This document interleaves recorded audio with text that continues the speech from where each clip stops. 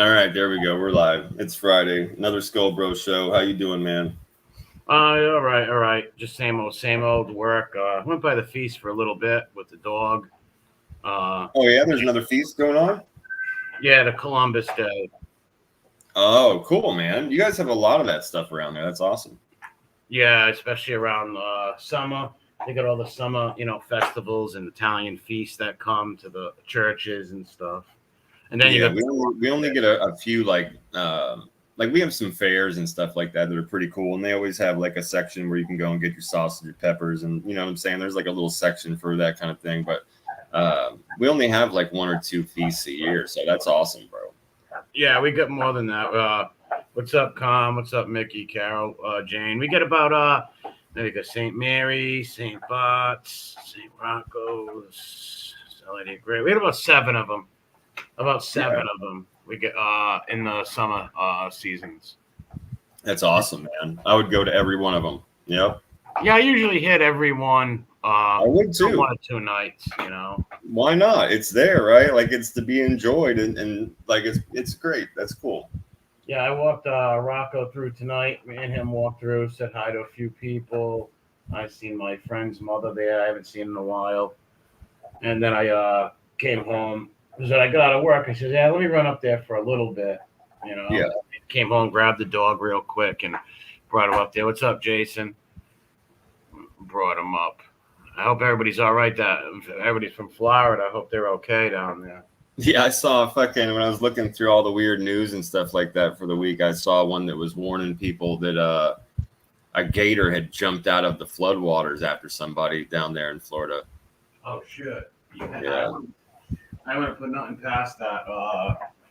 They don't even got fucking basements in Florida. I didn't even know that. Like, these people don't even got a basement to retreat to if the hurricane, the winds, and the tornadoes were spurring up, too.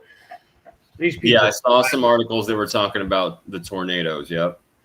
Yeah, these people got whacked with some vicious fucking weather, man. Yeah, well, my buddy, I was talking to a buddy of mine that lives down there, and I told him the article that I saw. He was like, oh, yeah, man. He was like, there's a saying in Florida. He said, if there's a puddle, there's a gator in it.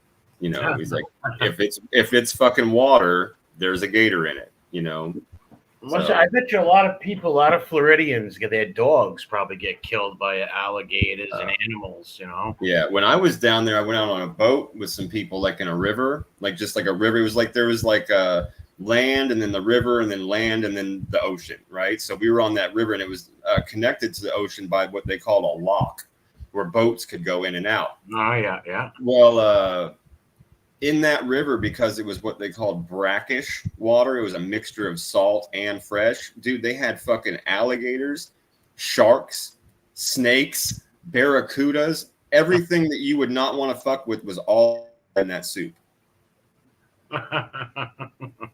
Yeah, fuck that. Fuck that. Exactly. Those animals, it's like that Joe Exotic guy and all these people like exotic animals. I love my dogs. I love cats and dogs, but when it comes to those big animals, I don't want no chimpanzee pets, no fucking water buffalo pets, alligators. Hell no.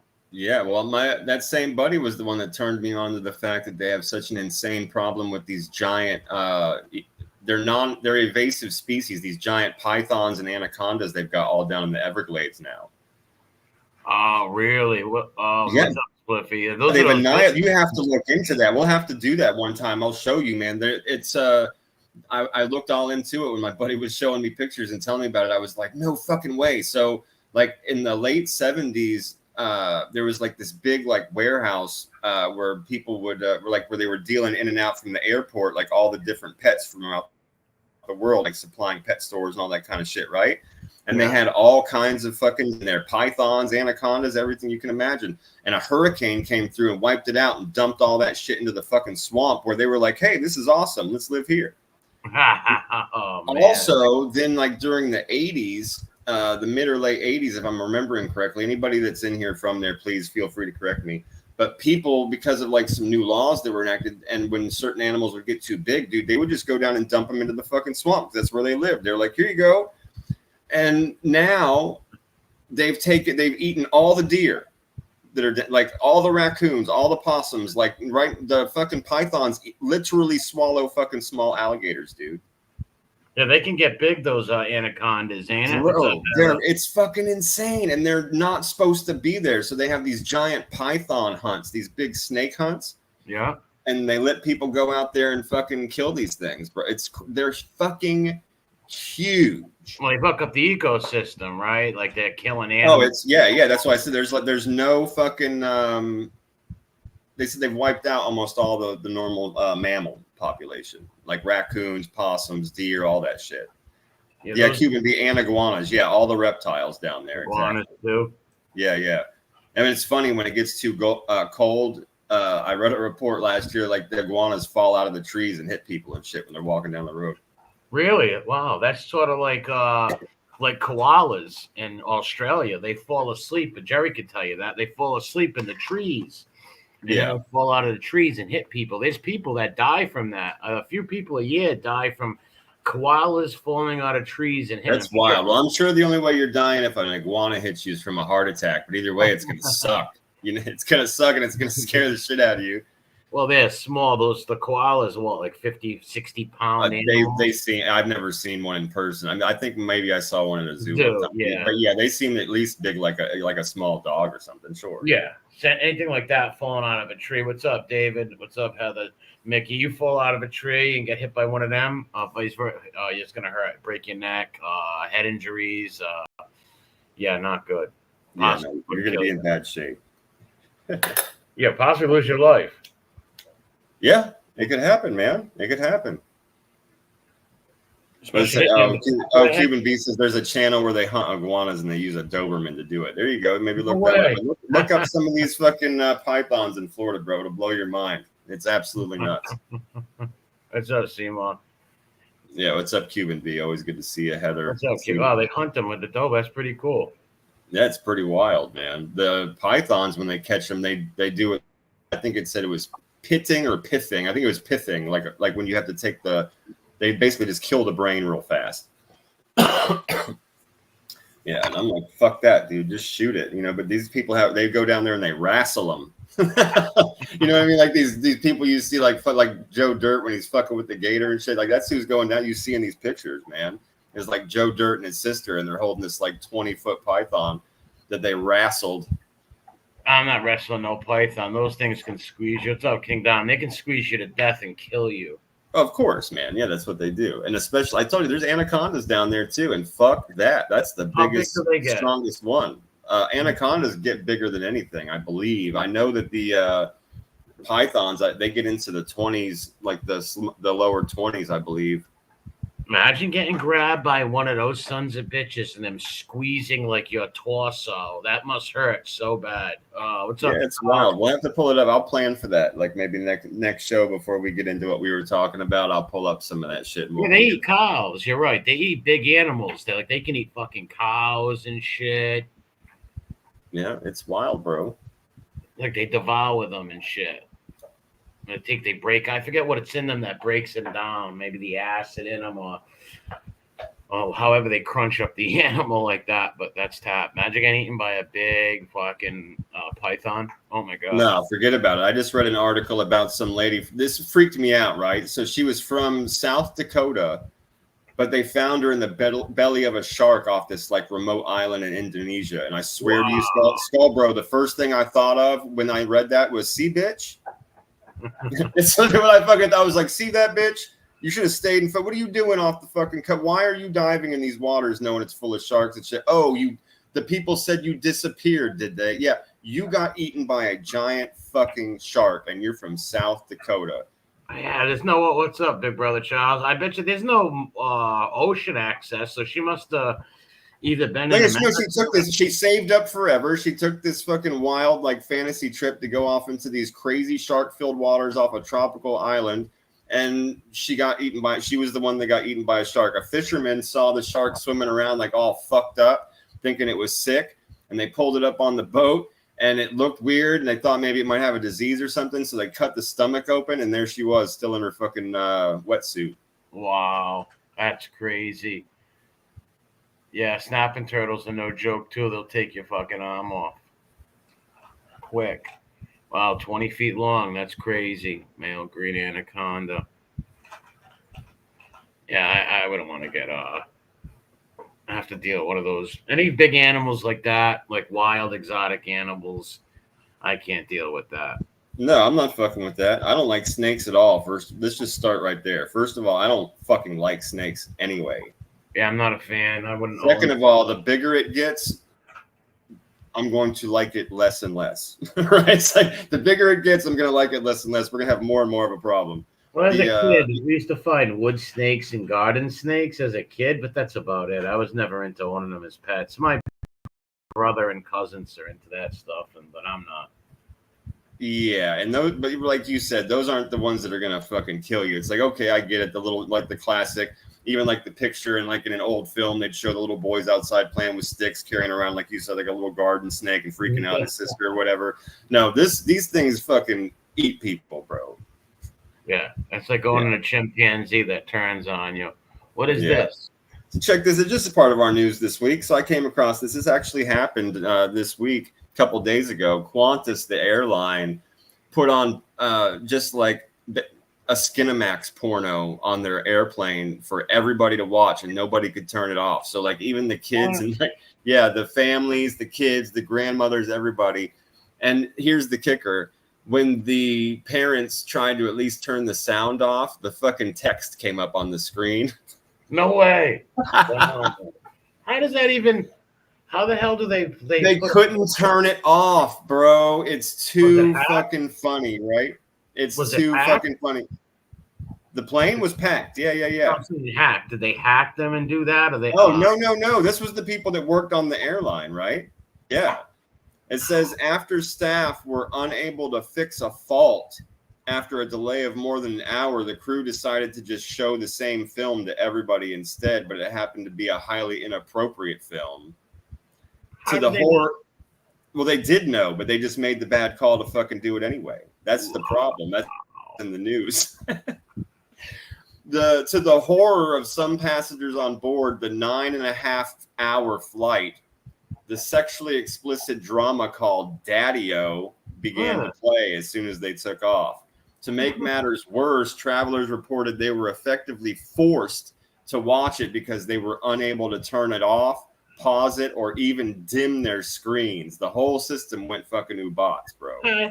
Diddy Airlines. Diddy fucking Airlines, bro. Wow. So one of those on board wrote on the website Reddit, the movie they played was extremely inappropriate. It featured graphic nudity and a lot of sexting, the kind where you could literally read the texts on screen without needing headphones. It took almost an hour of this before they finally were able to switch it to a more kid-friendly movie, but it was super uncomfortable for everyone.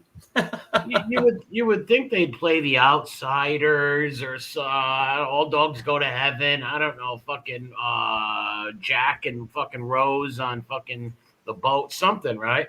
What makes somebody put out a porno movie and leave that up? What's up, Yanks? And let that go. That's amazingly stupid. What's up, yeah, and you know they're gonna get fucking sued by. It's gonna be a class action suit. Just put it that way. However many people are on that plane, that's how many people they're gonna get fucking sued by. Yeah, what kind of degenerates work in there says, yeah, this is going to be a good movie. Like, put anything on besides a fucking. It should, honestly, bro, knowing what we know, we've done Trash on Blast enough weeks in a row where we've run into a couple of these weirdos on airplanes. Just knowing how weird some of the people in our population are, you shouldn't have that as a selection on an airplane anyway. What happens when a freak has too many drinks and he's watching fucking Daddy-O and decides to grab the fucking tit of the lady that's sitting in front of him? Yeah. So sexually grope somebody, anything like, why would that even be on a list? Exactly. Why would it even be on there as a fucking selection? Yeah, on an airplane. I'm thinking about movies like National Treasure, maybe, like I said, Sam. Yeah, I'm 100%, bro. Even The Outsiders with like Matt Dillon and Pony Boy, something like a movie that everybody's seen, whatever. Not a freaking porno movie. That's crazy. Yeah, it's totally fucking crazy. Some people must have lost their jobs for that, for sure. Oh, forget about it, bro. Forget about it. They had to have. There's no fucking way. Oh, yeah. Heads rolled after that. A few people lost their jobs. As they should, because like I said, The fuck, you're gonna bring what kids on there? There's probably old people. Who just wants to see that shit anyway? Stuck there for fucking 3 hours on a plane, 9 hours, whatever. What's up, Ron? How's Miss America feeling? Treasure hunt. Nice valuable golden owl. Yes, this is pretty cool, man. So this guy wrote a book, right? And in the book, he put 9 different puzzles written into the text of the book throughout it. Yeah. At the very end, he says, hey, here are the 9 clues. There's one last, a 10th clue that I'm not going to tell you, but it's in this book. Once you figure out the 9, you'll figure out what the 10th one is, solve it, then go out and find this fucking real treasure that I buried. Wow. What he did was, before, he actually buried the replica, right? So he wasn't a total mook about it. He had this golden owl, right? I'll read it to you. Hang on. Where's it at?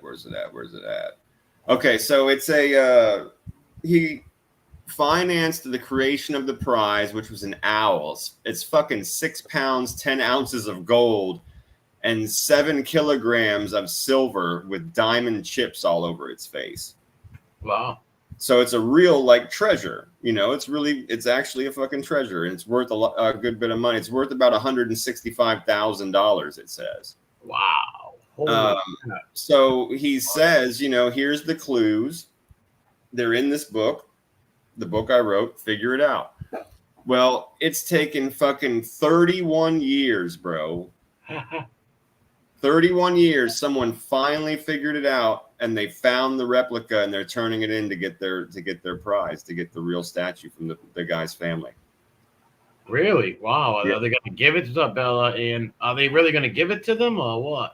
Yeah. I mean, it's a contest. It's a thing. It's been going on, like I say, for 31 years. There's all kinds of communities and shit online. People have been trying to help each other figure out these clues, and it just says you have to turn in the replica along with the clues, from the book and your answers to them or whatever, and then they're gonna give you the prize. And this guy fucking found it.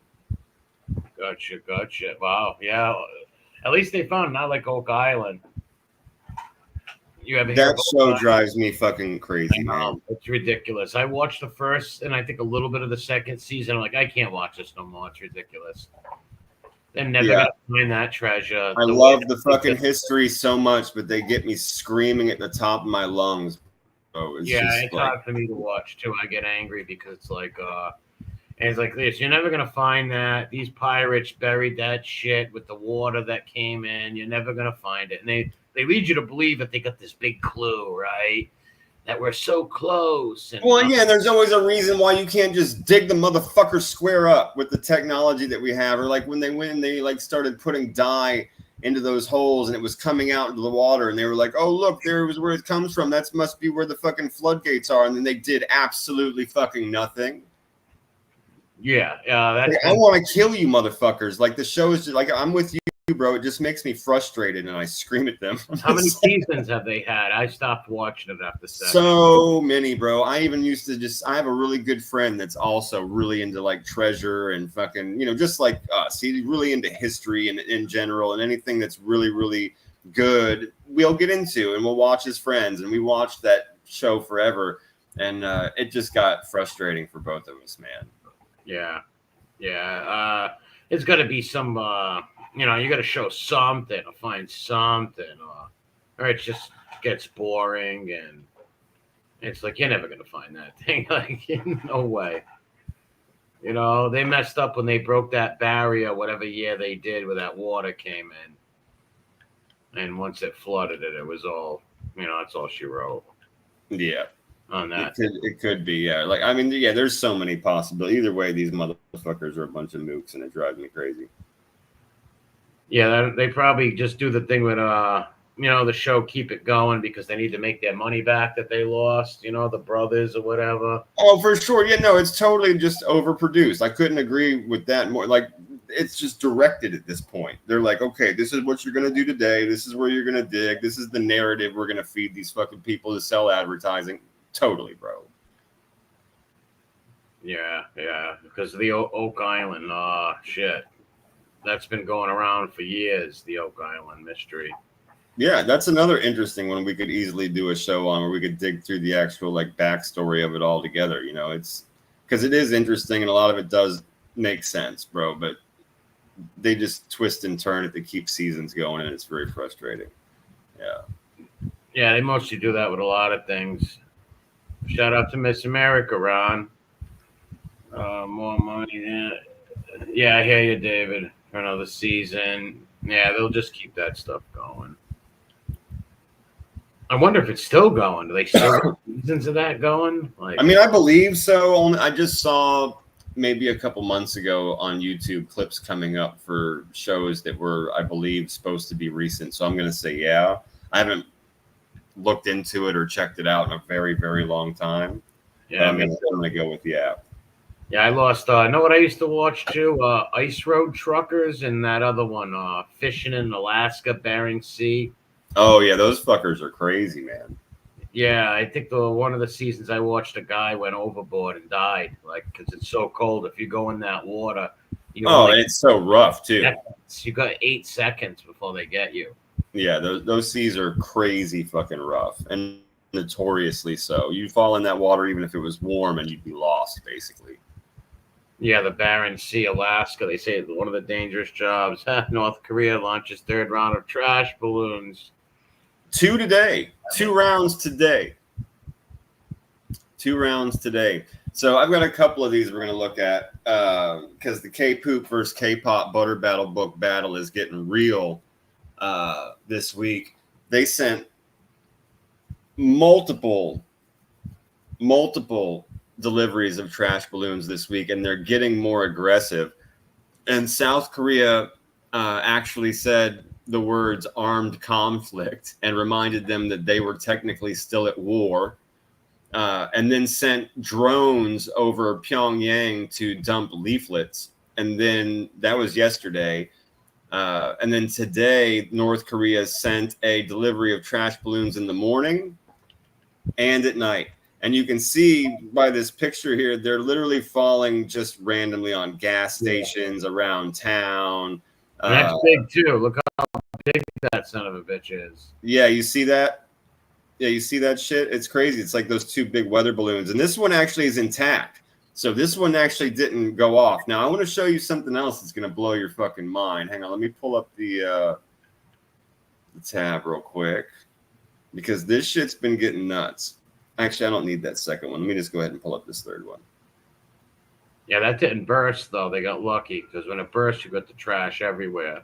Yeah, well, North Korea's got something for that. And that's what I'm going to show you. That's why I said you're going to freak out when you see this shit. Let me get this page lined up real quick. All these disgraziata fucking ads. Oh, Ad City. Yeah, it's bullshit. Yeah, I'm just sitting there and just a fucking, I don't know, a can of fucking mayonnaise hits you in the head. They kill you. Forget about it. An old can of mustard, a fucking... Dude, are these batteries? They're talking about there's a bunch of batteries in a lot of these things. Like, can you imagine getting hit with a fucking battery in the head? Holy shit. Yeah, that bursts in the sky. Those like I said, you throw a friggin' penny off the Empire State Building, it's going through your fucking head. You know what I mean? What's up, E1? So, dude, because so many of these fucking things were not bursting, guess what the North Koreans have been doing? Shooting them? No. Check this fucking shit out. They've been rigging with explosives and timers with gunpowder. Oh, man. Bro, so the South Koreans are saying, hold on, check this fucking picture out. Look at all that garbage. Look at this medical waste. Wow, look at that filth. Look at this. There's one of the fucking timers that's hooked up to the balloon. Isn't that wild? Picture that hitting like a bunch of kids out for recess, right? and a bunch of stuff rains down on some little kids out. Oh yeah, medical waste and shit pans and trash and batteries and everything else, bro. It says South Korea has shared details about gunpowder detonators hooked up to the North's trash balloons and warned of their potential to start fires. It says there's not sufficient gunpowder to cause an actual explosion, but it could result in a fire if it comes into contact with flammable material.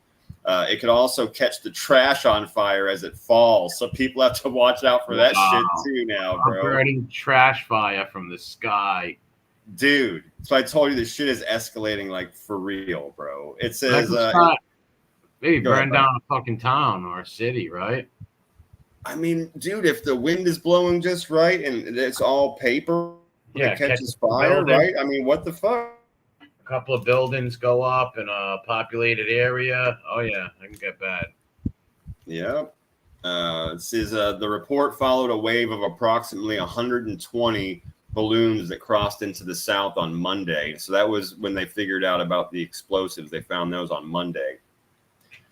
In an alert on social media by the South Korean Joint Chief of Staff, people were warned not to stand beneath the balloons' payloads. Well, I mean, no shit. Do not approach fallen balloons and report to the police or the military. It says that the gunpowder is a part of a mechanism that causes the garbage bag to release from the balloon carrying it and make sure that it fucking goes off and dumps it everywhere. Isn't that wild? Make sure it scatters it so all the garbage can hit a big, more vicinity, larger thing. Yeah, it's wild, bro. Yeah, I'm waiting for them to go to open war. Well, they're in a Cold War, but that shit should heat up shortly. Yeah, like I said, they're going to dump leaflets and they're going to dump trash and they're going to dump leaflets and they're going to dump trash, and then finally somebody's going to shoot somebody.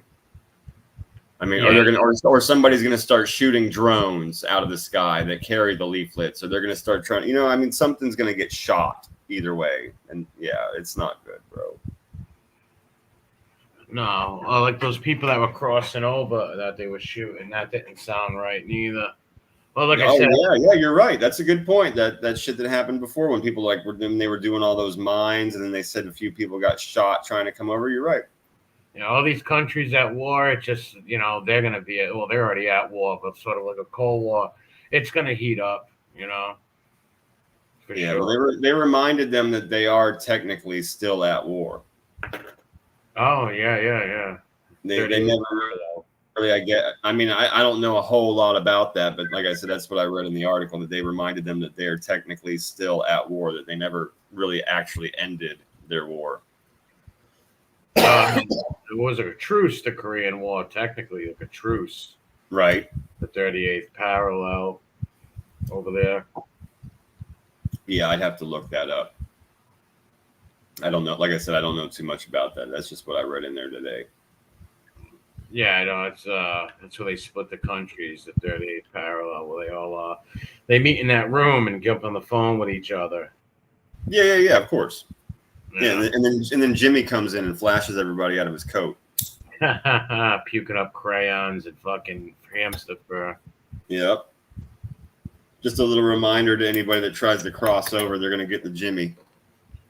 Yeah, picture those people that work on those. They must think about running a lot, but then if they run, their whole family gets thrown in a gulag. Right. Right. You're right, bro. And I mean, it's got to be your thought every day when you're literally standing feet from that line and you could do it and you could do it. But like you said, everyone else, like that's even genetically fucking close to being related to you, will get, hit with a goddamn surface to air missile in a field while everybody eats popcorn.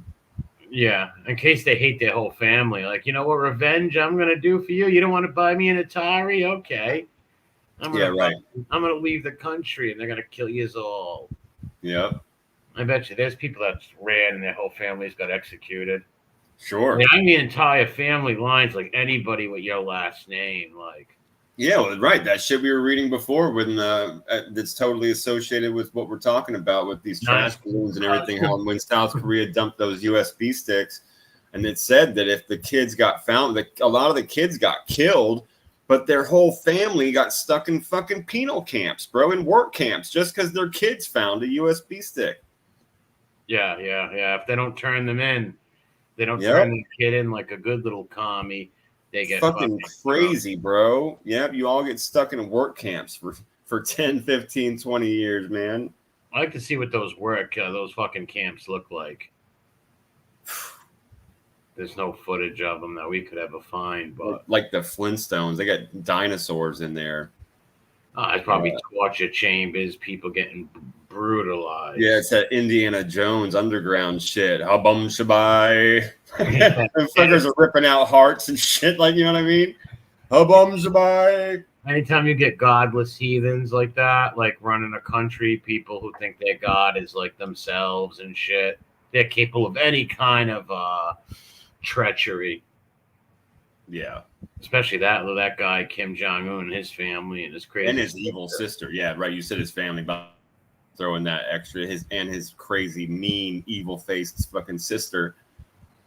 Yeah, she's like second in command, third in command over there. Yeah, it says she's second in command. Yeah, of everything. He depends on her for that shit. Yeah, 100%, bro. And you know, she just like uses men as fucking footstool. Takes her fucking evil little heels into their ribs and shit. You know what I mean? Yeah, she looks sadistic. Oh, the other brother, the queen, got killed. No, not the queen. Not the queen, yeah. But the other one did. Yeah, he was traveling around. They said they suspected him of working with the CIA. They had those women spray him in the face with poison at an airport. Just walking through the airport, you see some old lady with a spray bottle. She turns it at you, sprays you. A week later, your fucking throat's fucking swelled up. Your ear off. Yeah, you look like fucking Doc Brown with white hair and shit, and everybody around you is in like chemical suits. Yeah, yeah. That's how they don't fuck around over there like that. They're brutal. Brutal. Oh yeah, Kim Jong's sister is a fucking straight gangster murderer. Yeah, I think we saw that at the same time. Yeah, no doubt about it. Yeah, she's a team player. What's her name? Kim Sung-woo, or Suum Kim, or something. Let me look that back up real quick. That'll be a quick search. Hang on. Yeah, I think the husband's like a general or something. One of his friends, close friends. Kim Yo Jong. Yeah, Kim Yo Jong. That's it. Yeah. And he just looks like a regular lady that you would see working somewhere, right? Well, you know, she's a mass lunatic, responsible for so many deaths. Yeah. You know, for the party. You don't like party, we kill you. So, but what do they call it? The party over there, I believe. The great leader in the party. It probably is, man. Yeah, he's definitely they're both dictators and crazy evil for sure. Yeah. Well, how old's his kids? Kim Jong-un? I don't know, man. Probably pretty young. Let me look it up. He's got to be prepping them to do what his grandfather and father did with that, you know. Let's see. You got one born. And this guy will live till he's got three children. So he's got three children. 2010, 2012. Well, one out of the three will be capable, and he'll live till he's in his 80s and 90s with all that, you know, the rich people fucking shots they get and all that fucking growth hormone or whatever fucking things they take. They'll live to be fucking 100 years old. Yeah, so he's got three kids. It looks they don't have exact shit on them, but it looks like they're all in their very young teens, like 13 to 15-ish, 16 maybe. Yeah, they're probably already learning the ways and shit like that, being taught right now. Thinking their father's a god. Yeah, picking out their pleasure squad early. Yeah. You're gonna be on my massage team. You're gonna be in my dance and art and band. You're gonna be in my band, man. Yeah, one of them will come out to be even more psychotic than these guys. See, what saved him a little was, I think, him going to Switzerland or Sweden, school over there. Where he liked Michael Jordan and a lot of American Western stuff, but he's still batshit crazy. Oh yeah, he couldn't wait to take Rodman's cock. Yep. Yeah. How long was he over there? For a while, I think. Rodman's been over there more than once, so I don't know how long, but I know he's been over there more than Puff once. Diddy should have went. Puff Diddy should have made a friendship with him, right? And Yeah, fucking jumped in a little submarine and fucking went over there. I met them in the water and got picked up by a North Korean submarine. Make friend Kim Jong Un ain't gonna extradite you, you know? yeah. He ain't gonna do that. Well, they said that he's been asking for what you call it, Baby oil. that too. But no, he's been asking for to get out bail, another bail. Yeah, that's exactly what we're going to talk about right now, bro. You kind of perfectly segued us into Diddy just because he's such a disgusting, reprehensible piece of crap that totally would have passive bottomed fucking Kim Jong Un 100%. If he'll do Carl Winslow, he'd have done Fat Boy. I mean, come on. Yeah, I can't believe he was banging Carl Winslow. Family Matters. Jesus, man, that's crazy. Unfucking real, right? Unreal. Oh yeah, forget about it, Mickey. When Rodman was over there, he was probably wearing Kim Jong Un. Guy's like 8 feet tall. Kim Jong Un's like what, like 4 foot, 150 pounds. Yeah. He's probably literally wearing the guy, just like walking around. Yeah. Yeah, like Yoda and fucking Luke Skywalker. Yeah, degenerate motherfuckers, man. On his back. But yeah, so they went into court, man. Diddy and his lawyers, they went in front of that new judge that they got. It's a brand new federal judge. And they argued that they wanted a trial date. Yeah, they got one, Carol. And they got one for May 5th. Yeah. And so a lot of the lawyer shows and stuff that I've been listening to have all collectively said that it's an aggressive move by the Diddler's team, that the Diddler's team told the judge that it will take them no more than 1 week to defend the case. Wow, that's pretty crazy. What if they did give him bail right now? You know, he would be like trying to push this case back 2 years. Well, they asked for bail again, and they were denied. And this, I'm not going to play it because it's so fucking long and it's such a bitch to like narrow in on like the 1.5 minutes that it happened in this fucking 4-hour press video. It's mostly an empty street. Yeah. But this guy came walking out of the courthouse, right? So you know how these news things are. They'll just keep the camera running. There's nothing happening for fucking 2 hours. And then all of a sudden, if you're not watching closely, people come out. It's like politics. They'll come out, talk for 5 minutes, and then it's an empty street again. You know what I mean? And that's exactly how this was. They were just showing the front of the courthouse. And this fucking guy comes out, finally. Dude comes walking out, and he's all dressed like, style guy. He's got the fucking hat on, the tie, the big overcoat jacket and all this kind of stuff. And he starts screaming about due process and how about they're holding Diddy illegally, that he should be getting bail and all this stuff. And all the press people are looking at him they're all going, "Who are you? Go talk into the microphone. Who are you?" The guy goes over to the microphone. He goes, "I'm a good paralegal. And I'm telling you this, that." He starts talking about the Constitution and how they're holding Diddy illegally and stuff. And one of the press guys figures out that this dude's a nobody. And they all start laughing at him. I was dying in my chair. They're just fucking, they're all laughing. The press is like laughing at this guy. And the dude's like, "This guy probably isn't even a fucking paralegal." They're like, "What the fuck are we like? Fuck this guy." They like, turn to the guy, fucking walks off. Finally, the lawyer for Diddy came out and basically refused to say anything and told the press that they were going to have to get everything from the court papers when they got released. But he said that he requested a gag order so that really all the papers are going to be sealed and everything is going to be kept on wraps until it comes out in court, or if there's more charges or are more charges filed, which the federal government said is a possibility. Well, here's what I don't get is, all right, they're asked for this trial. They want it. What if he did get bail? Usually they want to what? They want to like they want this thing to last for fucking years, right? They postpone the trials and shit. So if he did get bail, what are they going to do? Like a week later, be like, "No, we want to postpone it." It's just crazy. I don't think they're going to let him out. And if they said again, they just said the same things again, bro. He's going to run. They said the fucking guy is a flight risk. they said that he has intimidated witnesses. Those are the two.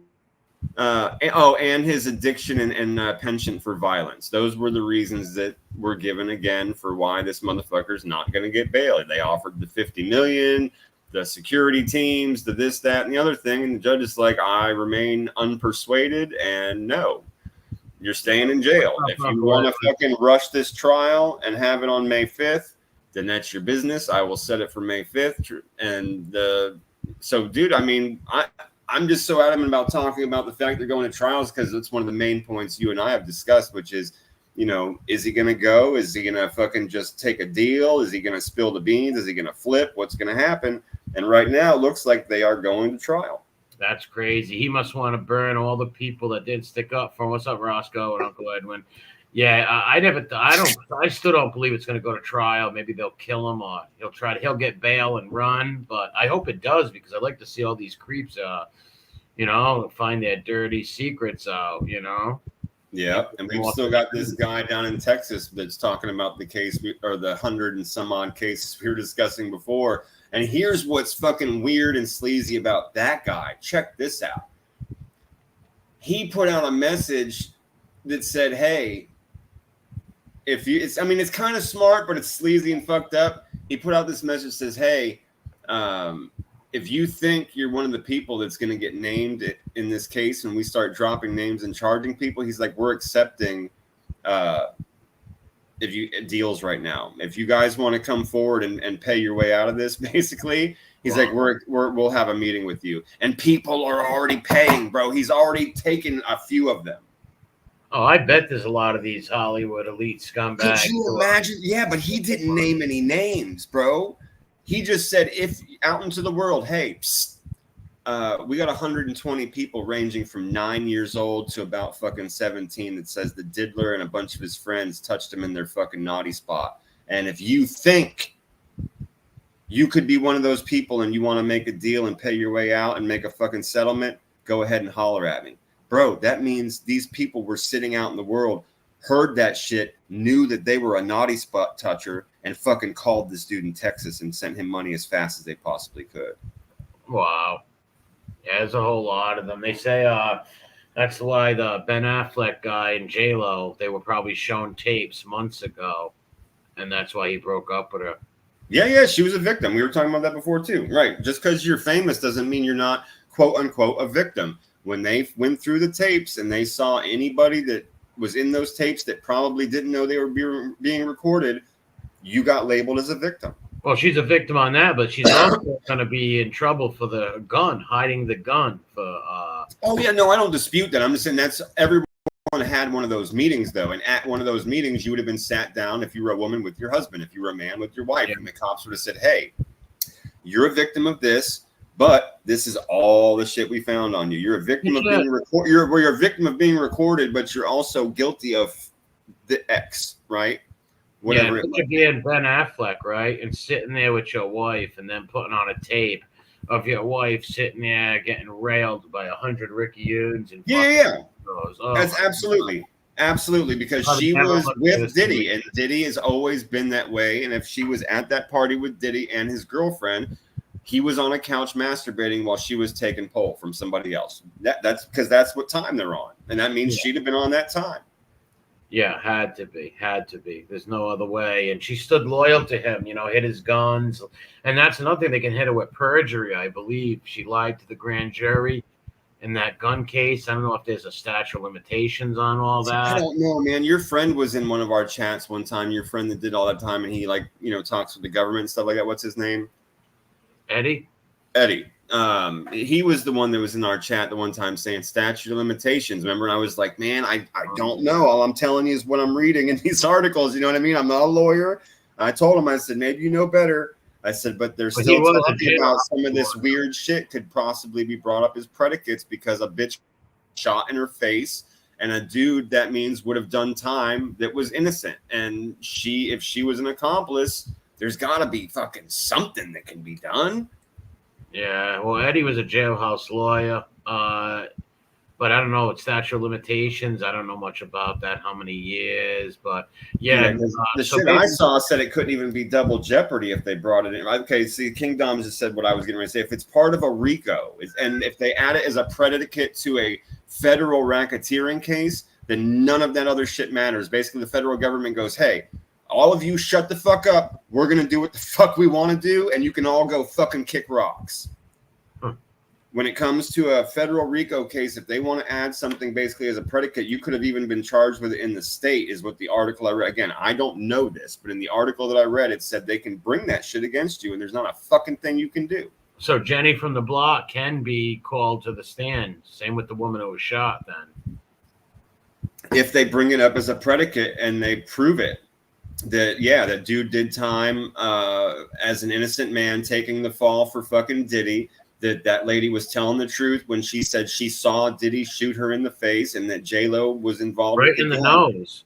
Right. So if they put that, if they put all that shit as a predicate charge under the RICO, then according to the article I read, then yes, the answer would be yes. They can literally charge them all and put their all of them either at a table or a stand. At that point, I guess it would be their choice, right?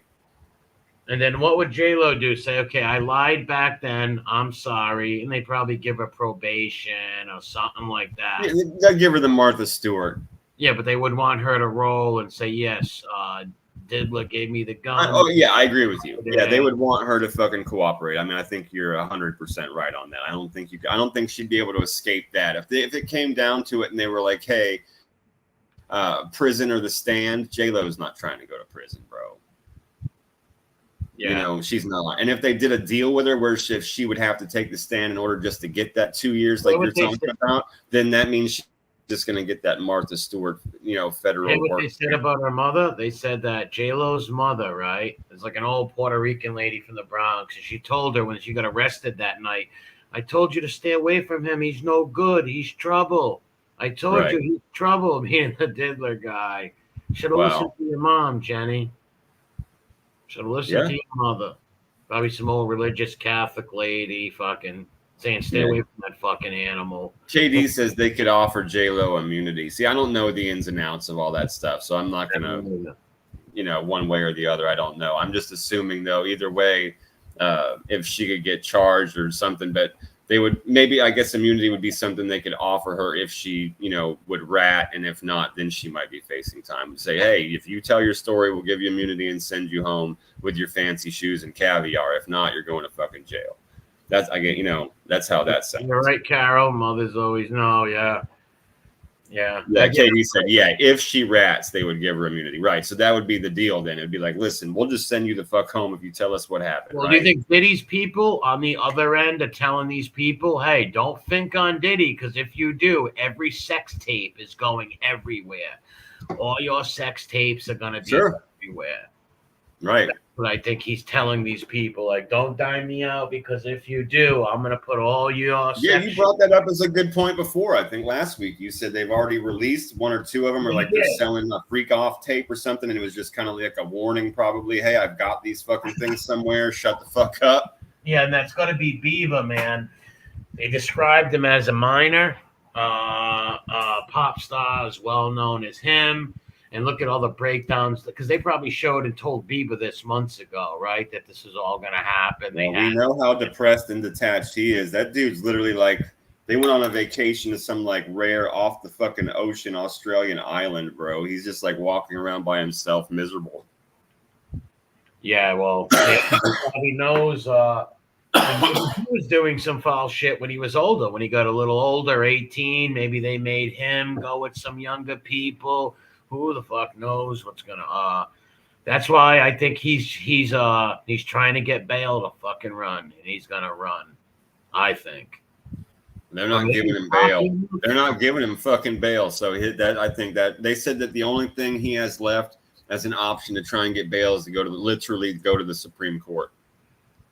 Well, yeah, he better hope somebody can do something. Not going to happen. But their trial, they said, fuck it, let's just go to trial. We want the quickest trial date we can get. And the judge said May 5th. Wow, yeah, Carol said that on May 5th. Yeah, wow. And they're so confident in their case, bro. They're so confident in their case. They told the judge it's only going to take them a week to fight it. Yeah. Well, they're confident because they got a bunch of sex workers that are going to say it was all consensual and all that. I agree with Yeah, that 100%. I think what you just said is dead on. It was probably consensual with more than half of the people, right? But then there's a whole bunch of people that it wasn't, that they drugged. And yeah. And here's the feds thing, though. It's like, okay, well, when you consented to do whatever deed that you consented to, did you consent to fucking have ketamine? Did you consent to be locked in a room and do this for X amount of hours? Did you consent to have this done on videotape and used as extortion or a way for them to make money selling it on the fucking web against your knowledge? You know what I mean? Like, there's all kinds of things that any reasonable person could say to that retarded argument.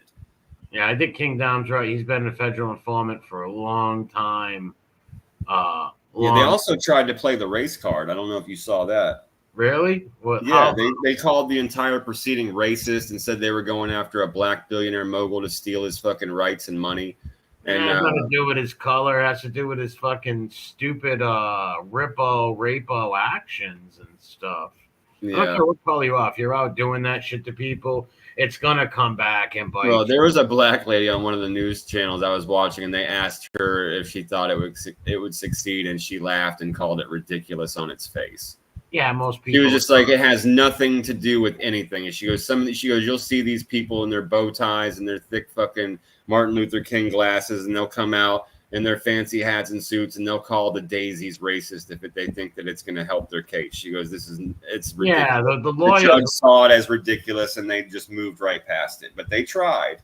Yeah, the lawyers will say anything to get their people off, right? They'll say anything, lawyers.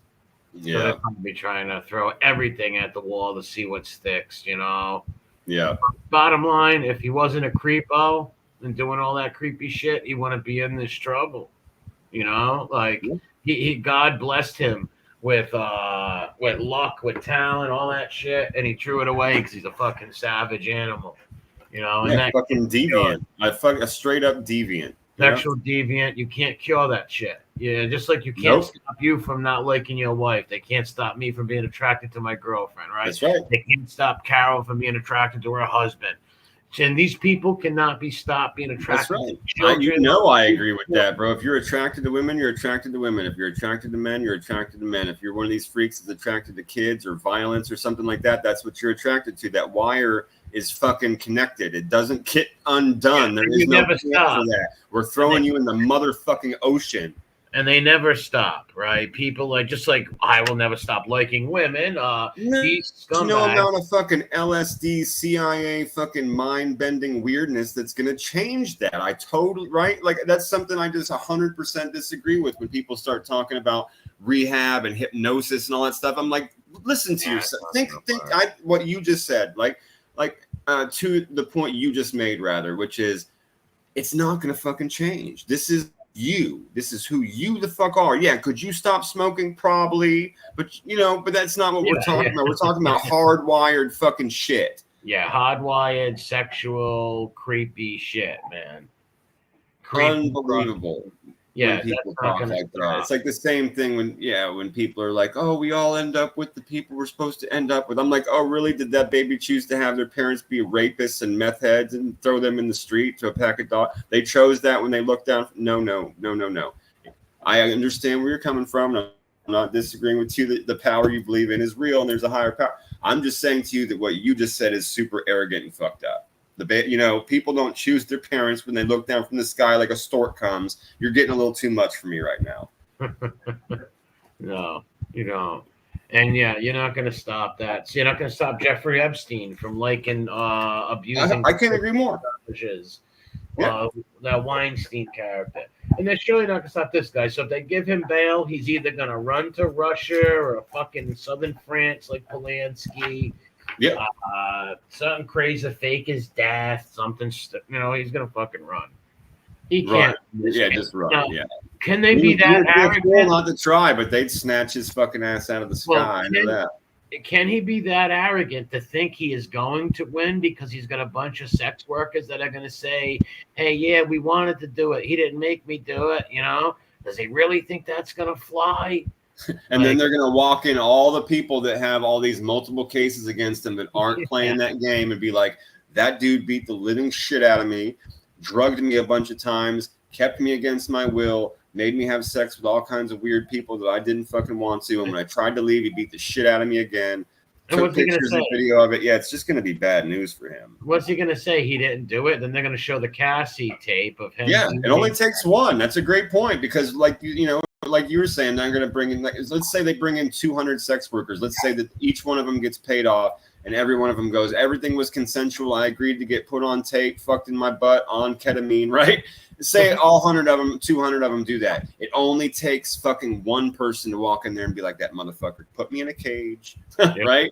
Yeah. Beat the shit out of me, made me do this, that, and the other thing, transported me from fucking place to place. And then it's all it's going to take. You're already charged with it. They've already spent all this money in a court of law. That's all it's going to take. The judge is going to go guilty, fuck off.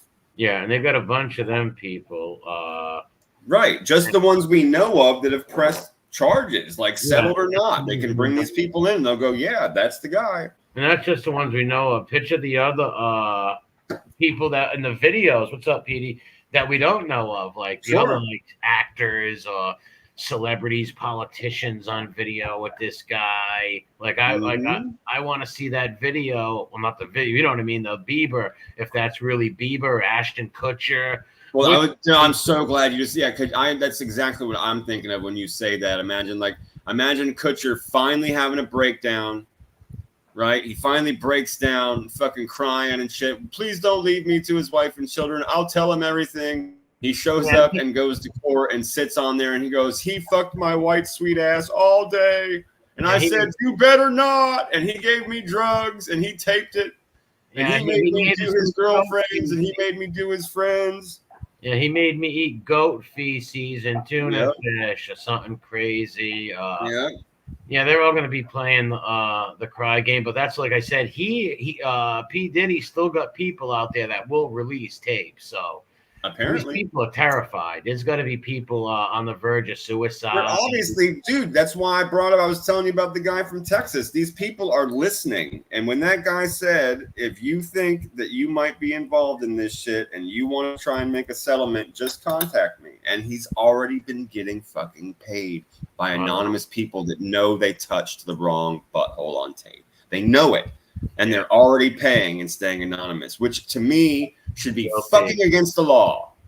Yeah, that shows. The moment that person, it should be a sting. It should be like one of those things where the cops go, hey, if you think your meth is bad, bring it down here. We'll test it for you. You know what I mean? That should be the equivalent. Like this guy goes on tape or on the internet as a lawyer from Texas and goes, hey, if you think you touched a butthole, come down here and pay me. As soon as you show up, you get fucking arrested. Yeah, you shouldn't be able to pay your way out of that, bro. Absolutely not. Yeah, it's pretty messed up. What a sick notion. Yeah, it is. It shows you what society's all about, money. Anyways, disgusting. Yeah, man, there's gonna be so many of those actors and people who are at them podcasts straight terrified. Yeah, he's making a list of the people who have talked bad about him and not stuck up for him. And he's like a little fucking Ricky, and he's definitely going to try to burn the people who didn't stick up for him and shit. Oh yeah, dude, I wouldn't be surprised if Bill Clinton played Santa Claus at his parties so all the fucking kids could sit on his lap. You know, like you couldn't surprise me with who was at Diddy's parties at this point. That wouldn't surprise me either. No, definitely not. You know, Epstein had a picture of him in a dress when you walked into his mansion, for God's sake, and Bill Clinton didn't make him take it down. Yeah, look at what's his name? Who's the one that said Dwight Gooden Jr. Cuba Gooding Jr. Was groping him in Diddy's house? I think that's that little Rod guy. Oh right, yeah, that right, the one that said everybody was like literally. He'd be standing there at the soundboard, and they'd just walk up to him and start caressing his butthole. Yeah. That's literally the words that are in his fucking court paper. That's funny, Mickey Griggs, that you just said the same. I saw that at the same time. A painting, not a picture. Same thing, KD. Same thing.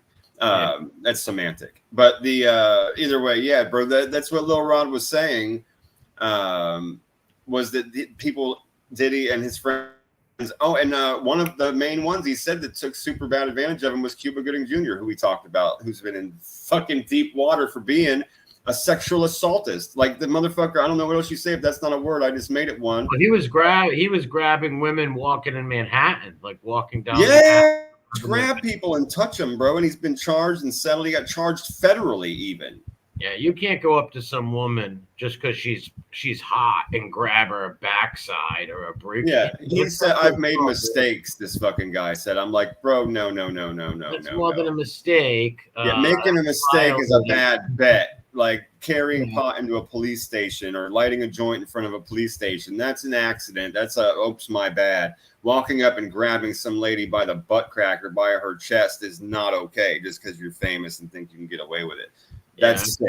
It's fucking sick. Yeah, that's assault. Yeah. Well, I'm surprised. Yeah, he's got a trial date. That's crazy. Wow. They must be very man. Well, you know, lawyers. They're confident. A week, they said. A week it's going to take us, they said. Wow. The lawyers must be just telling him, don't worry. Yeah, that's right, Uncle Ed, and dominated by the devil himself.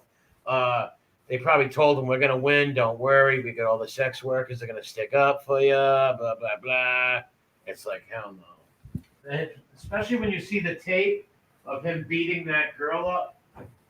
And David asked, is it going to be a judge or jury that finds him guilty or not guilty? What's it going to be? I don't know. Actually, I don't remember hearing one way or the other because they just said trial date, and I was pretty focused on that and what this judge was saying. So if I can be honest with you, I don't know if that's a jury trial or not. I will look that up here in a minute. Hang on. I'm packing my bowl like a responsible American. Yeah, he's got to be he wants out because I think he's going to run personally. I think he would too, man. I mean, you'd have to try. I would call him an asshole for not trying. I would try. Yeah, I would have tried to run too. Anything, regardless of the charge. If it involves me going to prison for life at the end of it, even if I was guilty or not guilty, like I would still try and run. I would try and run. Roscoe, I'm with you. I want to hear. They should put that, get that Clive Davis guy, you know, these rich elite punks. Yeah, unmask all of their hidden settlement paperwork from all the times those guys have been accused of touching boys. That Clive Davis dude has been notorious for that shit throughout his career. Yeah, how many times? He's a what was the guy with the casting couch? Weinstein? He's a Weinstein, but of the music business, bro. Yeah. The casting couch applies to men, women, children. Of course it does. It just depends on who's on the other end of the casting couch. Is it a gay guy or is it a straight guy? Is it a fucking woman that needs her fucking stuff done because her husband's a beta, right? It depends who's over there, bro. Yeah. Power corrupts, right? Are you dealing with a Ghislaine Maxwell? Are you dealing with a fucking Epstein? I think Epstein depends on what kind of poison you're looking at. I think Epstein was just into women. It seems that way. Yeah, no, 100%. 100% about that. Yeah. I won't even say women, teenage girls. Well, just girls. Yes. Yeah, say girls in general. Yeah. Yeah. But this guy, this Rick Yoon, is into fucking everything. Yeah, he's into penis. Yeah, he's a sodomite. 100% he's a fucking sodomite, dude. He's from Planet Sodomite. Forget about it. He's from Planet Sodomite. It's like where Xenu exploded out of the volcanoes of sodomite. Yeah, they all need to be held accountable. See how many CEOs have stepped down since Diddy's arrest. Ridiculous. Yeah, that's true. Good point. Yeah, he would be calling himself Rev Diddy, the born again. Well, what are they going to call? What do they call his name? Is his name Love Holmes? And he this guy's got like 100 fucking names, just like the Prince character. Like these rich fucking people, man. Yeah, he has been called lots of things. You're right about that. Oh yeah, well, when he first came out, what was he? Puff Daddy, a Puffy Combs. Yeah, Puffy, Puff Daddy. Yeah, P Diddy. Yeah, a million fucking names. Yeah, he's not. He probably thinks he's gonna step out of this. He beat everything else in his career, right? Even that Stampede, he had all them people died.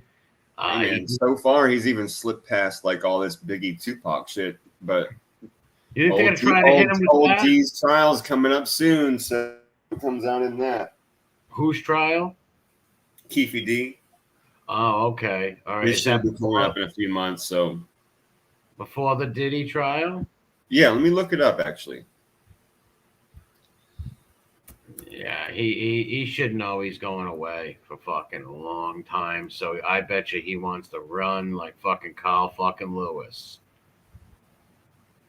But yeah, they won't let him out. They're gonna be stupid to give him bail, and then he skips. And they look like jerk offs. It looks like inside job. Oh, no. It's not a few months. It starts on November 4th. November 4th.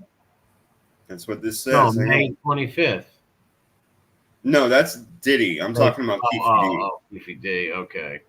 Oh well, it depends what comes out in the Keefe D trial. That's right. If it's in November, he gets up there, says the right things, or the right BTs get up. Well, yeah, there. that's something the feds are open about. They're watching this fucking case. Tupac's family has hired all kinds of private investigators and shit to assist them in the trial, and they're looking to see what comes out in this because the feds already know the whole story. We know that. They put him on a wire and everything, but Picture we puppy. want to see how this trial goes because if they can use it, bro, if he got found guilty and they can use him in Diddy's trial by going, hey, we're going to add this as a predicate because we already know what happened. This judge already determined that everything he says is true, and what he's saying is that fucking Diddy was involved. So let's put it on the fucking docket. Not only that, Biggie Smalls' family, right? They're going to want to get all their rights and record shit to them, right? So they're going to want this guy going down if they can take him down. If they can prove, yeah, I mean, right now they're talking about just the proof in the Tupac stuff because remember, Keefe D says he doesn't know anything about he doesn't know about that. They said they did pull his security and all that. So what if he does go to jail? What happens to the rights of his recordings and all that? The government owns them. Really? Any rights that he owns that are owned and held by the companies that they've involved in the RICO are confiscated, just like his houses and all that shit. All right. So there's no way for the Smalls family or whatever their name is to get that shit back because it'll be in the government's hands. Yeah, unless some of it's held by like an outside publishing company. And like, yeah, it's going to get really technical, I'm sure. But yeah, anything that's specifically owned outright by P. Diddy's companies would be like Bad Boy, etc., that are named in these cases as like him using the money from and the people from to commit these crimes. They'll all get confiscated. Well, they also said he's not eating. He's worried about being poisoned and all that shit. That's what they said also. Yep. He's not eating, he's nervous. So he just wants out of there. Yeah, shit, I would too. And that's what he's probably hoping for. Like I said, hey, let's get a fast trial on the way. Just let me out so I can fight my trial. And as soon as he gets out, he's jumping on a submarine and taking the fuck off. What's up, Sharon? Good to see you. What's up, Sharon? God bless you. And, you know, and he's taking off on a submarine, and it's like, try to find me. You know? Yeah. That'd be a good idea. Get up with your Sinaloa cartel buddies that try to take you to court for bringing underage kids to their parties and be like, yo, come pick me up in one of those drug subs, man. What's up? Where's the party? Yeah, I need some help. Yeah. Mostly, they might kill him in jail. Like I said, you know how many of these actors are probably sending letters to people. Hey, if you know anybody in that prison, they can get to him. Any gods or whatever, kill that guy. For sure. And forget it. And all these people that supposedly got fucking touched at these parties got family, bro. Yep. Yeah. They all got brothers and uncles and dads and shit. Who knows who these people are, bro? These people, they could have some crazy, like flinching fucking PTSD, can't wait to kill a bitch, wish a bitch would, fucking ex-Navy SEAL for an uncle. You know what I mean? Like, you don't know. You don't know. Yeah, that's right, Uncle Ed, when they said he almost poisoned that guy. I think the LB Shaw guy, too. There's a few people that got really sick that had dealings with him. And when you deal with alphabet agents... That's all fucking... Dude, that's just past the due date baby oil. That's all that is, bro. Yeah, that's just that lube that went bad. They got sick. Their tummy hurt. Well, the wife, she was, 40 years old, a young, healthy lady. She was young. I don't remember what age it was, but you're right. She was young, man. Yeah, and she looked like she was sick or anything. Yeah. They said it was from fucking like what was it, pneumonia or some weird shit like that. Yeah, they said like, all right, how does some lady with the best doctors, right? She's a fucking loaded, right? She's loaded. Loaded, best doctors, all that shit. Lady in her late 30s dies of pneumonia. It just don't sound right. No. Sound right. And you know, in 2 days, 3 days alone in a room with all kinds of cold medicine and fucking drinks, but nobody was there. Nobody helped her. Nobody brought her to a doctor. Nobody got her medicine. Back to the point you're making, she had everything at her fingertips. It's all very strange. And they said she hated him because he made her eat feces and all this disgusting stuff and sleep with all these people and all that. Yeah, that fucking, I told you that Ryan Reynolds dude supposedly is one of those people. He made his girlfriends eat his poop too. Jesus, what the hell? Now, see, I really believe, like me, I believe that's satanic shit. That these Satanists, even if they don't know they're Satanists, Satan's working through them. Well, it's so degrade. Like, what is wrong with you that you need to degrade that person in that That's way? what it's all about. Degrading people, making people feel terrible, supporting your superiority over them, humiliating them. I told you, there should be biologically a switch in your brain as a human that just is a no switch, like against your will. You know what I mean? You go try to eat a turd, you just go to sleep. Your fucking brain just shut. Eat turd. We don't. You know what I mean? Your brain just shuts off. Just click. Nope. We don't do that. Chris Jones said he has a lacing shit. Yeah. History of lacing things. Yes. Yeah. Sure. He's not going to listen. 12 jurors. I don't even think there's one juror that's going to feel bad in case they can get to a juror, you know, or something like that. I don't see this guy coming home at all. Well, I mean, they're already saying all the normal things that they, you know, any famous person does, which is I can't get a famous trial. Everybody in the world knows it. There's no juror that's not going to know. Yeah, but whose fault is that? He's the one who. And the war against him online and stuff. Oh man, this dude started screaming at the fucking lawyer when he walked away from the microphones. This dude started screaming, "Your fucking client is a predator and a pedophile." I was like, yeah. All these people were screaming like, yeah, bro. Well, especially after the kid shit came out, right? Like, all right, it's still bad to do that to sex workers and shit. You don't fucking sexually abuse anybody, right? It's fucking scumbag shit, scummery. But when there's kids involved and like drugging women and all that shit, yeah, he's fucked. Yeah, the youngest one was a 9-year-old boy. I wonder who that could be. I don't know. Well, it was just a random kid that wanted to be famous. And he was like, okay, cool. Let me hear him sing. Bring him to Diddy camp, just like he did Usher. Yeah.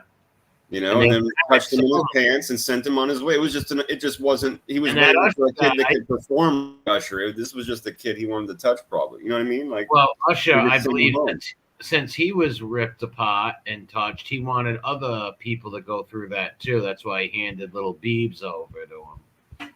Yeah. Yeah. Bastards. Remember him checking them for the wire and shit? Yeah, I saw that and I agreed with you. That's exactly what it looked like. And it's got to be him on the tape, right? Why else would he be going through all this like crazy shit? Like they must have went to everybody months ago when they raided the house. Like, listen, we got this tape. Ben Affleck and Jen, you got to sit down. I got to show you something. You know, probably showed Bieber and his wife and nervous breakdown time. You know, the whole nine. Yeah. You know, your whole image is ruined, right? Their image of you know, this pop star, whatever. Bro, if you're a man and you get put on video onto the internet with you getting your virtue taken, or even worse, you literally acting like that feminine role, that passive bottom, dude, you're not getting away from that. Well, here's my thing with the teenagers. Like, all right, Bieber was 15. I feel bad. He was a young kid. But when I was 15, if some guy came on to me, I would have told him to F off, and I would have never went back there, right? No, you'd run out of the house, bro. You'd run out of the house, and you'd probably tell the police and be like, yo, that guy tried to bugger me. Yeah, listen, I don't care what they promised me. Dobermans, fucking cars. There's nothing that you could get promised for that. No. Yeah, that shit is... There's nothing that's going to save me from fucking having a nervous breakdown and killing myself. Wow, really, mister? You'll give me a Lamborghini? All I got to do is let you fuck me in my ass? Come on, bro. Are you serious? Are you serious? Like, there's no amount of money. Look, it could change your life. All you got to do is taste my penis. Like, are you fucking out of your mind, bro? I will kill you. all you're gonna do is sell your soul and do this. Like, no, What not the fuck, dude? But I don't know why. I'm not that kid, right? I don't know him. But I don't know how any teenager would. I don't know. Would stand for that or be tricked into that, man. He was probably drugged. Good point, Carol. Very true. Maybe the first 2 times he was drugged and they showed him what happened and pressed him and made him do it because he was going down on Odell Beckham in that video. So they probably turned the kid out that way. Look how young he was when they got a hold of him. You're gonna be. Well, it's okay. So here's my second point to this whole thing with the video, right? Okay, so yes, we're talking about all the unfortunate aspects of a 15-year-old beaver getting taken advantage of. However, if that is him in this video that's being distributed, it's obviously not a fucking kid porn video. That means the dude's going to be at least 18, which means you're fast forwarding a few years and this dude's giving up his flower to Diddy because he wants to. Well, yeah, he's already been groomed, programmed, broken. Well, right, but still, to your point, so, like, I'm getting the fuck out of the house. I'm never coming back. I'm never talking to this dude again. He's a freak weirdo trying to bugger me. And then, no, but that, none of that, obviously. Yeah, this dude's and like, yeah, sure, come over and get it. He could have became a predator also, right? Now that they probably took advantage of him, they want to see him take advantage of people too. So they hold that over his head, right? I guarantee you there's videos of Bieber doing things to other people too, you know, all kinds of. Well, if that's, I mean, that one video we saw, if that's accurate, he was definitely it's gotta be. That doing his fair share of popsicle tasting at the club. That couldn't have been cocaine. He couldn't have been snorting coke. If he was doing coke, he was doing it off that dude's lap with his zipper down. Because there's no, you need a totally different excuse, bro. Play the angles, play the light. No, I was dancing. That camera was fucking 4 feet over our head. They were just zoomed in. You know what I mean? Like, play that kind of weird shit. But other than that, you're not telling me that video does not look like a combination of three things. One, him bringing his head up out of another man's lap. Two, the other man zipping up his zipper at the same time. And three, another man in the background with his pants off or is bringing them up. Yeah. There's three different weird things going on in that fucking video that look like Fagione bullshit. Yeah, without a doubt. You could see by his face, the expression, how like. And he's like wiping his mouth. Yes. I'm saying, like, I'm trying to be nice and fair. Like, I don't know what happened, but I'm telling you what it sure looked like fucking happened, you know? That I can confidently say. It's like, this is what it looks like to me. And that's what it looks like. And it didn't look like his mouth. Another man's pulling up his zipper. That's weird. That's Fagione. And he wasn't forced there, but like I said, they could have, like, this guy was groomed, right? So he's probably doing these things for years since that first tape of him going over his house. Yeah, and now he's given himself to Jesus, and he's married, and he's got a kid, and I'm proud of him. But he's like, if that stuff comes up, he might even have a forgiving wife. She might know. They might have come to the house and like, here's all the videos of you riding Diddy's cock, and she went, well, he's forgiven now. He's, you know, he speaks in tongues and everything. No, he was also groomed, right? Like, that wasn't his idea going there that weekend. That kid didn't want to. No, but the tape again, if it's when he's 18, 19, that's much different. Oh, very different. But the years of grooming and stuff. I understand what you're saying. And that's why I'm saying, to your point, like, even if his wife is accepting, right, and says that was his past, and she's saying what you're saying, which is he was groomed. We've changed all that. He's come to Jesus, right? He speaks in tongues and everything. And, you know, it's like that tape could still come out. This dude's freaking out. Well, she's probably already seen it, you know? They probably already showed it. Yeah, she's probably trying to keep this dude from killing himself. Yeah. That's all. That's the point I'm getting to, which is even if she forgave him, he fucking knows. And he knows that if that shit comes out, he wants to die. Yeah. He's never going to perform again. He's going to sleep in a bed of napkins to catch his fucking tears, and he's never going to go outside. It depends what he's doing to people as an adult in them videos, right? Will they make him out to be the pred too? Or did he become a pred also? You know, that's the thing. If he's just a young guy getting abused or even a young adult getting abused, people. Yeah, but I'm not going to go along with the abused part after he's fucking grown. That first batch of months when he was 15, sure. But after that, when he's grown, it's Beaver does Dallas, as far as I'm concerned.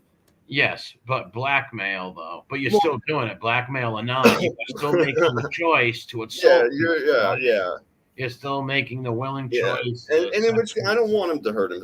He should. I wish he could, and I hope he does come to peace with what he fucking did, own it, and if it comes out and people genuinely know, and those tapes hit the street, he just needs to go. I did it, and it's over, and I'm married, and it's never gonna happen again. Fuck all the haters. I'm out. You know, like What's up, Steve? Well, like I said, I that's hope if he can there's no find pred, peace, man. if there's no pred behavior from him, right? As an adult. If there's pred, Yeah, that would be a separate issue. That would be a totally separate he's gonna issue. be I agree with that. Totally horrified. And yeah, he could be his life will be ruined. His fans won't like him if they see him abusing, let's say, other teenagers. That's true. In his 20s. He was definitely with Will Smith's kid.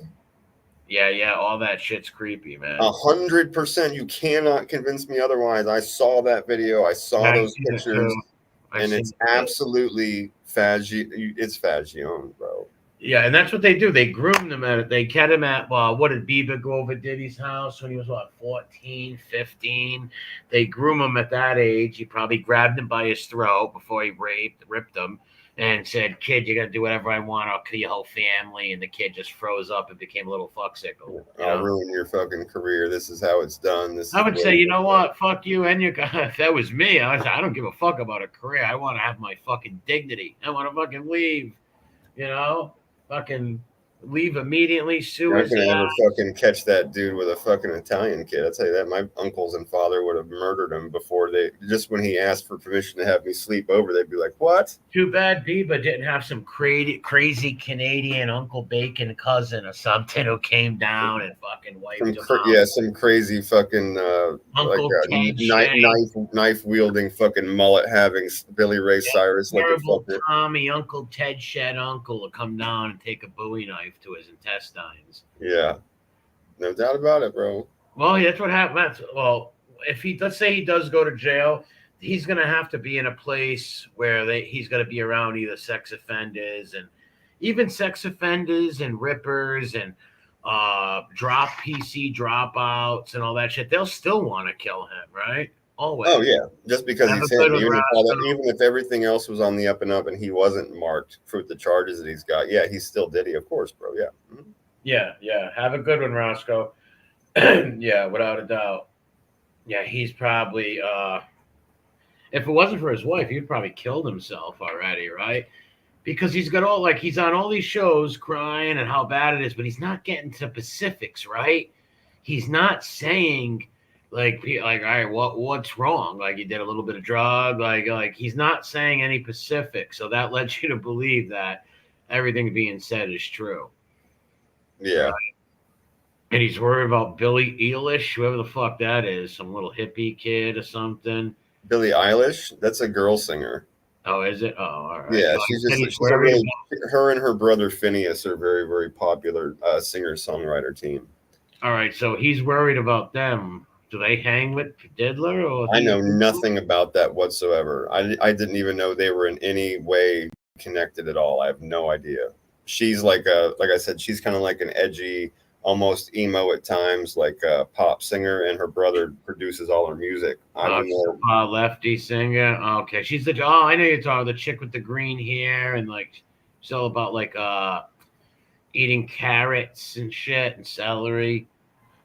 Yeah, the only thing I felt bad about her was that when she came out, she was always wearing old school club wear and stuff, baggy clothes and that kind of thing. Yeah. And she was very self-conscious. Obviously, she was a very young girl. She was 17, 18, and all of a sudden she was famous. They were just putting songs on the internet and it just took off. She was one of those she wasn't hand chose by Hollywood and spoon-fed. She got discovered, which is pretty cool.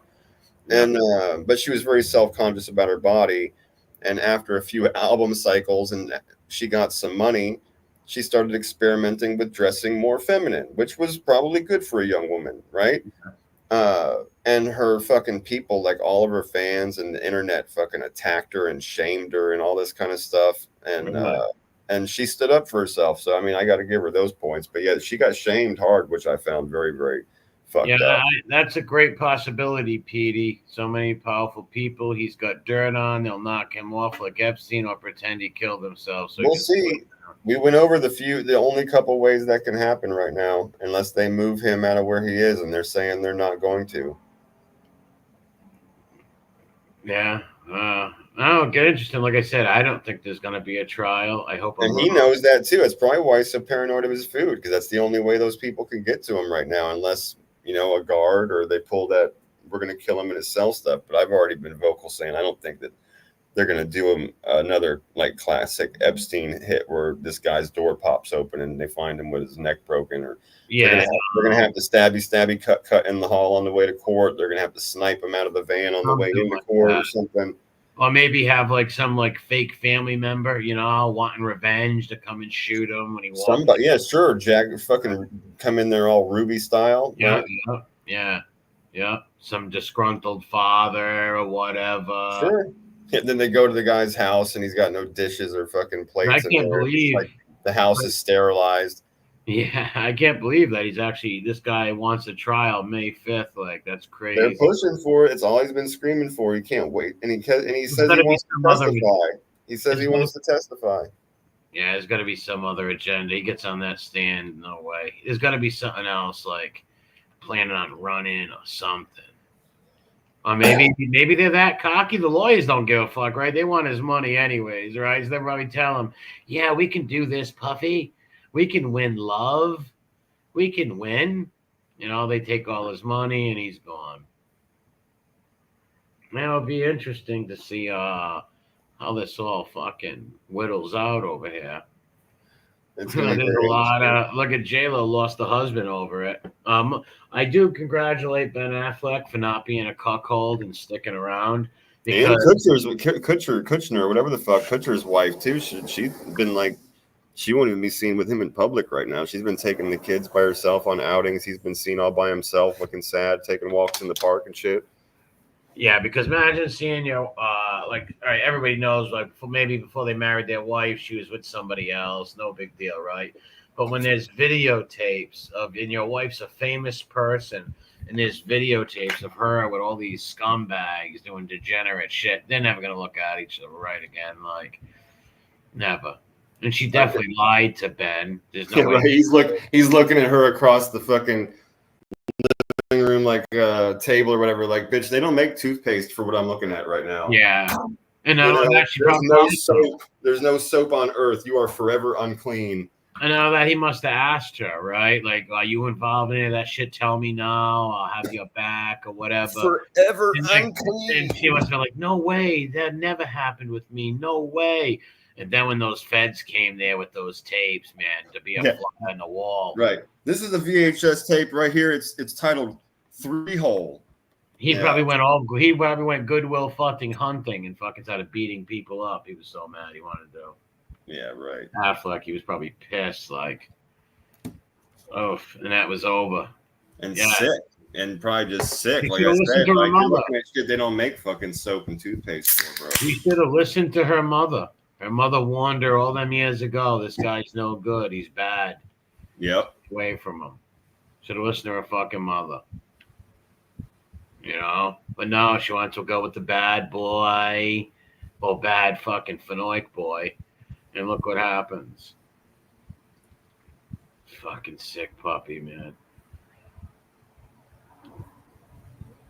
Nah, look at this no-neck having bastard. What do you think? Man. I just grabbed a smoke real quick. We pretty much covered all that shit on Diddy this week. We'll check in more on that stuff next week. A little trash on blast. I figured we'd start off a little on the lighter side. Like Brian Summers. I don't know if you know Brian Summers. I don't. I was going to say, who's that? He was a pop star. He grew up in Rhode Island. He was a young pop star. Brian Summers, an upcoming pop star. And then they found out that he was eating goldfish. And they fucking his career was ruined. Weird. I'm joking. There's no such thing as Brian Summers. But it does look like a guy named Brian Summers that I went to summer camp with. All right. There you go. Hello, mother. Hello, father. Yeah. No doubt about it, bro. What's up, So this guy's name is Charles Berry. He's 48. This is another weirdo. This is the third one we've seen. This fucking guy was pretending to be a lawman so he could secure a police discount at Dunkin' Donuts. What a fucking weirdo. Stolen valor again.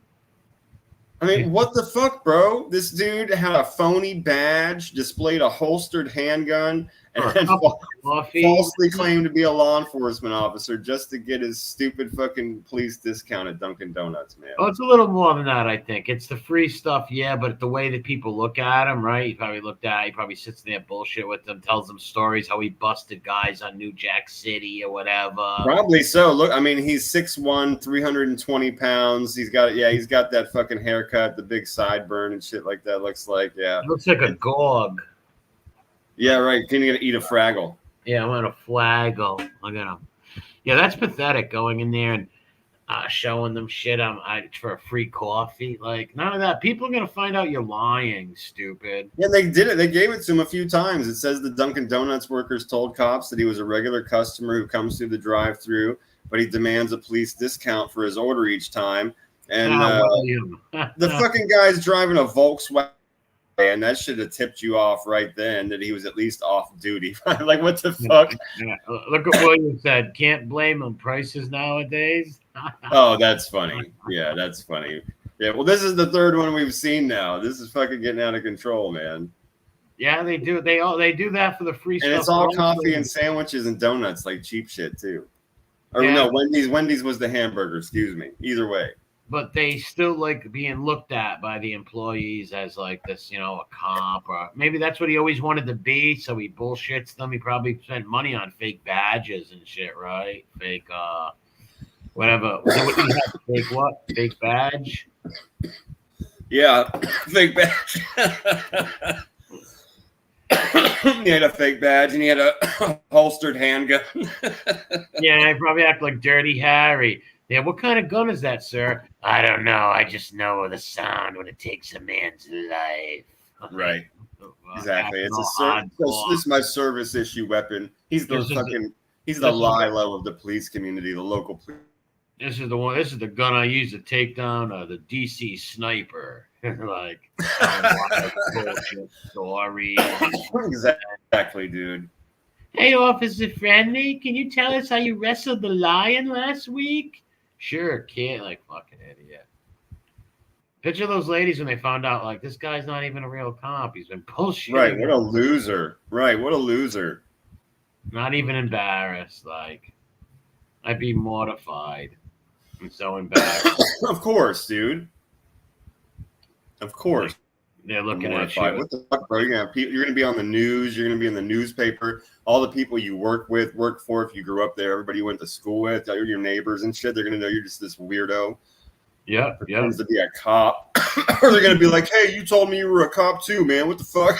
Not only that, when does that lead into him maybe pulling over a woman and groping them, or robbing somebody, right? Pulling someone over and taking. Yeah, people do that. That's weird, bro. You're right. They get a light. They get those weird police lights. Put them in their car. I know a couple of kids who pulled someone over when they were teenagers. Now, they were teenagers when they pulled the guy over. The guy called the police, right? But they used their grandfather. The grandfather had an old police light, and I guess they put it on top of the car.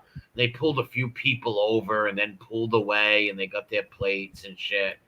And that's what these a couple of kids did. I knew in high school. They were like moronic kids, but still. But it always leads to some other shit, It always leads to more devious stuff. First might be getting a free coffee and shit, and then it's like taking someone's purse, or let me take that gold chain. It's evidence. Like, yeah, you're right. Hey, you mean it's evidence over here? It's Vinny Madelon. No. Exactly. That's what I was saying. He's that guy, but for the police community there. He just wants to be a cop instead of in the mob. Yeah, yes. Yeah. Or fucking weirdo. So check this shit out. This fucking female shopper was using the restroom at a Home Depot in Georgia and became fucking fused to the toilet seat that had been covered in glue. Wow. So, what the fuck? Yeah, bro. Oh my God. Banks County Sheriff Office deputy arrived at the retailer. A store manager reported that this lady, 40 years old, had gotten stuck on the toilet seat in the female public bathroom. emergency services worked to remove and obtain the toilet seat. So they had to take her and the toilet seat to the hospital together. Huh. Oh my God, that's so embarrassing and terrible. It's so embarrassing, bro. They found on the floor a brown paper sack that still had the glue that was stolen from inside the store. Somebody put it on all of the toilet seats, and she just happened to be the one that caught it before it dried. Wow, I bet she went to the bathroom at home before she went to the store. You're not lying. Someone too. Like, how do they get that off you? They gotta take you to the hospital and probably cut it off, and that's gotta hurt. I mean, they've got some. They have to like wait and get some certain chemical or some kind of breakdown agent that probably is going to burn the fuck out of your skin. You know what I mean? And be painful. I'm sure it's painful no matter how you shake this tree. Oh yeah, for sure.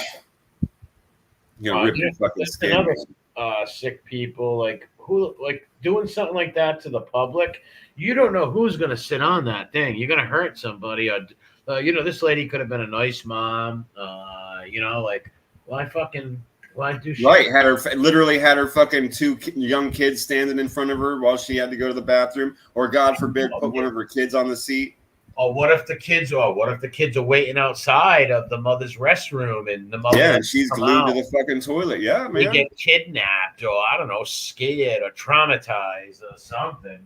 David Jam says, "Get the Diddy lube." Too funny, bro. Man, some of the shit that's done on these trash on glass blows my mind. It's insane. People are fucked up, bro. You don't think about that at all for all the reasons we just stated being the worst ones. You know, people, you don't know what situation this person's gonna be in, bro. When you've glued them to a fucking toilet seat, they had to come in there like about Mary. You know what I mean?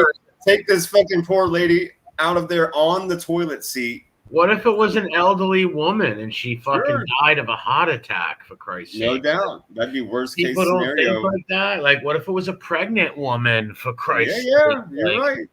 Before you do something like, all right, I talked about this before, little kids throwing shit off bridges and stuff. I did that as a 9-year-old and a 10-year-old. I didn't think when I was a little kid, this rock might hit someone and kill someone's mom or grandmom. I never thought. Or send car A into car B that causes cars. Right. Yeah, I got you, man. I really didn't think of that, right? As a little kid, when you get older, you do think of that shit. And I don't know, any adult that could do something like that, it's not even like a prank. It's a fucking scumbag move. It's not like you're gluing like one of your jock friends who did it to you. And I'll say, even though that's stupid and juvenile, you're doing it to someone that could be an old lady, some pregnant woman, some innocent lady. You could hurt them. These people are fucking twisted. Yep. These people are fucking retarded is what these people are. They had a twerking party, but they called it like the Martin Luther King Day weekend freedom to twerk party. And they put Martin Luther King's face on this fucking dude with a long gold chain and then put a picture of him up in the right-hand corner. What a bunch of degenerates. Number one, I don't know how these people worship, any people worship twerking and all this degenerate shit. It's like, come on, what are you doing? You put Martin Luther King Jr.'s face on a twerking dude? No, they put his face on this dude with a super long gold chain throwing up the West Coast sign. And then they put him in the right-hand corner of the flyer also, just as a normal self.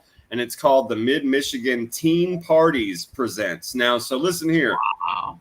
The company that's presenting the Freedom to Twerk party is called Mid-Michigan Teen Party. So everything is wrong about this, Skull Bros. That's why we're looking at it together. Sexualizing children, making children sexual. Why would you want teenage girls twerking, okay? Like, holy fucking shit. Like, I'm a grown man, and You're a grown man. You're going to own a company who is going to throw a party for teens to fucking twerk and use a fucking national icon of the black community and basically make him out to be like he's involved in some weird twerking porn contest. Yeah, if I was black, I'd be pissed. I'd be like, fucking get him off there. What the fuck? What the fuck? I don't understand that. I don't like that twerking shit. I'm a 45-year-old fucking Italian-Irish guy. I don't want to see a girl. It just doesn't do nothing for me. It's stupid. It's goofy. goofy. I'm not into it, and especially to put that in front of children or a bunch of teenage girls doing that. It's a heap of degenerate shit, man. And so, what this whole young generation, this new age bullshit is all about, being a degenerate, hate God, hate religious people, be a degenerate, smoke coke, bang a goat behind the barn. Or the man that we saw recently that was banging the goat in his front yard and waving at his neighbor, not to be outdone. Yeah, anytime people look up to degenerate behavior and degenerates as their heroes, society is doomed. Right now in America and all over the world, we look up to actors who are pieces, not all of them, but mostly of them are pieces of filth, of fucking people who pretend to be other people. You don't even know if they're good people or not. Worship these singers, these fucking entertainers. We don't worship good people, right? We don't. Nobody knows of the good pastor, or the good preacher, or the priest, or a good person who does something right. You know, it's always these degenerates, and the young generation follow them like fucking sheep to the slaughter. Sodom and Gomorrah. See, I believe in Christ, and I know when he comes back and opens that sky up, these degenerate pigs are going to wish they're all going to be sent to hell. I've said this to you before. If that's true, it's the moment you hear a bell ring and they're like, and about that time you fucked a goat in your front yard. Yeah. Let's talk about that time you defiled the asparagus. And that's a true story, people. He's not making that up. If any of you remember that. God, there's a guy who screwed the front goat on his front lawn, remember? Right on the front yard. Yeah, the neighbor came out of their house with their coffee in the morning and was witness to that man accosting his goat, and all that person did was wave at them. Yes, wave at them. Yes, that's amazing. It's fucking unbelievable. That's amazing. If unbelievable. I would stick up for the goat, because to me, that's animal abuse. How could you have the goats being full-blown hard? Yeah, that's animal abuse right there. That fucking animal don't want that shit. That's insane. He wants to eat cans. He wants to eat cans and grass. Shit, that's a hobo goat. Yeah, he wants to eat cans and grass and fucking graze or whatever. Shit. For real, man. He doesn't want to get buggered. Nothing want to get buggered, dude. Exactly. Like, it's a real sick, degenerate culture nowadays.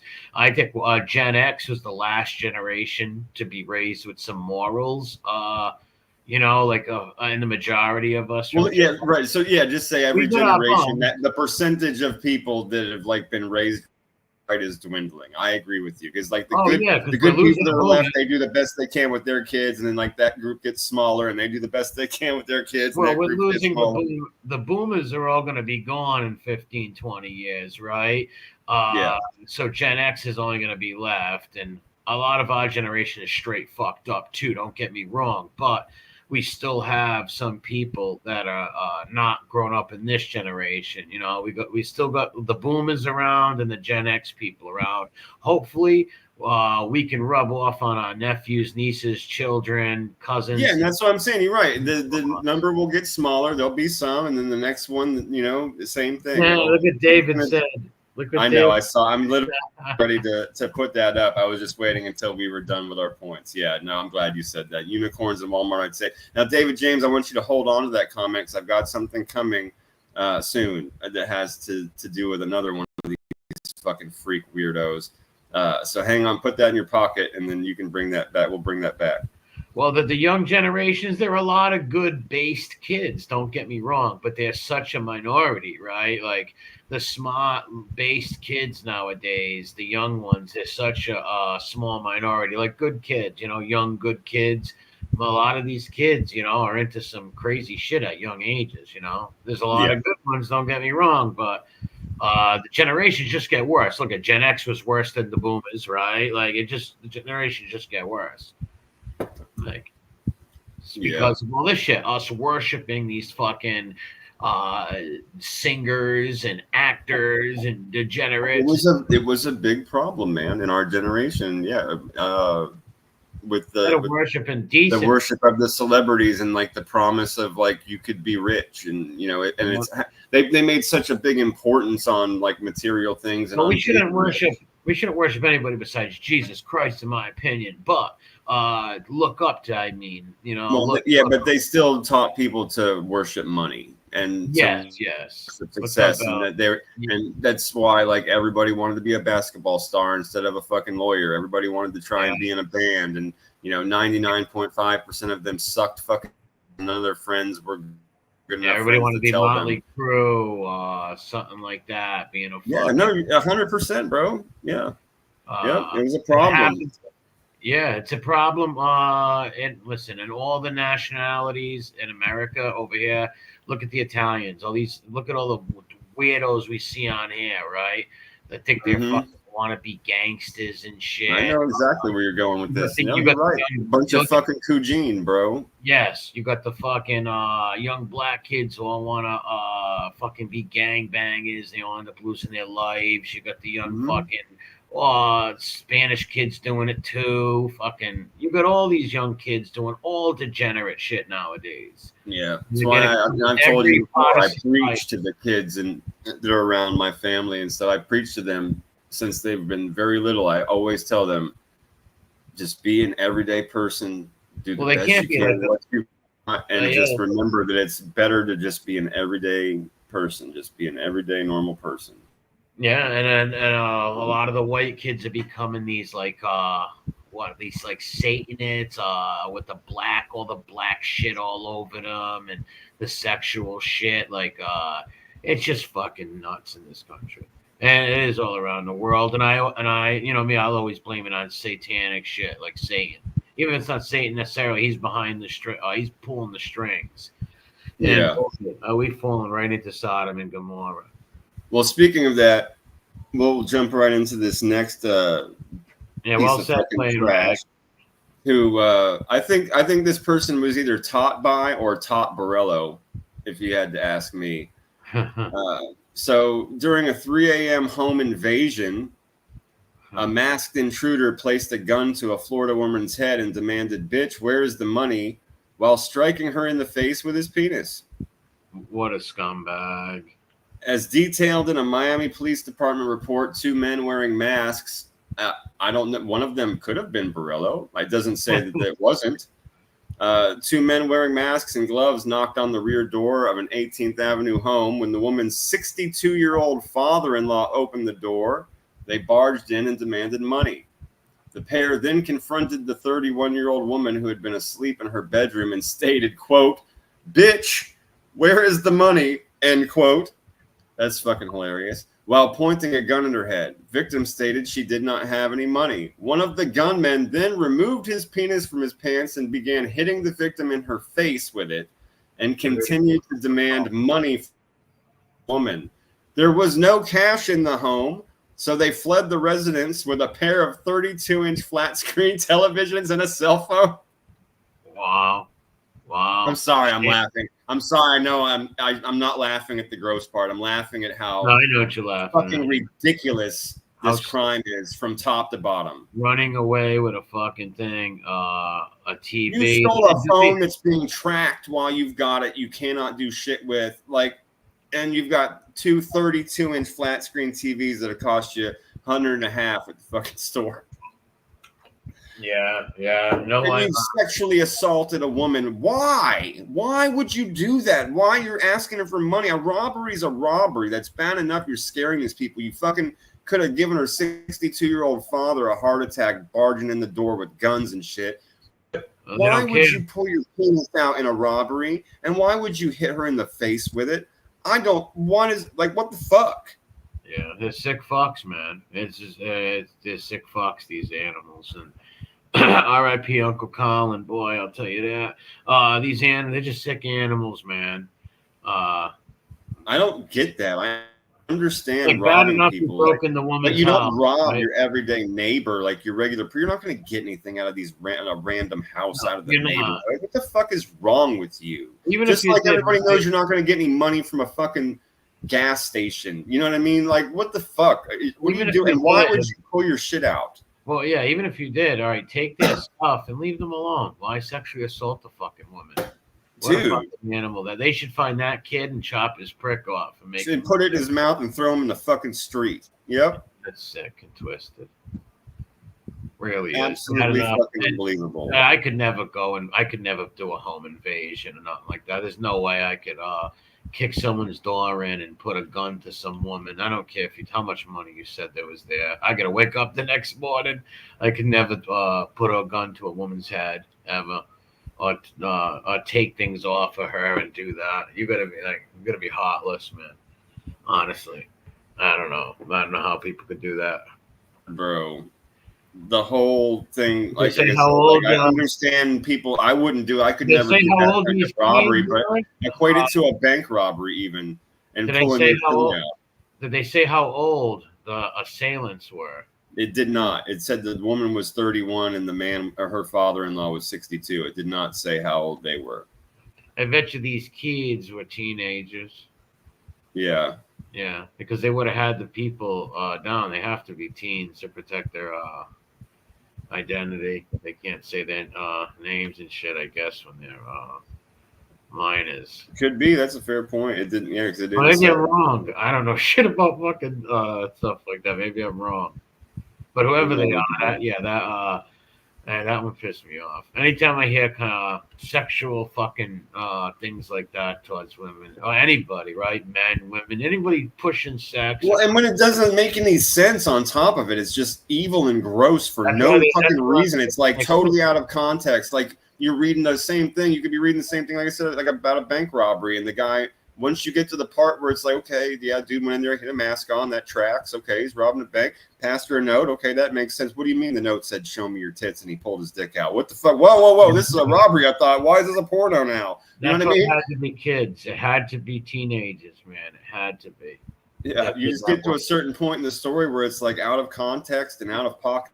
Is this a fat Walter White with hair? Is this a fat Walter White we're looking at with hair? Who is this character?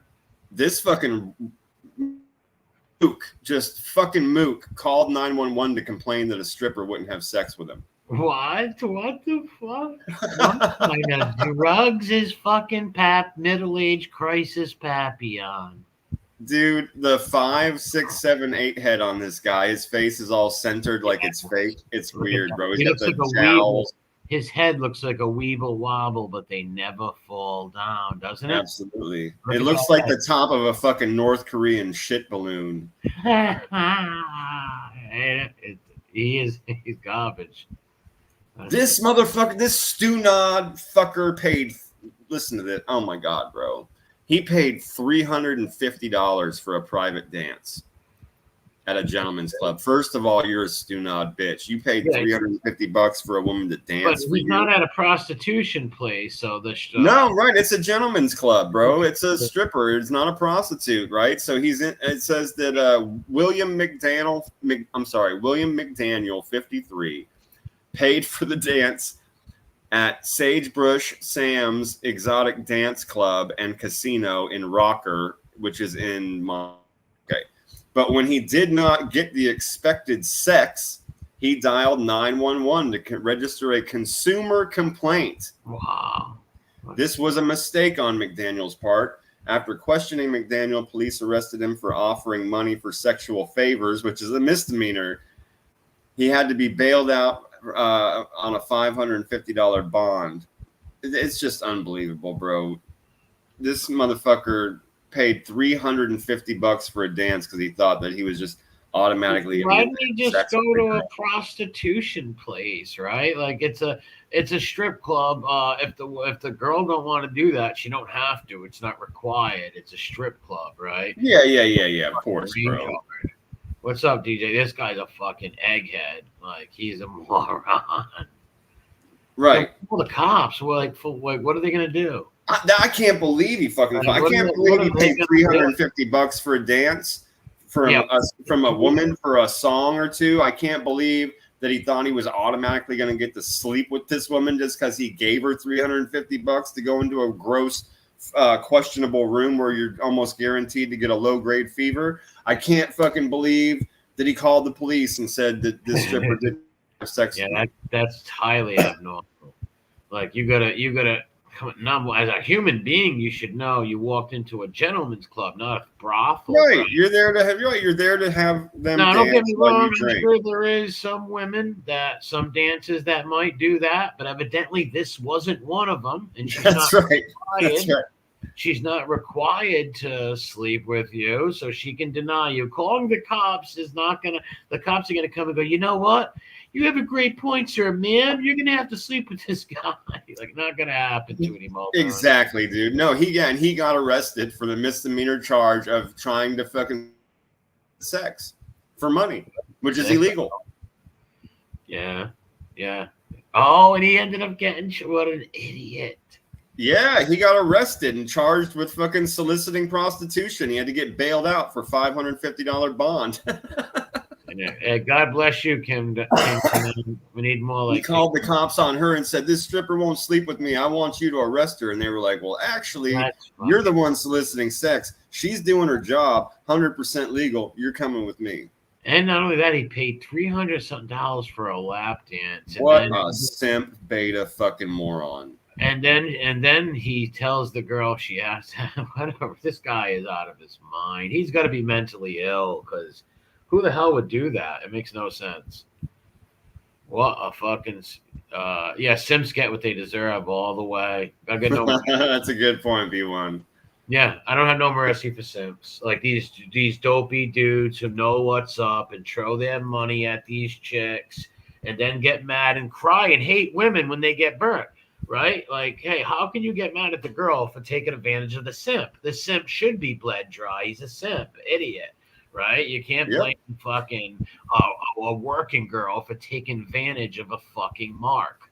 It's just it's like nature. Of course, bro. And if you got $350, like you said, go to a fucking escort. Go get an escort. Go to a fucking one of these massage parlors that's a fucking tug trap or whatever. For $350, he could have, I don't know the prices, but he could have probably called up some escort girl. That's what I said. You could get, of course you could. There's going to be a place that's going to take your $350 that does that sort of thing, that knows the deal. Of course. There's going to be somewhere on the yellow papers or white pages. There's going to be somebody, right? Yeah, local interwebs. I'm sure you can search for Cambodian whorehouse, Cambodian breast milk, DJ. There you go. Only the finest breast milks. It's fucking crazy, man. Yeah, this dude's off his rock. A picture when the cop went there and his first, what he said to the cop. Officer, I hope he laughed in this motherfucker's face. Officer, this is the woman right here. See Star? Star is the one who will not sleep with me. It's like, well, Star don't have to sleep with you, and you just solicited a woman for sex. You're arrested right now. Fucking Craigslist. Yeah, Craigslist killer. Yeah. Oh, then he left them. Oh, you'll love this. He left them a 1-star review on Yelp. Really? He said he complained that the club is dirty and smells like vomit, needs a complete makeover. Even the stripper pole looked like it was going to break loose from the floor. Cleanliness and attitude needs to be addressed. I will not go back. Well, I'm pretty sure you're not welcome back, you fucking 8-head freak. Listen, I'm sure you're not welcome back. And not only that, you were willing to sleep with the girl there, so it couldn't have been too this bad. Motherfucker right here, bro. He gets calls the cops, gets arrested, and then not to be outdone, goes and leaves the business a 1-star review. He should have said something about the girl not sleeping with him if that was his beef. Ain't it? Yeah, no shit. Yeah, ain't it? Yeah, it might have deterred people from wanting to pay to go there. Playing rags, amen. That's for sure. Well, I'm sure they're hoping that it discourages the men that think they automatically get to sleep with girls while they're getting a dance. Here's the funny thing. There's probably maybe 1 or 2 girls at every strip club that you can probably find. That also escort? Sure. I'll go along with that all day long. Yeah, that also do. Maybe not from there. Maybe they might tell the guy, hey, that's right. Number, we can meet up another time. 100%, bro.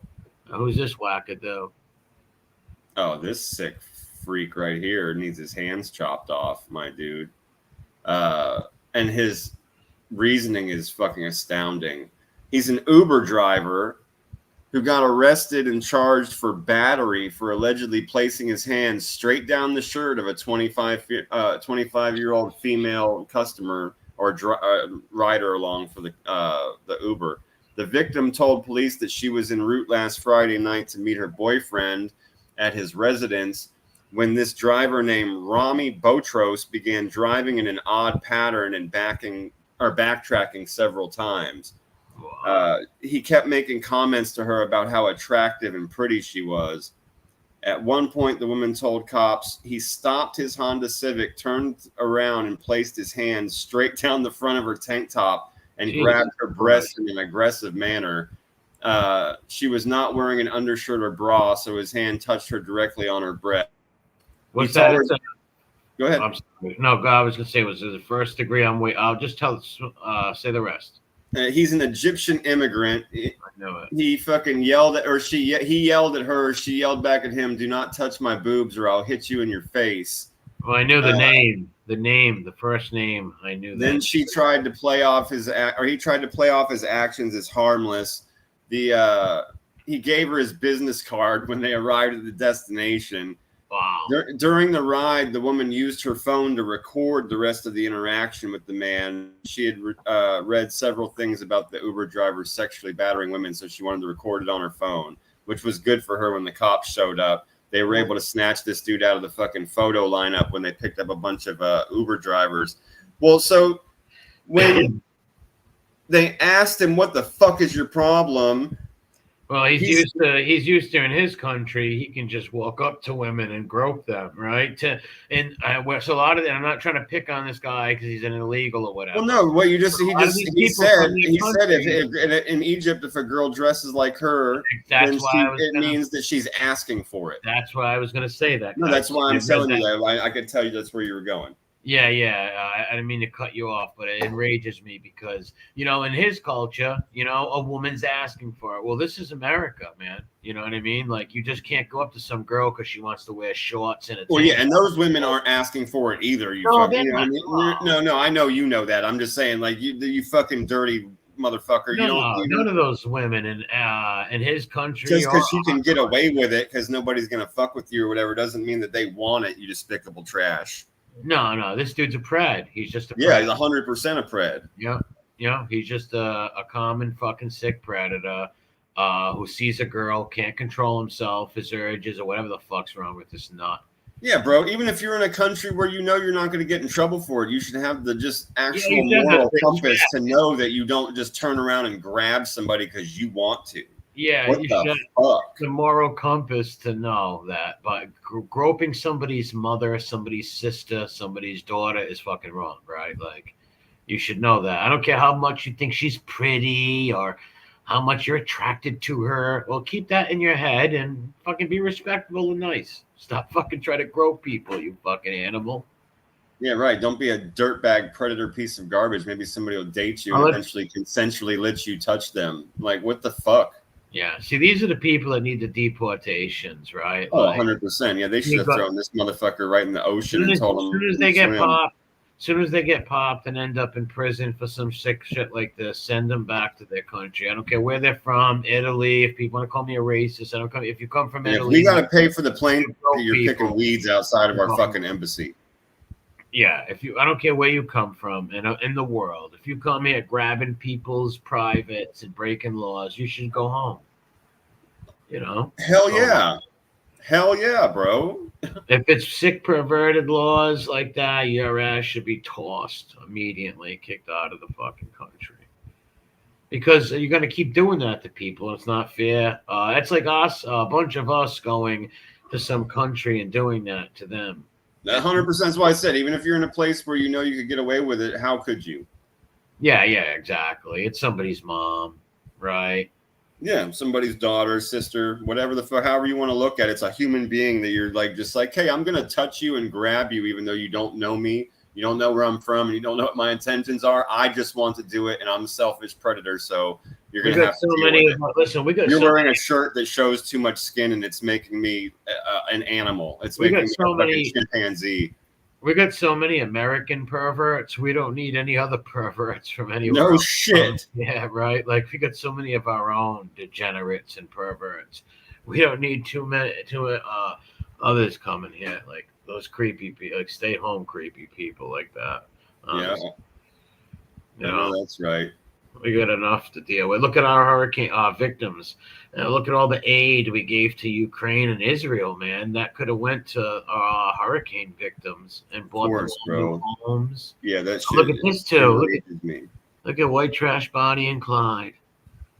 Oh yeah, remember? And this is so crazy. I had to pick this one, man, because we talked about this 3 weeks ago, and then I showed you the couple that was fucking, or no, I showed you the dude that got caught with the Viagra, the big Viagra ring there. Yeah. Then there was the couple that went and jumped up and was banging on the stage, remember? And then ended up it wasn't even her husband, and they lived in town, and their kids found out about it. Shit. Yeah. Well, now here's another couple that started just when they were banging in public in the villages, this sprawling Florida retirement community. They just started making out and then disrobed and started banging each other. Jesus. In public. In public. See, that's another thing where what if a little kid, right? A little kid's looking out their window. You just traumatized some little fucking kid. What if just it's an old lady, took a stroke, right? Seen that, took a heart attack. Maybe thought it was a rape or something. You can't do that. That's why you have a house. Like, bro, let me tell you, when I say public, my friend, I'm talking about, I'm not going to read all of this because it's pretty graphic, but I'm going to read very small selections of it. So when I say public, she was lying flat on her back, naked, legs spread on an electrical box right on the fucking street. Wow, what a psycho. See what I'm saying? Like when I say public, we're talking like sidewalk adjacent, Wanted literally laying on a fucking electrical box, one of them big green electrical boxes. Yeah, more people that want to get caught. They want to get caught for some reason. It said they were naked, bro. It says her breasts were fully exposed. She had taken off her shorts and underwear. That's where I'm going to end that sentence. And it says he was fully naked, exposing his penis. Like they were banging on an electric box, sidewalk adjacent. Yeah, two fucking degenerates. Two fucking right near an intersection. Yeah, two white trash degenerates right there. Fucking assholes. Indecent exposure and disturbing the peace. $1,500 bond. What city was this? This is the Villages in Ocala in Florida. That's that sprawling retirement community where they're all giving each other super gonorrhea. And see, that's the problem with Florida. They get too many transplants. Like, you know, Florida is full of transplants, meaning people from all over. And usually there's a lot of good people. Yeah, especially that community. It's literally all retirement. So it's people from all over, just like you're saying. Yeah, there's a lot of good people, but there also are people that are running from things from their past that are bad people, too, that go there, you know? Like, most people in this world, I believe, are bad people, right? That's just me personally. I think most people are bad people. And these are the two of them right here. Look at this couple, man. Like, yeah, they wanted to get caught. Imagine, bro. Like, what's going through your head where you'd be willing to disrobe in public, number one, or fucking what's wrong with your brain that you can get actually fully aroused in public too? I know. Hey, and then three, be doing the deed with your partner naked and be okay with everybody looking at her. Like, what the fuck is all of this shit is so fucking mind-boggling, dude. Well, you know you're both getting arrested, right? You know she's going to get arrested. You're going to get arrested. I think it's the whole idea of people watching them must excite these people. And I guess it's worth them getting the charge for this excitement. Maybe that one excitement might last them years of thinking about that, touching themselves like weirdos. Oh right? my God, bro. Like, you're going to try to get in the mind of a psycho, right? That's how they catch the serial killers, even though it's almost hard to get in their minds. But, you know, what would make them risk getting in trouble? I guess the rush of it all happening is so important to them, you know? It overrides everything else because they can't think they're getting away with it, right? How you get away? Like, no, someone's going to call up. They got caught. Yeah, they probably went out sober too, but I bet you probably not. But even if they're still thinking about that, they're still crazy to do that, and they did it drunk. Oh my God, what happened here? Remember I told David James earlier to keep that comment in his pocket? Yeah. Did Kitten strike? Did Casbo strike? Yeah, it looks like another incel Casbo strike at a Walmart. It's not a Target this time. It is a Walmart, so it's our second Walmart. We've had like 4 or 5 Targets. This is our second Walmart. And I found this one interesting because instead of showing a picture of the person that did it, they showed a picture of the victim and they called it the victim, which made me laugh. So, as David James said, no unicorn, and in this case, small stuffed horse is safe from defilement at a Walmart. Look at that poor pony, man. Police release. He's a victim. He's a victim for sure. They got him laid out on plastic. It is an it is an object that doesn't have life, but that was some kid's little toy. Some kid was going to play with that little thing. You know, it was supposed to make people happy, right?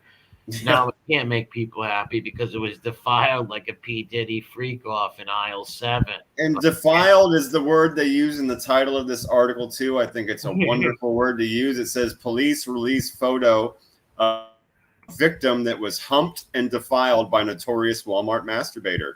Oh, that could have been Casbo all day long. Yeah, it could have been Casbo. Florida cops have released an image of the glassy-eyed victim of the notorious Walmart masturbator. As seen in the above evidence photo, the brown, tan, and red stuffed horse was allegedly used Tuesday by Sean Johnson, 19, as he pleasured himself inside the store in Brooksville. After splattering the stuffed horse's chest area with ejaculate, Johnson placed it on top of a bed in a bag comforter set. Wow. The toy price tag in place was later placed on Walmart's floor where it was photographed by a cop. He left that motherfucker laying right on top of a bed comforter set. Now, see, that's what makes me sick, too. Now, what if a little kid picked that up, God forbid, right? Like, and got sick or a disease from there he is for you. Dad. That's the fucking my God. Look at this fucking wackadoo. Looks like one of the Black Sheep of Hanson brother or something. He's weird looking. He looks like he'd burn a school down. Looks like he would do some real bad stuff, this guy. Looks middle of the day, bro. Psychopath went in there at 3 o'clock in the afternoon.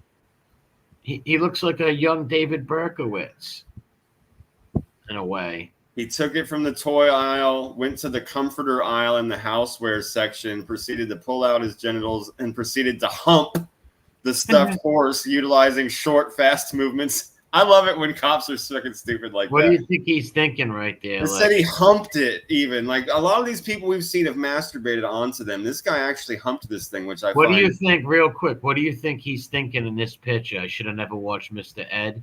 Yeah, life's over. It's Hot to Trot. I should never watch Hot to Trot. Bobcat Goldthwait. Should have never done it. Yeah, life's over. Picture being known in your town as the guy who fornicated with a stuffed animal and then left it there for someone to touch. I think, and this guy's a little sling blade. So they asked in a written statement, he just, I quote, I did unmentionables to a stuffed animal. That's what he wrote. It's like, you're sling blade's fucking nephew, bro. Wow. He said, I need to think before I do. Bro, no. He's one of them, William. We're way past that, Mervin.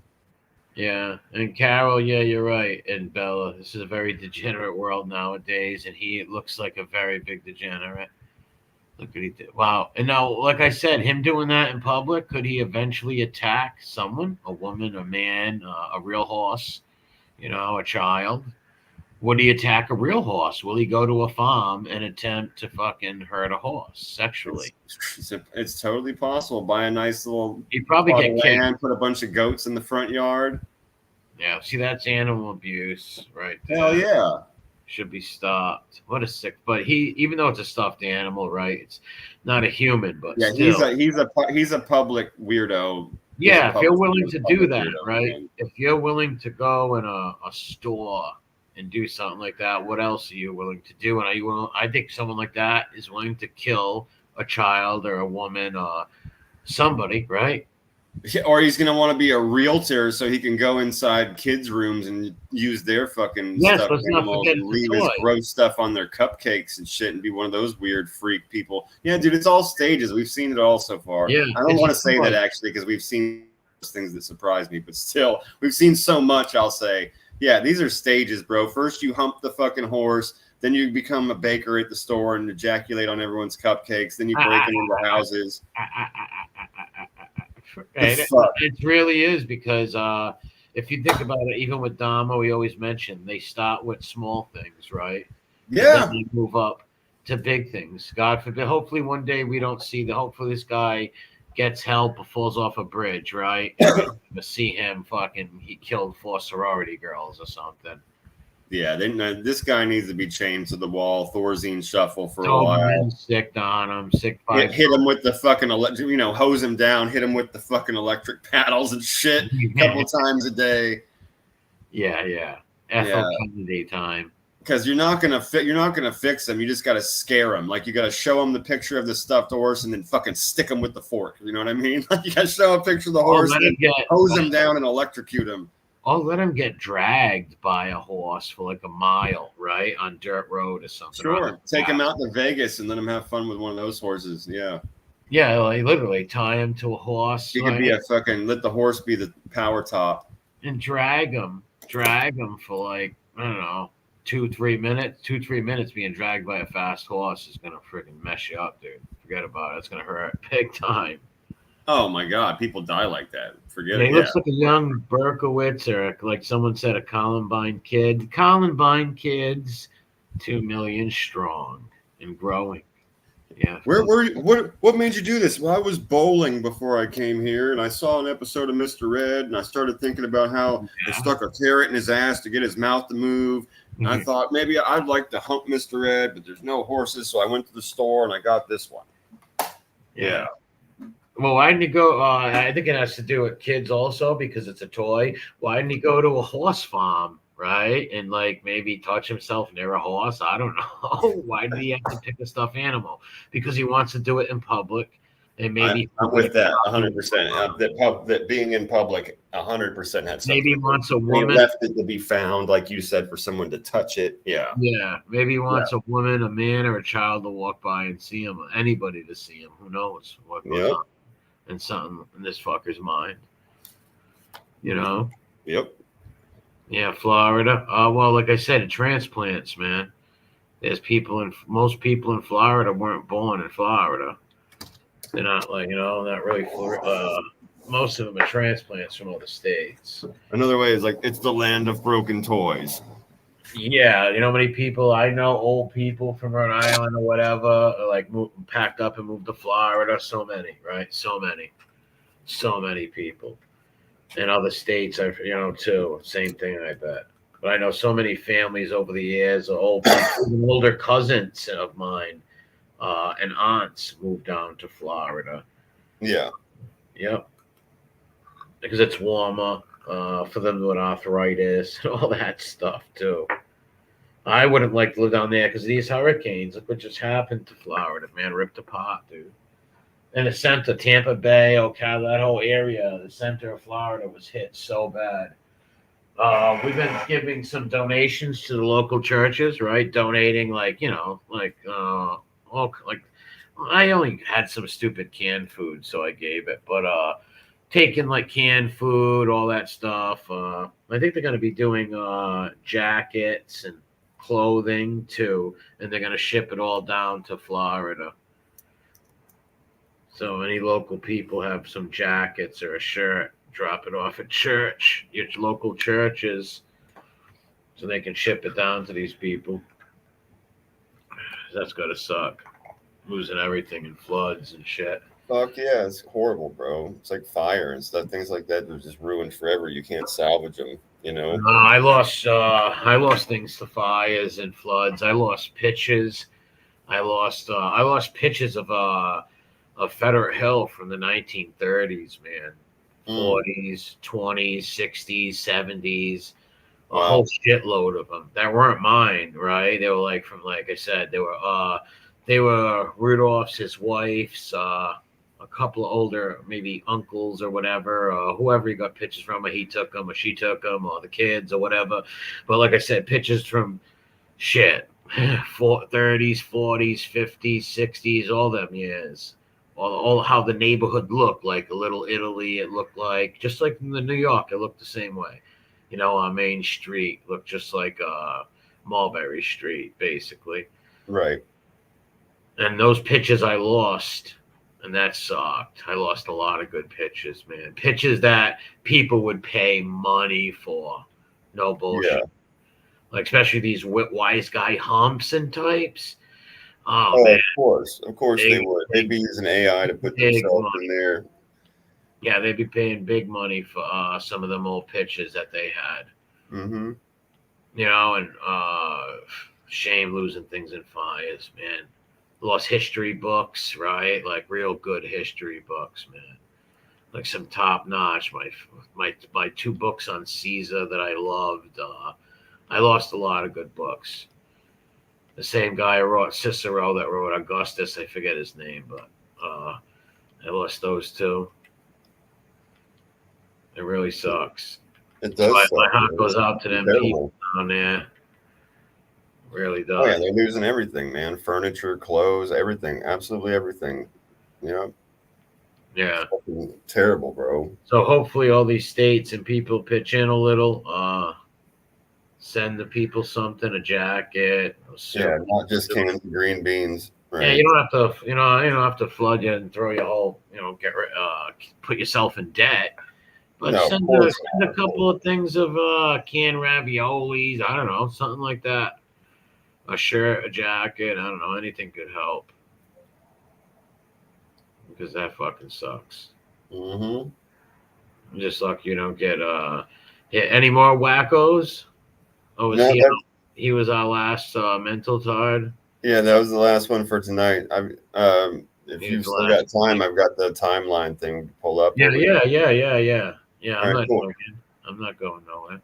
All right, cool. I'm just grabbing a smoke real quick. I'm gonna have to put my headphones in when I get downstairs, so we'll start that in a few minutes. But yeah, I thought we could do take a look at this timeline video. Like I was telling you earlier, that's why I did that skull to the future thumbnail. All right. Yeah. I went through this timeline show. They start back. They have an episode for every year. It starts way back, like I think in the early 70s. But I went through like the early 80s, and 1985 seemed to be like a really good year to start for us, since we're like children of the 80s and like formed in the 90s. You know what I mean? 85 was like, when I was looking through it real quick, I recognized everything immediately. So it'll be a good one for us to check out, I think, and start with. Really? Yeah, I don't watch that stuff, Willie. I really don't keep track of that stuff. Beefing with Scars and Spanky. That's hilarious. Spanky's definitely got AI photos of him with like fucking everybody in the mob. He's probably like standing next to Scarpa and shit. Yeah, they're all sick fanboys. Tells people it's his uncle and all kinds of stuff. And yeah, probably like throws acid on their face and Photoshop. So Schmiegel fighting with so it's OC Shorts and Schmiegel versus Spanky and Scars. Oh my god. What are they fighting over? What's true and what's not true? That's weird. Yeah, a bunch of fucking nutcases. Spanky's fucking. He should just jump off something high and get it over with. Yeah, because of animal abuse. What a pathetic freak that guy is. Spanky claims he checked into a nut house because of animal abuse online. What Cookie did. I don't watch that stuff, Spanky. Yeah, they post fake shit. They're retarded. Yeah. Yeah. It's a dude who had an Italian horn on him when he was like 20 years old. And got caught. That picture that got put up. Yeah, I saw that picture of the kid with the spiky hair and the Italian horn. Yeah. I always say it's like, you're not supposed to buy yourself one of those. It's like the worst fucking, one of the worst things in our culture next to the fucking Maloik. Like, if you buy yourself your own Italian horn, it's like the worst luck ever, dude. It's like you're cursing yourself. You're like a man. And I'm just saying, you're not even Italian though. Like, right, a man in your family's supposed to, and you can replace it. But what the fuck? Yeah, but if you listen, even if Italian did buy one, hey, who really cares? But yeah, I get you. It's tradition. It's supposed to do that, but he's not even Italian, right? Yeah, he looked like he was. Explains a lot, though. Looked like he was from South Dakota. Yeah, it explains a lot with these people with their fandoms. Mm-hmm. Fucking guy. That's why they hate so fucking hard. What they say? They hate us because they ain't us. Yeah. They hate us because they ain't us. Yeah, they're sick people. You should maybe one day you'll see them on that Trash on Blast. You never know. You might see old fucking Dirty Harry in his dirty parka and broken sandals stealing quarters out of a laundromat. Yeah, and stealing quarters out of the laundromat, running fast and falling. Yeah, all that dirty gunk in his fucking between his toes. Yeah, I'm telling you. Yeah, blending in with the fucking immigrants. There's some sick people on there. Yeah. There's How been a come lot these of these- people? How come these people want to pretend to be Mexican or Albanian? Like, what's the fucking weird? I don't get. Why don't you want to be something else? They probably try to get free stuff. Maybe I don't know. Like, why you want to be Italian so bad? What's the big deal? Oh. You go watch your fucking Godfather. Why don't you want to be Mexican or Spanish? Let's see. I was talking about the sickness in all the cultures in America, right? All the sicknesses the Italians have, the fanboys of people who like want to be gangsters and shit like that. They got that as a sickness in our culture, right? That's our sickness. Yeah. You know, every culture and nationality has a sickness, right? Where the people do stupid shit, right? Ours is those morons. And they're fucking mentally ill. Let's see. Is that loud enough? Can you hear me, or is it too quiet? Yeah, I really can't hear you that well. Okay, hang on.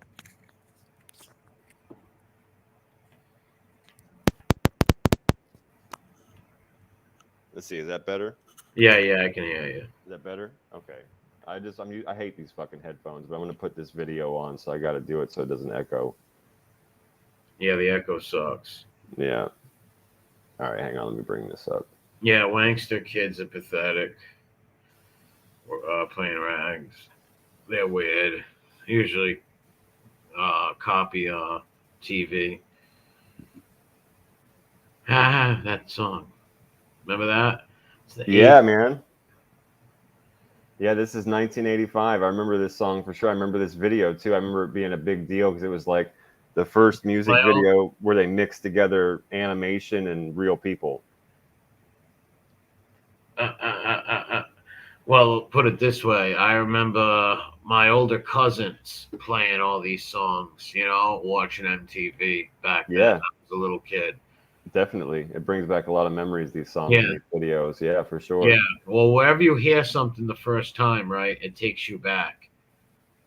Yeah. And early MTV and really any MTV from like the 80s or the 90s when I see it on YouTube is like a huge memory rush. You know, I remember that's what we had. We didn't have the fucking interwebs and all that kind of stuff. That's how we caught it. You know, if you hang out in record stores, you'd catch up on new stuff. Your friends would be into music, you'd catch up on new stuff. But you know, videos and shit, it's where you got videos was MTV. Yeah, exactly. There was that was it. Yep. All right, let's check some of this out. I'll stop. What was the first one?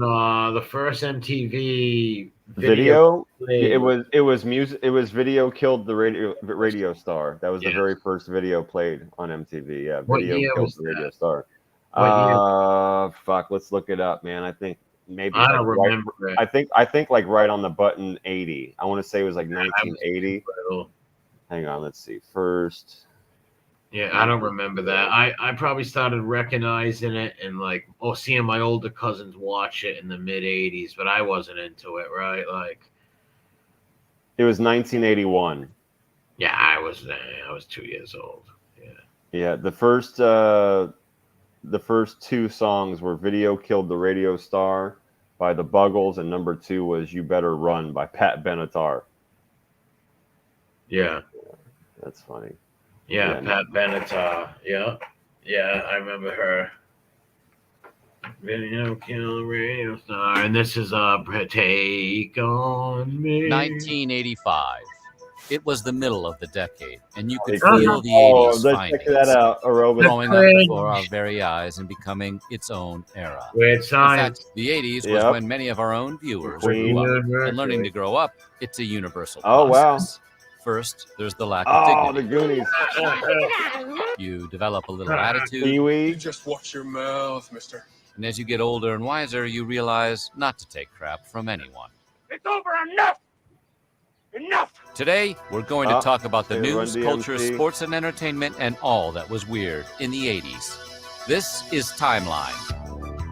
Yeah, that was a great intro, man. Right off the bat, that was like all kinds of shit. Like right off the bat, that was awesome. Yeah, for sure. What was that movie called with the? What was it? The werewolf with Michael J. Teen Fox? Wolf. Teen Wolf. Teen Wolf. That's right. And then they did the second one, but they didn't have him in it, right? They did Jason No, it was Bateman. just the Bateman character. Yeah. Okay. Yeah. Today, the future is going back to the year 1985. Fucking awesome. But before we get moving, Back to be the sure to Future was subscribe to the amazing. Weird History channel and let us know a story from 85 you would like a full video on. The Chicago Now, Bears. How alive? Yeah, is your I remember 85? this. I remember this. Yeah. Yep, we had a hit of cause no trouble. It was Super Bowl shuffle. Yeah, that's what it was called, the Super Bowl Shuffle. Yeah, that's awesome. And this is from fucking Cocoon, man. I remember watching this with my grandmother, dude. I remember watching this with my grandma. That's I crazy. watched this with my aunt and grandmother also. That's we wild, rented bro. this. We rented it on video too, man. Yeah, me, my grandmother, my aunt, and I think my mother rented it from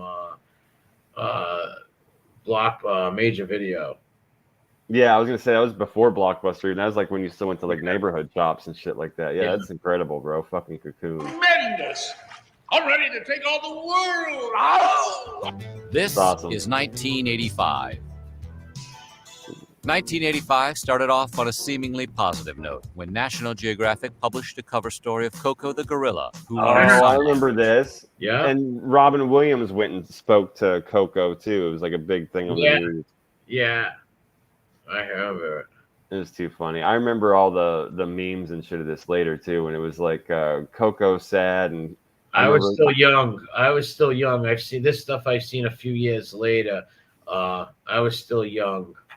I mean the early memes, like even on like MySpace and shit like that, and like early days of Facebook with like early memes. Yes. Coco would be like talking about humans and how humans are silly, and I remember the memes being like, "Well, you're the one in the cage," and shit was brutal. It was fucking brutal. And I remember like when the kitten died, and they gave her another one, and everybody was like, "No, don't give her another kitten." The other one, like you guys covered it up. Coco killed the kitten. I remember it was brutal. Coco got a brand new kitten, which she named All Ball because she thought her pet looked like a ball. Compared to what my friends have named their pets, she is not the worst name. The kitten's like, oh my god, oh my god, oh my god, oh my god. Car after the kitten escaped Coco's cage the month before, in December of '84. When Coco was informed, she signed the words "bad, sad, bad." Frown, cry, frown, sad trouble. Yeah, I remember. It wasn't all sad for Coco, though. A few months later, Francine Patterson, gave her another Coco's instructor and caregiver, allowed her to pick out 2 more kittens. Which she did, calling them Lipstick and Smokey. In her time, Coco became quite the star, meeting celebrities like Robin Williams, Leonardo DiCaprio, and Mr. Rogers.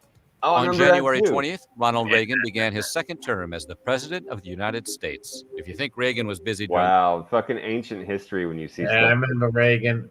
I'm rapping like Ronald Reagan. Rapping Ron. Yeah. I remember... Go ahead. Oh, no, I remember being in George J. West, Reagan president. Yeah, I was just going to say, like, these... clips of like Coco and like the songs and stuff were nostalgic, but then you see shit like this shot right here, and it shows you we're like looking at fucking ancient history, bro. I think it was long ago. I think the World Series that year was the Royals and the Cardinals. I could be wrong. Oh, okay. Because the Tigers are in '84, I believe. So all right, well they might cover it in here. You never know. Okay, I'm sure they will. All right, cool. Let's check it out. The first half of the 80s. Wait till you see what he does during the next 4 years. Fucking Thundercats, bro. Oh, yeah. Love them. That shit was... I loved the fucking Thundercats. Dude, I had the toys. My friend Kevin had the toys. We played with them all the time. Panther, fucking Lionel, all of them. Lionel, yeah, I remember this. I loved watching the Thundercats. This is my shit when I was a little kid. Thundercats! Too funny. What's that? Sushi. You won't accept a guy's tongue in your mouth. And the Breakfast Club. Yeah. I don't know. Give it a try. Moving into early February, the World Chess Championship match in Moscow Bobby between Fischer? Anatoly Karpov What's that? Bobby Fischer. Oh, okay. and Garry Kasparov No. ended in controversy when the finals were postponed due to psychological strain. Fast forward to September. Well, if you're playing chess, I mean, I don't see how you can pause it because of psychological strain. It's a psychological game. Did you lose because you can't handle it, or are you going to break? Then you lose, right? What the fuck? That's weird. Yeah. That's strange. Third, when the championship matches were resumed and Kasparov stunned Karpov in the 13-11 defeat. Mickey Mouse made a surprise visit to China on February 19th in honor of Disneyland's 30th anniversary. China became the first stop on Mickey's 30-city Goodwill tour. Fast forward 31 years later to June 16th, 2016, when China gets a Disneyland. Oh, Mickey was a traitorous rat the whole time. Mickey went and scouted out China, and then they fucking figured out how to put him in there and build a castle and charge them all $1,000 a piece to get in. That's a lot of iPhones those people are going to have to make to get into Disney World, man. Very own Shanghai Disneyland Park. For scale, the cost of 2 adults and 1 child visiting the park on 2-day weekend tickets would cost the average Chinese adult 1 month's wages. Holy shit, bro. I was just kind of kidding. God. No, I knew it was high, but I didn't think the 1 month's rent. Wow. A month's wages, dude. Holy I remember this. I remember this. I was too young. We go to Yeah, that was Bloomington, weird. Indiana, where Hoosier basketball coach Bobby Knight took his Bobby childlike temper tantrums to the next level. On Saturday, February 23rd, just 5 minutes into the game against Purdue, Everybody's playing Knight in their lost underwear, a la on fucking his early foul 80s. call. There he Proceeded goes to throwing throw a the chair onto the chairs. court. The refs rang Knight up with 2 technical fouls, which ejected him from the game. The Big Oh, Ten. so they gave the coach technical foul. Oh yeah, this is Bobby now. Yeah, I didn't watch this when it happened, right? I watched on ESPN Classics, right? I used to watch this on ESPN Classics. I started watching sports heavily after 86, right? After 86, I became a like, even though I watched 85 World Series, I didn't really pay attention like I did in 86, really, you know? I was still playing with toys, and I still was in 86 too, and 87, but still, I was into baseball, my father. Yeah. And this is Bobby Knight. He used to throw the chairs on the fucking floor, take fits and shit. He was a good coach, though. Yeah, he was sticking up for his And players. gave Knight a 1-game suspension with 2 years probation. So how did she get stuck with a guy like this? Oh my God, I hated watching this with my mom. My mother loved this. My mother loved it. So did mine. My mother fucking loved Moonlight. And my aunt Dolores and a few other aunts. And I was so bored having to sit there watch this shit when it came on. I used to hate it when this came on. And she'd be looking at her TV guide and shit. Oh, there's a new Moonlighting on tonight. I'd be like, fuck. I would just we would just play with our toys, play a game or something, a board game. Don Mattingly was like one of my heroes as a kid. Wow, look how fucking young Bruce Willis is in there. That's crazy. Yeah, Sybil Shepherd too. They're both mad young. Mm-hmm. I was 19. Really looking forward to working with you, kid. Moonlighting, premiering Sunday, March 3rd. Wow. Doesn't yeah, get any crazy. weirder than this. Huggies diapers were awarded the infamous Pig Award on March 3rd, given to them by Women Against Pornography. What? Feminist groups stated that Huggies television ads crossed the line between eye-catching and porn. The What? Women Against Pornography called out Huggies for its gratuitous creep shot of a mother picking up her newborn baby. Mom leans in and exposes her underwear to the world. But Yeah, see, the stuff like moving on. this, you never know. 3 days later on take that. You know, creeps could possibly take. Yeah, I mean, that's why I'm kind of on the fence. Like, I kind of see, like, what you're saying. Like, there are weird, creepy people out in the world. I just think it's kind of weird. Yeah, that, like this who would group even called it pornography and said that Yeah, raising your baby up in a diaper is showing its underwear. couldn't call that pornography, but I would say putting that on the air could lead to these psychos using those children's images, right? Yeah, you know, I see that. Like, maybe at least put shirts on the kids, right? Like, I'd go along with that. That's fine. Yeah. Just put fucking porn and, like, damn. Yeah, that's a little too. Damn, bro. Maybe they're alluding to, like I told you, psychos taking those kids' images and putting. Yeah. No, I mean, it's a point to be made. Sick It's absolutely a point to be made. There are sick fucks out there that you must guard your children Hey, against. King Dom, look what he just says. It's a slippery slope. is right. This leads to normalizing nudity on TV. Yeah, it does with all these different things and stuff. You're right.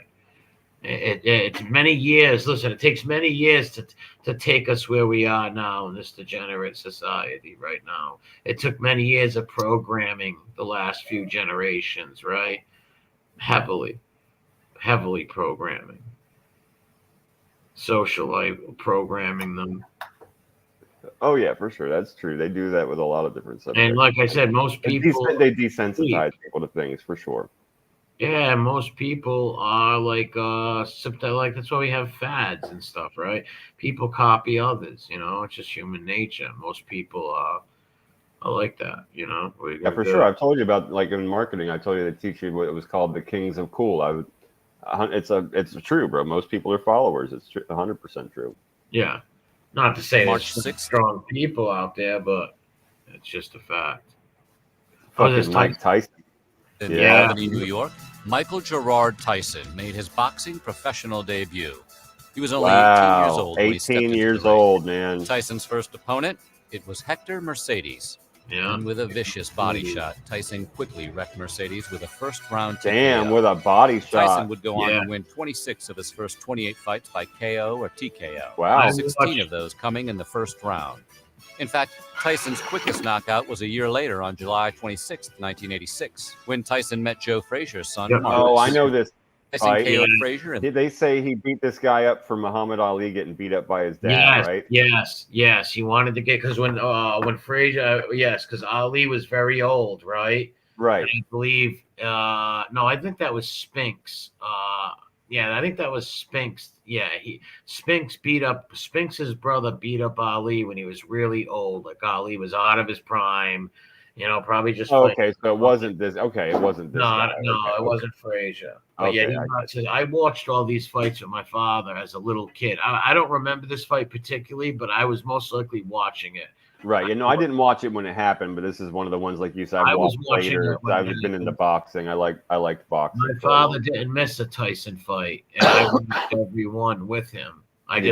At these younger years, I just don't remember this. Yeah, we ended up getting, like, once we started getting cable boxes later on down the road, and then pay-per-view was invented and shit like that. We definitely got a couple of those Tyson fights, but yeah, these early ones I didn't watch at the time. Yeah, I was too. Yeah, we had HBO. We used to always come on HBO. We would only get it on the free weekends. We'd get all excited when the thing came in the mail and it had, like, the 2 pages where you got the fucking HBO for free. And we'd be like, oh, cool, we can watch fucking Fraggle Rock and we can watch this and watch that. That probably wasn't it. Well, we did only have one. We only had one pay-per-view channel, and it was HBO, because my father liked the boxing. Right, he loved watching Tyson fight. Yeah, he never seen Tyson lose. Sure. Well, yeah, they said he won 26 out of his first 28 fights. That's it. Well, yeah, my father died in '89 before he lost to Douglas. Gotcha. No, he never seen him lose. Gotcha. Okay. So he was a huge Tyson fan. Right on. Well, I'm sure he'd be astounded at the road he has walked and who he is now. Well, he always knew Tyson was a crazy bastard, but he liked him because he was trained by Customato and he liked his fighting style.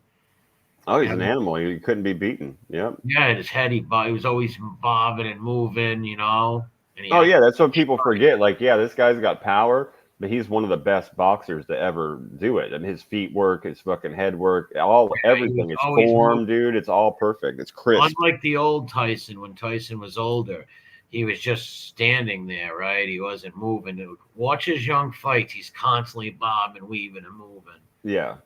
Like 30 seconds. 30 seconds. Look at that. Look at that guy. His knees are gone. Legs are more of Iron Mike folded. In the coming years. Back to 85 on March 7th. We Are the World. Oh, the no. charity single for Ethiopian famine relief, written by Lionel Richie and Michael Jackson, was released. Look at that. It rode the #1 spot for 4 weeks. The song was famously recorded at the Gambler, Kenny Lionshare recording studio in Hollywood. All of the decade's most iconic voices participated. Stevie Wonder, Bob Dylan, Tina Turner, Bruce Springsteen, and Dan Aykroyd?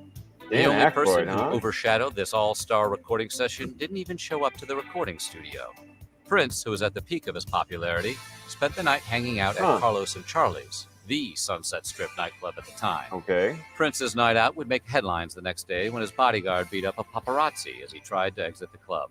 Yeah, okay. Oh, I don't remember this.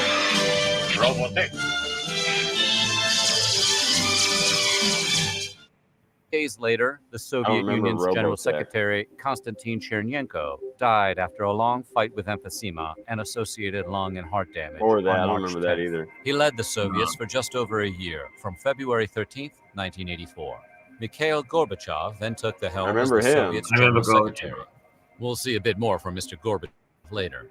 Going from Russia across the Bering Sea to Alaska, Libby Riddles made history when she became the first woman to win the prestigious Iditarod Trail sled dog race on March 31st. I don't remember At this. 29 but I years know old- the Iditarod race. The Iditarod's a real cool race in Anchorage, Alaska, right? It's like a massive, long sled race. It's endurance. It's over days and shit. You got to be real tough to win this race. I don't remember this, but I do know about the Iditarod. Yeah, that's wild. I see she's being pulled on a dog sled. Yeah, that- the mad huskies, dude. I think you've got about 12 huskies, 15 huskies, and you've got to race all these people. And it takes like a week, the race, like a day. Fuck, man. Yeah, freezing cold and that thick ass snow, and you're in Alaska. Yeah, what you do is you take your dogs, right, at night, you throw hay on the ground, and Yeah. you chain them all up and feed them. So at night, and then in the morning, you hook them all up. It takes a long time to hook them up. It ain't easy, right? Yeah. They get them all hooked I'm up. sure it's They not. go. I'm sure they constantly get And- tangled and everything else, And man. that happens too. But yeah, if they get away from you, they're gone. Like if your dogs take off and you don't tie that sled down right, Right. dogs take off. You could be chasing your dogs for miles. Fuck You're that. gonna end up dead, right? Your dogs take off. They don't know. They just keep going, right? It says here on the screen, it says that she had 14 huskies. 14 huskies. Yeah. Wow, bro. And Iditarod's no joke. Riddles mushed her Yeah, that sounds amazing. I mean, Dangerous it's like, spots too. You're but going it over. sounds hard as fuck. Yeah, you're going over dangerous terrain, all kinds of shit. And it's a race. Yeah, that's gnarly, bro. the Yeah. 14 Huskies through 938 miles of snowy cross-country terrain 938 with miles. a time of 18 days, 20 minutes, and 18 17 seconds. days, bro. 18 fucking days. I knew it was long. I didn't know it was that long, but wow. Wow, 978 fucking miles. Iditarod's no joke. No, that's not a joke. That's intense, man. Hell yeah. Just to survive in that The shit for that mental- long. Forget about the dogs in the race. Wow. And the mental capacity too. Like Yep. you're going for 18 days racing hardcore. You got to cook for your dogs. You got to Freezing check to them up at death. night. You got to sleep. You got to get good sleep. You got to make sure they're eating right. You gotta have extra things on your sled if something breaks. Dude, you could get caught in any kind of weird weather that happens. The in that dogs winter usually time. get hurt. What happens is most likely at the end of the race is there's always like one or two dogs on the sled with you because Yeah. because That they makes got hurt sense. or their paws or something went wrong with them, right? Pulling something. Yeah, You of need a course. good lead dog too. If you don't have a good lead dog, forget about it. You're in huge trouble without a good lead dog. Hmm. A good lead dog is everything. The strongest dogs they put in the front of the back of the sled, right? The biggest and strongest. So the first one's near you, pulling the most. Yeah. And then as you go up, they get lighter and smaller and faster as you get to the top. And the lead dog is crucial. The lead dog. That's Crucial. wild. On the very same day, we go to a sold-out Madison Square Garden, WrestleMania where the very debut. first Holy WrestleMania was seen by shit. 1 million rabid fans. 1 million The event fans at the consisted first of one. 9 matches, including the Iron Sheik and Nikolai Volkov Nice. versus the U.S. Express with Captain Lou Albano, Oh, Andre the fuck Giant yeah. versus Big John Studd, and somehow Cyndi Lauper became a manager. Amazing. The main event was a battle for the ages. Well, yeah, she was always connected to Lou Albino. He was even in her videos, you know. Yes, yeah, yeah, she was in the videos. Yeah, she loved that guy. She was always working with him, so that's really cool. Like, there's Hulk He Hogan. was Look, Italian. all the OGs were even at the very, very first ones, bro. That's really Yeah. cool. Look at Mr. T. My grandmother had this on pay-per-view. I watched this. I was watching this in 80. Dude, you remember Mr. T cereal? Yes, I do remember. I had his It toy. was good. It was good. I Mr. had T it cereal was pretty all right. Yeah, I don't remember how it tastes though. Yeah, I do. It had like a peanut butter kind of a taste to it. It was Okay, pretty- now I was gonna say that, but I wasn't sure. But yeah, it was pretty all right, man. I remember that stuff. I remember getting it just because his picture was on the box there, and of course, our generation getting the toy out of the box and stuff. But it was pretty good. Well, Mickey says like running dare dogs. Really, you did that? That sounds very interesting. You should tell me about that some other time. But yeah, those sled dogs and Hogan, WrestleMania. I was watching this. I remember Paul Orndorff in the next year, I think. This is amazing, bro.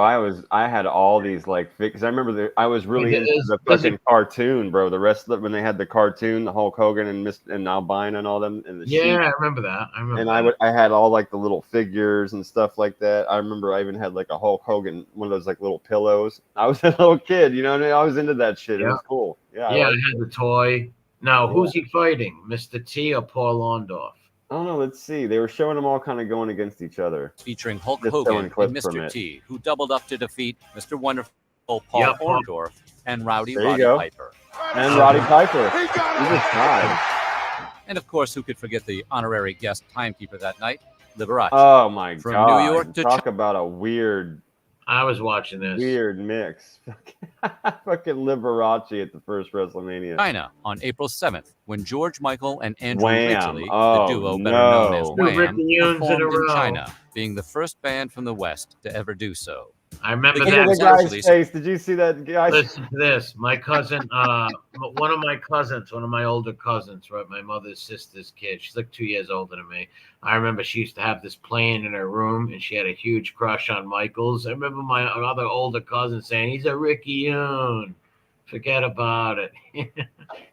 He's a Fanui. You're not gonna like you." And she's like, "Shut up!" and throw the teddy bear at him. That's funny. Yeah, they were He's out there giving everybody fucking monkeypox. Yeah. Supposed to go to Queen. Freddie Mercury wanted to be the first ever to play China. When Wham's manager heard this, he sent a video of Mercury's And another flamboyant one. performances to Chinese authorities. Yeah, and another one. Organizers One of the best fucking singers to ever do it, but my he had good God. songs. He did. I'll give him that. Listen, this guy had good songs for sure. Oh, amazing vocalist, bro. But Yeah, yeah, he could sing. such a fucking puff. Like Yeah, and just gross about it. Yeah. They would fornicate. He died. He got the pneumonia. That's what He died did. of. I believe that's how he did pass away. Yeah, he passed away from the pneumonia. Yep. Saw Mercury, they opted for Wham, who was presented far more conservatively. Oh, come on. Arriving That guy in mid-April- fucking George Michael basically invented the glory hole. How is he fucking more conservative? Yeah, he's more conservative than Mercury. The dude invented the glory hole. He was constantly being caught in Well, at the random time, they public didn't know, bathrooms giving fellatio to truckers and shit. But was he caught at this time though? No, they were brand new. They were brand new. And yes, Queen was definitely Queen, and people knew Freddie Mercury did that kind of foul shit on stage. So Yeah. I mean, yeah, I guess it was more conservative for them, I guess. April, right? we would see boxer Marvelous Marvin Hagler go toe-to-toe with Tommy the Hitman Hearns at Caesar's Palace. Oh, yeah. Won in the I've third seen round these by clips, knockout. too. And despite only going such a short distance, is still considered to be one of the best fights ever. Yep. Yeah. I was They beat the watching. shit out of each other. On April 23rd, New Coke was introduced to the public. Oh, and the public I remember was that. Not okay Nope. with a newer, People sweeter freaked flavor. out. If anybody doesn't remember this, we were I alive do. for this. You know, and that's what I'm saying to our audience. Like, people are listening, our friends. Like, you and I were alive for this, and I know you remember this like I do. People were like, "Get that shit the fuck away from me. Yeah, It no does one not taste right." Nah, no one liked it. I don't remember the taste personally, but no one liked it. Yeah, no, I honestly don't either. I'm not going to pretend I do. I was young. I remember that it didn't taste right, though. And I remember my dad saying it, my uncle saying it, my mom. We were like, we don't buy Coke no more. So they fucking change it back to the way that it was. And I remember agreeing with them. Yeah. It tasted weird. I can't remember the taste, but nobody liked it. Oh, yeah, I remember Crystal Pepsi, KD. Yeah, I sure do, man. I remember Crystal Pepsi. I remember everybody buying it just because it was clear. And I don't even... I mean, yeah, I do remember. Even Coke drinkers bought Pepsi for a while because it was clear, and everybody thought they were being all cool and new age. Yeah, and, I do remember that. Crystal Pet. That's right. Oh shit! Wow. Yeah, I remember that stuff too, man. It was wild. After an initial 7% boost in sales the first few days on the market, consumers revolted, Yep. and Pepsi gained 14% of Coca-Cola's market share. Wow. Fast forward to July, when Coca-Cola executives announced a return to their original That's formula. insane. Despite the negative press, New Coke stuck around until 2002. On the same day as New Coke, we go back to the USSR, when Mikhail Gorbachev sought to decentralize economic decisions to improve efficiency by making economic reforms known as perestroika. The literal meaning of perestroika is restructuring, referring to the restructuring of the Soviet political and economic system. Fast forward to October 1990, when Gorbachev was awarded the Nobel Peace Prize, in part for his pivotal role in ending the Cold War. We go to mid-May, and with an Sounds average like of some 28.2... fucking Bush CIA setup. I remember the Berlin Wall coming down, watching it with my father and everybody, and we were all happy because we hated communists. Yeah. I remember the Berlin Wall.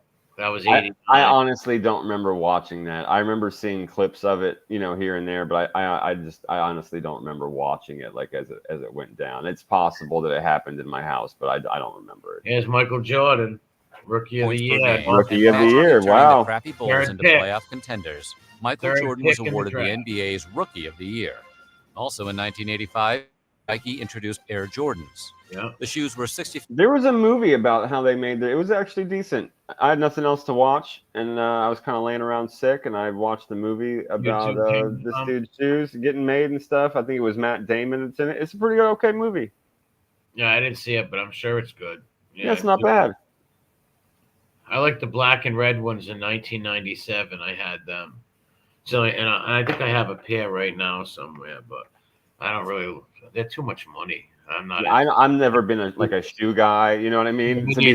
I've never really been like a shoe guy. I got about 2 or 3 pairs, a couple pairs of sneakers, and a couple other pairs. That's about it. You know? Yeah, like I've got a pair of boots, man. I've got a couple of. I usually like white sneakers, so I've always got a clean pair of white sneakers, and I've got a pair of kick-arounds, and then I always make sure I have a nice pair of loafers. You know what I mean? In case I need to go somewhere, go out, or there's a funeral or a wedding or something. I've always got. I always get it. Make sure I have a pair. They're like these Adidas, like slippers shoes almost. Yeah. They're Adidas. They're like walking shoes, and you just slip them on. I got a pair of them too. Nice. Well, that's what I wear when my white shoes. I usually buy Adidas. For a long time, I bought K-Swiss because they were really light on my feet and had a good tread. But then I ended up going back to just white Adidas. Yeah, I always loved Adidas because they were the Yankees. As soon as the Yankees signed with them, I started always like getting Adidas stuff as in my 20s and shit. Right on. And then I stopped wearing Nike totally. Well, I still got a couple of shirts, but I stopped wearing Nike when they became like all like stupid. Gotcha. Brands. Yeah. I have lots of. I remember there was a lot of brands that like stuff. Different people shouldn't have bought. Yeah, like Perry Ellis. Plus, I like Adidas better. I just like their styles. And yeah. That's why I've always worn Adidas, just because I truly like the style. I really do. I like the way they look, and I can always get them in like solid white. You know, I can get. They sell like all white except for like the back, a little bit of color, like the different color stripes. You can match that easy with anything. You know what I'm saying? Yeah, I like their clothing, Adidas. I like their clothing. I like their shoes. Oh yeah, they've got nice track suits, and they've got like I usually don't wear the nylon, or if you like the cotton, it's either one. Like they're both nice. Yeah. Well, I usually don't wear the tracksuit pants. You know, I wear the jacket. You know, but I'm actually honest. I'm literally the opposite. All right. You'll see me in a fucking t-shirt or like a jacket or whatever I'm wearing, and I'll have a pair of the fucking track pants on with my kicks on. You know what I mean? Yeah. I don't normally wear the fucking top unless. I won't wear them together. I do have the pants, and I will wear them with like a jersey. I got you. No, I just think that's funny. Yeah. Everybody does their own. Or a sweatshirt, right? But I won't wear them together for some reason. I don't know why. I just don't. I know why I don't. I used to wear them together. Yeah, like when we were growing up, we would here and there, but like now that we've been growing, I've told you before how my brother is, like how he'll even call people the fuck out, whether he knows them or not. Like this dude will embarrass you. We'll be like at the airport, motherfucker be wearing a tracksuit and have gold on and he's fucking like obviously like Irish. My brother'd be like, "What the fuck are you?" He'll be like, "What the fuck's with the Coogene? Like, you know what Coogene means? Use a fucking Coogene." My brother will talk to people and it'll just be like, "Here we go." You know, and he'll tell me like, you're not wearing that fucking tuxedo. Well, people get all he calls it a tuxedo. He calls it a tuxedo. When they get gaudy with it, like what tracksuit with all the gold. He just breaks balls. All the sunglasses. Yeah, it's cringy. Yeah. But there's ways that you can wear it that will look nice. Like for sure. I agree with you. But he's a ball buster and he gives me shit. Like if I would to go out with him and I had that whole thing on, he'd be like, he'd say, "Lose the tuxedo." It's exactly what he would say to me. Yeah. I actually lose the tuxedo. I like wearing like the top or the pants with a sweatshirt, a nice hoodie, or wearing the jacket with like maybe a pair of Adidas jogging pants, or I don't know, jeans or something. Yeah. I'm big on jeans and like I like what are they called? The fucking cargo pants and shit like that. And I'm big on hoodies too. So that's what I was saying before. Like I'll wear the pants, I'll have my fucking kicks on, usually my white Adidas or my kicker rounds, and then I'll have like a hoodie on or some shit like that. You know what I mean? Or a sweatshirt or it's this hooded weighted sweatshirt for where I'm at. Hooded weather. Yeah. Clothes. Yeah. It's good for it now. $5 a pair, well over the cost of an average high top at the time. And at first banned by the NBA. Air Jordans created a shoe-crazed nation and were the coolest high top and 3/4 cut shoes of the decade. And maybe still are. Yeah, that was Today, the Jordan brand is worth over $3 billion. On May 20th, the FBI arrested John Anthony Walker, a United States Navy chief, warrant officer, and communications specialist who had been spying for the Soviet Union since you dirty fucking piece of shit. $1,000 a week. Yeah. Walker's ex-wife $1 turned grand him a into the week. FBI after years Good of for stopped. Fast forward to August when Walker was tried and I don't remember that happening when it happened, but I remember my dad and them talking about the spies, and then I learned about them all years later, right? Yeah, exactly. Years later, even YouTube years later, I remember seeing this case like in a I still watch these American cases. spies. Yeah, the whole Walker family got nailed, man. It said his wife pled with him for years to stop. Kids too. I believe the kids also, or that might be another family. $1 grand a week, bro, to go turn on your entire country for the Russians. What the fuck is That's wrong? nothing. There's people have been paid way more than that. Handsome and you'd think so. You'd think so. I'm offended at the low. Like the lower the amount, the more offended I'm gonna be that you turned on your home country, you traitorous rat piece of shit. You know what I mean? Yeah. You never pull benefit on. It's like, bro, they offered me fucking $500 million in 1985. I'd be like, yeah, I mean, I get it, bro, but you're still a piece of shit. It's like, when he tells you, well, they gave me $1,000 a week, I'd be like, kill him. Just fucking kill him. Don't put him in jail. Don't pay for his meals. Just kill this dude. Get it over. To me, the money wouldn't be worth getting nuked, right? Because if they nuke you, they're killing off all your family members. Yeah, then an extra $1,000 a week until then don't look so bad. Yeah, I guess. Fucking. Yeah, right. He's lost life in prison. That's funny. Walker died in 2014, 1 year before he was eligible for parole. Fuck him. No law, no war can stop Rambo, First Blood, Part 2. Sylvester Stallone is back. As Rambo, First Blood, Part 2. Wow. A notable culinary first. Bagel bites were invented by tennis partners Bob Mosher and Stanley Garzinski, both from Fort Myers, Florida. The two invested. That makes a lot of sense that they're from Florida, actually. I remember these. I remember them too. In a pinch, like they're edible. It's not the worst thing, but they're not good for you, and it's not the best. No, they're not good for you. But it's like college kids, or you're in a pinch. Sure. Snack. That's the only only thing to eat. You grab a little pack of it with a fork, maybe, and eat them. I don't know. Yeah, quick snack. It'll work in a pinch for sure. It will, man. Sure I haven't had them in years, but I remember when I did have them. It was in a pinch and it wasn't bad. I think it was on Florida. That's funny that they're from Florida. That makes sense. $20,000 into the company and sold $1 million worth of their bites. Oh wow! Hell yeah! On June 1st, when Harold Faltermeyer's Axel F. Beverly Hills Cop's Oh, theme no song shit. hit number 3 on the Billboard charts. Faltermeyer later said the film's producers originally disliked the direction he was taking the score and wanted to throw the music out. It wasn't until Martin That Brest is some voiced his super 80s approval that the shit. studio exec showed enthusiasm about the music. Later in June, Larry McMurtry's Western novel Lonesome Dove was released on the 13th. The story of the relationships between retired Texas Rangers and their Old West adventures Never was so heard well of such a received, fucking it inspired a coveted miniseries.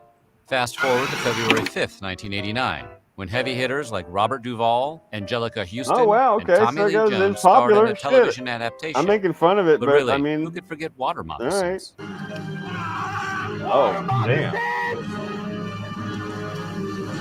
That's not good. Oh, bit him in the fucking face. Danae was attacked. Rembrandt's life-size depiction of the character Danae from Greek mythology, the mother of Perseus. Why would you Bronius attack Magus, a Soviet-Lithuanian national, later judged insane, threw sulfuric acid on the canvas and cut it twice with a knife. Oh, shit. Magus claimed that destroying the painting was his way to champion Lithuania's independence from Bullshit. the USSR. You're a fucking Later, he moron. said he was generally against nude art. So, yeah, thanks, Bronius. What's up, In late June, we go to the road. The fucking thing survived forever, is done by a master of his craft, and you just throw acid on it and cut it up and shit. Like, what a nut. Yeah, Psycho. Donald, what's up, dude? Hey, I just don't believe in destroying art and things like that. No, keep it around. Even the communist statues, I wouldn't take them down. I'd leave them up and have tours and educate people on the bad things about communism. You know, I don't think you should take any historical things down that are put up. That's just my love for history, good or bad. Yeah, and I think it's a good point. You can use them to teach people. It's like it's a reminder of what not to do. Yeah, exactly. Yeah. Mm-hmm. I agree with that. Where you can no longer get. I'm sorry. Go ahead. No, go ahead. No, you play it. Okay. Your kicks, because Route 66, the highway which spanned 2,200 miles from Chicago, Illinois to Santa Monica, California, was officially removed from the United States highway system after it had been replaced. I watched that show, dude. Yeah, and there's songs about it and everything. I watched the show every night as a little kid on Nick at Night, right? First came Mr. Ed, then Donna Reed, then My Three Sons, then Patty Duke, and then Route 66 and I Spy, and then they go all over again.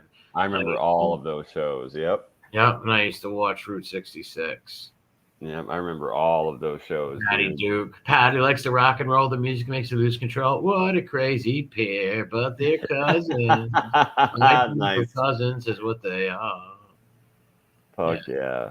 Yeah, good stuff. Route man. 66 is about two college kids that hit the road, and they're just like driving across country on Route 66, right? And they come across all these different adventures and mishaps in black and white. You know, all these little adventures and like things that problems they got to solve and people they help along the way. It wasn't bad. Yeah, none of those shows were bad, man. They were all worth watching back. It was something to look at. They weren't too bad, man. Well, especially as a kid, I was at Nick. Yeah, me too, bro. I watched all that shit too going to sleep. And plus, I watched a lot of my father's shit, right, and my mother's shit, which was 20-something years and almost 40-something years older than me. So yeah, I watched one of my grandmother and grandfather's shows, and then my mom and dad shows too. Yeah, that's what I told you I would watch some of those things too. I remember one of my least favorite, one that would literally, let's go with that, one that would literally start to put me to sleep as soon as I heard the theme music was MASH. MASH, yeah, and like we talked about that. And William, no, not yet. William, no, the Magnum PI, no, the A-Team, no, Miami Vice has been brought up, but they got more years. And if you guys want us, we're gonna start covering. Should we start? Well, we're gonna start the years we remember, right? We're not gonna remember 83, right? Like, yeah, that's why I said I went through the earliest ones starting at 1980, and I got to this one, and I was like, okay. I remember most of this shit in this video, so I know you will too. I figured it would be a good year to, because even 1984 was like a lot of hit and miss. Like I remembered little things about it, but most of it that I learned later. But this year was like 6 years old, pretty much knew what was going on. Yeah, I've been exposed to some shit. This was the best one I thought to start with. Yeah, we'll start with this one. Then next week we'll go to 86. Then we'll go to 87, and we'll go all the way up every week, or something like that. Every other week, however you want to plan it, we can drag it Yeah, out. however we want to do it. Because I know However you wanted roll to with do it. that one of those other shows next week, right?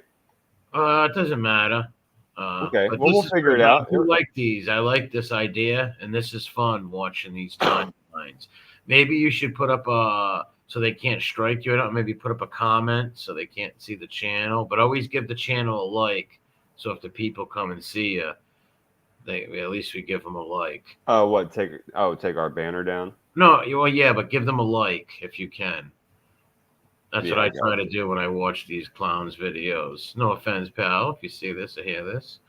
Yeah, for sure. Oh no, definitely check these out. Anybody that's listening, I mean, they've got, like I said, they start in the early '70s, I believe, and they literally run all the way up until like now, I think. Yeah, that's pretty cool. Yeah. No, I don't remember nothing from back then. But yeah, 85 is a good one. I remembered a lot of stuff in here, and I remember watching a lot of the shit, but vaguely, right? Some things I remembered better, but as the years go on, especially 86, 87, 86 because of the Mets and the Red Sox, that was like yesterday to me, right? 1986 was like yesterday to me with the Red I can Sox. tell you what my dream was in 1988. I can tell you what I wanted more than anything in the world, and that was to go to the Run DMC Beastie Boys concert. I wanted to go to that fucking concert more than anything in the whole world when I found out that it was that, because the very first music I ever bought with my own money was a Beastie Boys tape. And then I had like all the Run DMC shit. And I was even given like the Run DMC Christmas album for Christmas one year, right?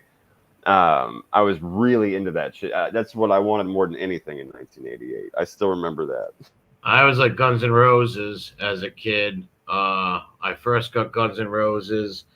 What else? I did get NWA. I like that Straight Outta Compton tape. But Guns N' Roses was. But if I could have been anything back then, I probably would have wanted to be, I don't know, a knight in shining armor, or a warrior, or a fucking king. I don't know. I always wanted to be a pirate, even when I was a or a kid. legionnaire or something. I think I would have been a very good pirate. Yeah, the Dread Pirate, Rat Trap City. Oh yeah, I'd have set fire to everything and gave nothing back. Skullbeard. You would It'd have have been fucking over with. badass flag, a badass banner, though, right? Yeah, definitely. Make a black sail with the orange skull. That's what you Yeah. should make, when you get a chance.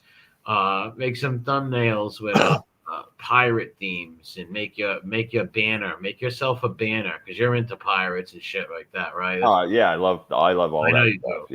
Yeah. So yeah, if I was you, I would make yourself a black flag, right? Like, you know how every pirate, Oh that yeah, I can do that easy. Yeah, I can.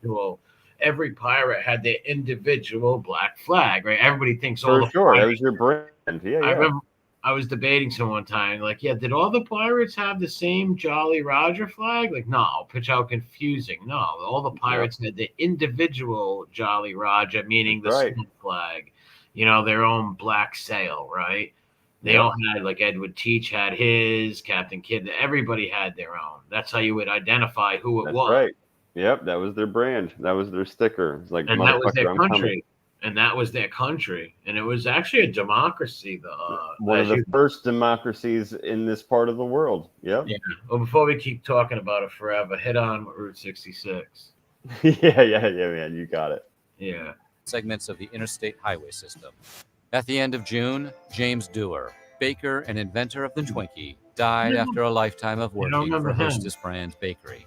He started as one of the company's delivery boys in 1920 in a horse-drawn cart, retiring in 1972 as the company's vice president.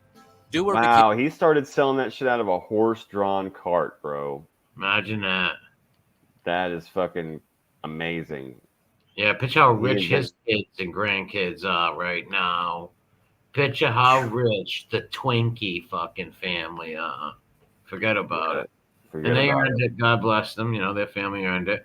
I wouldn't complain if one of my grandparents became some fucking mogul or whatever, and I had big money right now. Yeah, they invented the Twinkie. That's pretty innocent, man. That's good stuff.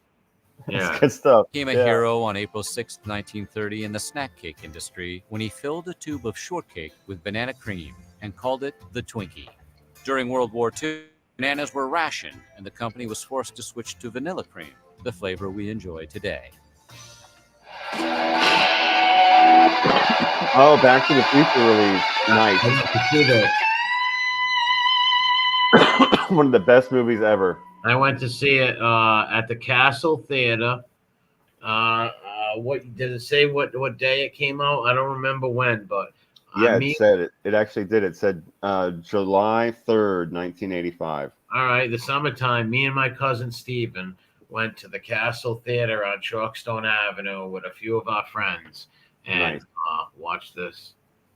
Nice. Maybe that same week. I don't know. Maybe it was out all week. Maybe we went a few weeks later, not on that date necessarily. Yeah, I saw this when it came out on video. I seen it in the theater. So, but I'm not saying when it first came out. I don't know. Maybe it was out a few weeks, right? I don't know. But it was still right when it came out, though. Yeah. It's awesome, bro. Yeah, we got to see this. Gremlins in too, Houston. Nolan Ryan became cool. the first picture. I went and saw Ghostbusters in the theater, and I saw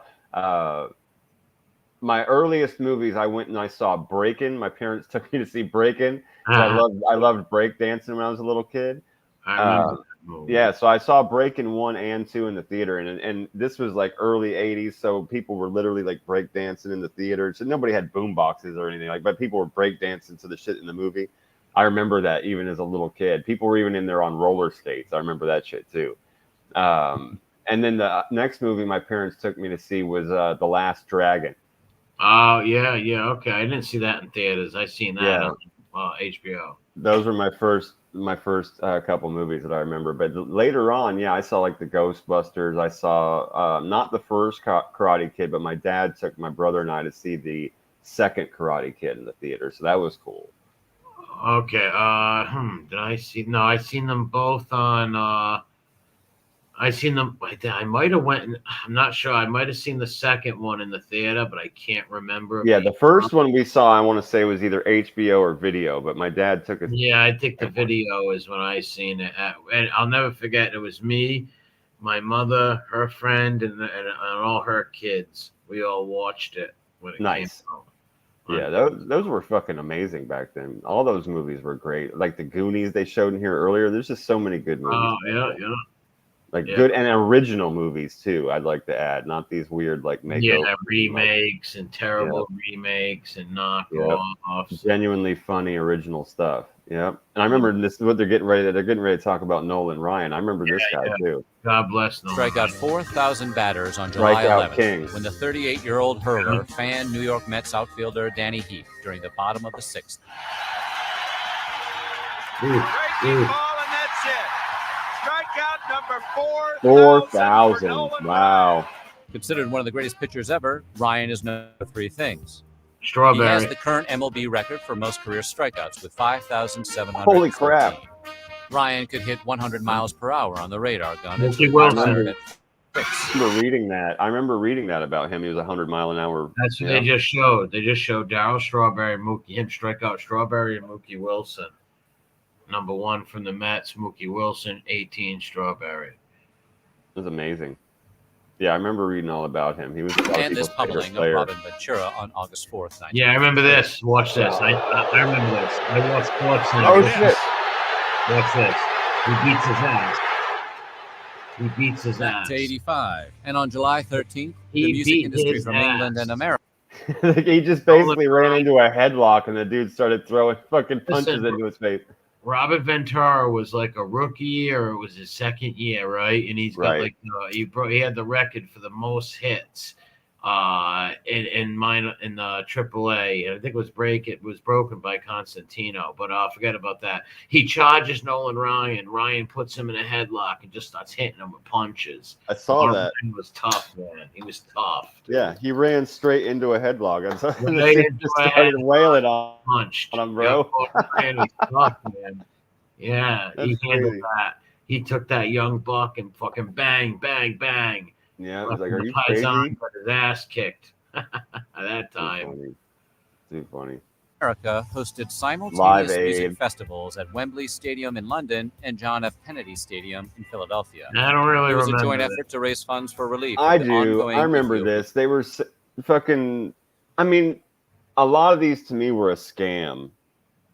You know, like we're going to raise money and say, yeah, we're going to raise money for the poor, starving, hungry Ethiopians and all the people that need food and clean water in the world. Shouldn't they all get paid and people make money, and like you're selling T-shirts and drinks. Sure, you might have sent a box of steaks over there and a box of matches, but give me a break. It's a joke.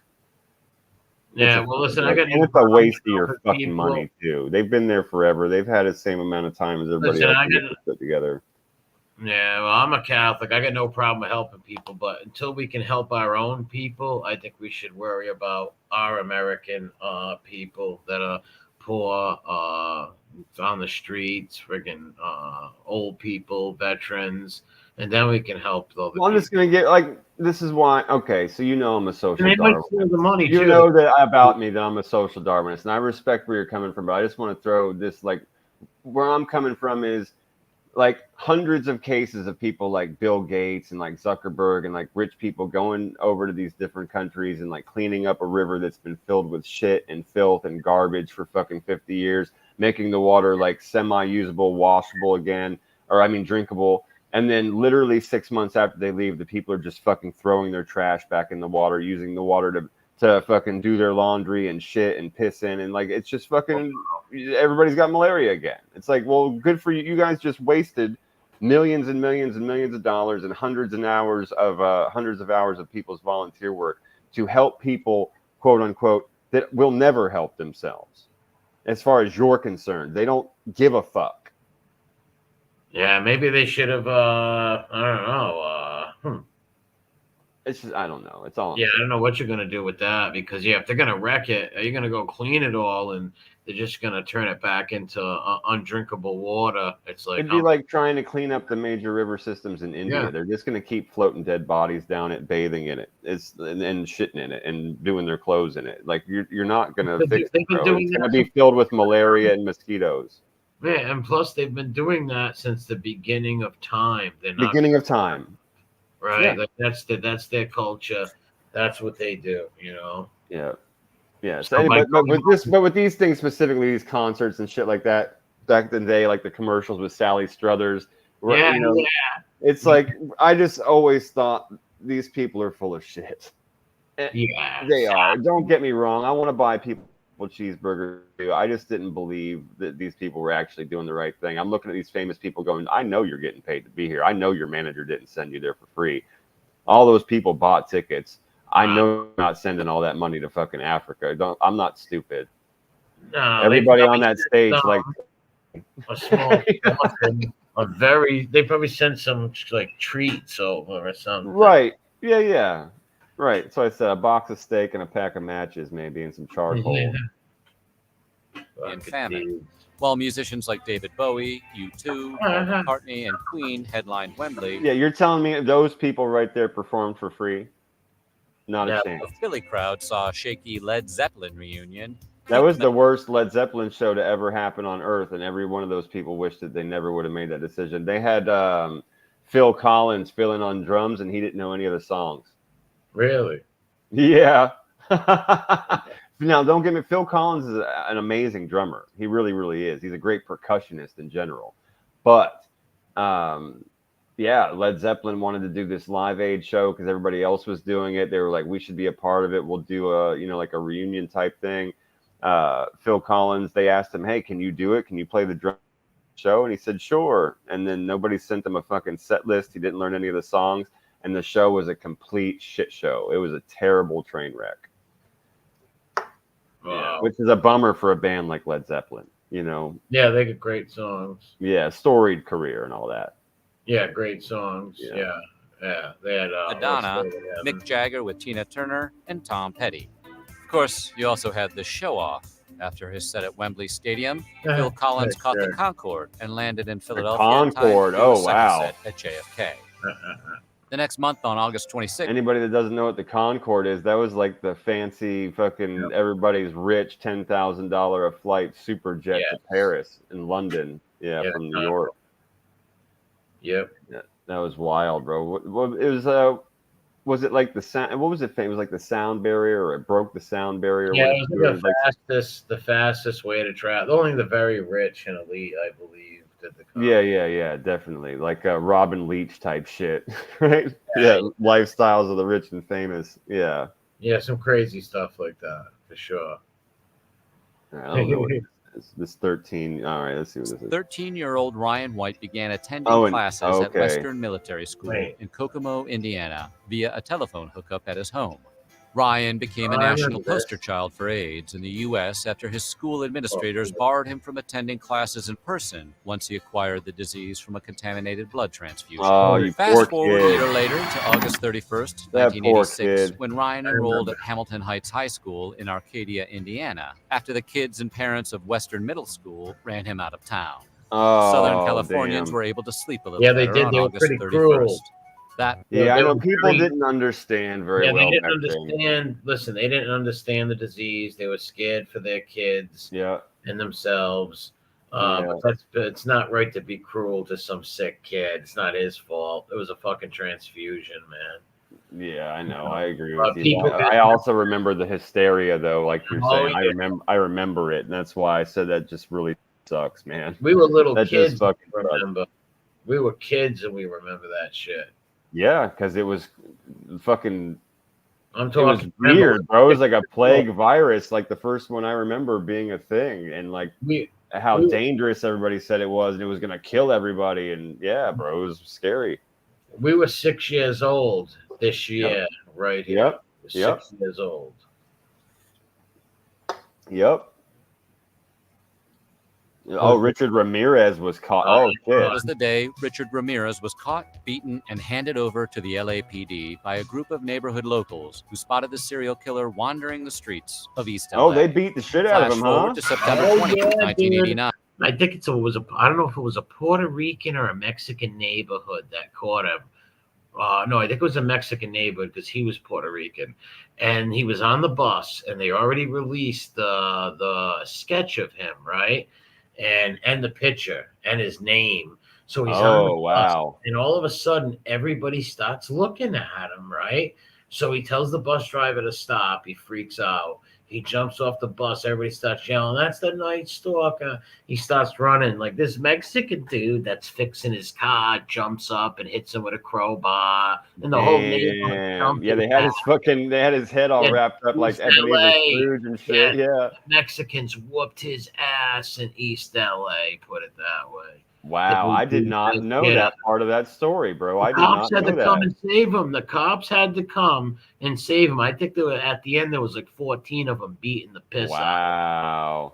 The whole neighborhood, because he raped old women and stuff, man. This guy did satanic shit. Wow. See, I honestly don't know too much about this guy. I know some of it, but even wow, that shit's crazy, man. Wow. And then women went to his trial and married him and fell in love. See, I know those. I know that. That's fucking crazy. I remember like all the stuff on his hands and the weird like pentagrams and all that kind of stuff. Yeah. Yeah, weird. When the Night Stalker was convicted of all charges, 13 counts of murder, 5 attempted murders, 11 sexual assaults, and 14 burglaries. Moments after being sentenced to death by gas chamber, Ramirez said, "Big deal. Death always went with the territory. See you in Disneyland." Moving into the 1st of September, after decades of disappointing searches and salvage expeditions, the RMS Titanic was finally found off the coast of Newfoundland.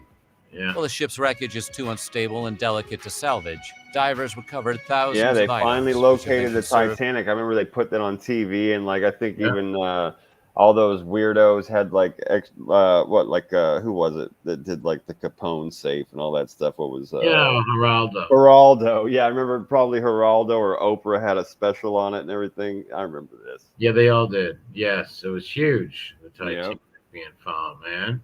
Yeah. Huge. Especially all the shit they could see in there and all the history. That was the huge thing back then. Yeah, it says September 1st, 1985. Yeah, I really don't remember this happening at the time, but I remember years later. Yeah, I remember seeing it on the show TV and everybody making a big deal about it. Yeah, of course, the Titanic's popularity didn't peak until we fast forward to November 1997, when James Cameron's Titanic set sail. Yeah, that was like the biggest movie ever. Yeah, of course. Made of plastic, Rose and Jack. she's a small one. Oh, she was the little robot. Yeah, yeah, yeah. Always a bit ornery. Golden unpleasant, Girls, impolite, and man. downright mean. That's part of it. Yeah, Inspiration for all the stands and fucking hens around here. Yeah, I used to love the Golden Girls. I used to watch it with my mom and my grandmother. Yep. Yep, mommy, my mother, my grandmother. I call my mother and her friends the Golden Girls. The Providence chapter of the Golden Girls. Nice. It's Well, I like- remember we always used to look at Sophia was a fucking Sicilian, the old lady. Yeah, she was Sicilian. Yeah. My Nona loved that shit, and my mom and her and me and my brother we would watch this show. Yeah. Oh, you gotta love the old Sicilian ladies, right? Yeah. Oh, forget about it. Yeah. Cook. You know, I'm not Sicilian, but I have family members that I have. No, yeah, you're Pugliese, right? Yeah. Not many people can say that word. Charm. Thank Oh you. yeah, I got you, bro. There's Blanche. To Silicon Valley, where Steve Jobs resigned from Apple on September 16th after losing the battle for control of the company with then CEO John Sculley. The corker is that Jobs poached Sculley from Pepsi because of his marketing genius. The pair ran Apple as co-CEOs, but when Jobs wanted more say in which direction the company would go, Apple's board told Jobs he was too volatile to hold a leadership role. Yeah, they brought his ass day, back though. Jobs submitted paperwork to the California Secretary of State for the name of his new company, Next Computer. Fast forward to 1997, when Apple would buy Next for $429 million and give Jobs an advisory role back at Apple. Yeah, they brought him back HQ. to Apple, yep. Now, when music and politics collide. September 21st, very important. Dee Snider, lead singer of Twisted Sister, testified before the U.S. Senate. He music censorship. He fucking murdered those people, bro, with intelligence and class that day. Well, here's why I like him is because he stuck up for the people in Rhode Island, the Station nightclub fire, and he threw a huge fundraiser for all the victims of the Station nightclub fire. Well, everyone that's a fan of free speech in this country should give this man an Air 5 and a hug and send him a message and tell him how thankful they are. That's why he was there that day in front of the U.S. Senate. He was defending music censorship. It was, what was her name? Al Gore's wife. Oh, Tipper, yeah. Tipper. Yeah. She was up there showing her ass and Tipper's war. talking about the baby Jesus and all this kind of stuff, and they're trying to put labels on everything and ban words and ban the English language and fucking lyrics and limit art and all this stuff. And he went up there. He came in dressed like that on purpose, just like his Twisted Sister band, and he murdered them intellectually. And he did it all calmly and with class, and he absolutely won the day for everyone in this country. It was amazing. Yeah, I said, I have a lot of respect for him for the Station nightclub fire thing. Well, that's great that he's a stand-up dude. Yeah, that's good stuff, man. Weird here, Washington Watch. Oh yeah, their music was great. You know, it was that time. They all were like shock rock and stuff. But yeah, their band was great. They had some good songs. Yeah, they had good songs. Yeah. Wives, a small group of high-ranking government officials' wives, wanted to give albums ratings the same way the MPAA rated movies. Hoping he'd embarrass himself, everyone was shocked when Snyder, dressed like an 80s rock star Halloween costume, eloquently made a case for uncensored music. As the creator of Under the Blade, I can say categorically that the only sadomasochism, bondage, and rape in this song is in the mind of Ms. Gore. The Oregon Trail was first released for the Apple II. Shit. There was no Oregon Trail. Get the fuck out of here, bro. That's amazing. Yeah, I studied the Oregon Trail in school. Me too. I remember putting the disc in and everything. Yeah, the Oregon Trail. Little floppy disc, man. Yep. Oh no, I never did this game. I never played this game. I mean, the real Oregon Trail. In the 1800s, the first was settled in Oregon. I never played this. I got you. I played the Oregon. Play games until like maybe when I put my first Nintendo in like 87, like 88 maybe. Yeah, they brought computers into our library for the first time. They had like two. What was like two on each side of this table. What, in the 80s? Yeah, at our school. Oh, shit. Wow. Yeah. But they were all ran on floppy disks, and we would all like they would do four. I think it was four of us at a time. Would get a chance to go over there, and we would play like a game. And one of them was Oregon Trail. Now the picture they're showing right now is an Oregon Trail. The picture they showed before was this is Mario Brothers. Yeah, no, the picture they showed before this was I didn't pay attention to computers in school like an idiot. I learned in like 2010. My brother taught me. My little brother. I couldn't even use a computer. I should have paid attention in high school. Yeah, the first computer we had in our house. Yeah, we had them in junior high and high school and all that. But the first one we had like in our house, I want to say, was like 2001, 2002. Something like that. That's when we started messing with the computer, like actually in our house, and getting like the free AOL discs and shit like that, and charging up the internet on the phone line. Yeah, that was a trip back then. Burger Time or Mario Brothers, but as far as personal computer games went, it was okay. Plus, kids learned about the realities of 19th century pioneer life on the Oregon Trail and the many ways to die. Dysentery again? Yeah, people were constantly dying of shit in this game. Like you had to keep people fed, like your animal, you'd get attacked by Indians and your shit would get set on fire, like your daughter would die, and then you'd float down the river and your wife would drown. The fucking game was brutal, dude. Well, it was realistic because on the Oregon Trail, that's exactly what you were fighting. Dysentery. You were fighting wild native tribes that did not want to cross in their territories. Yeah. Crazy shit. Well, they put this shit in a game that we played in school as little kids, bro. It was like intense, man. I don't remember playing this though. Yeah, it's exactly what it looked like too. Look, fucking press enter to size up the situation. Gabe has dysentery. Date May 30th, 1848. The weather is cool. Health is fair. 1,615 pounds of food left. Miles traveled 884. 48 miles to the next landmark. Yeah, and it would just show you. Literally, like this wagon would just slowly go across the screen, and like the very backdrop would kind of change.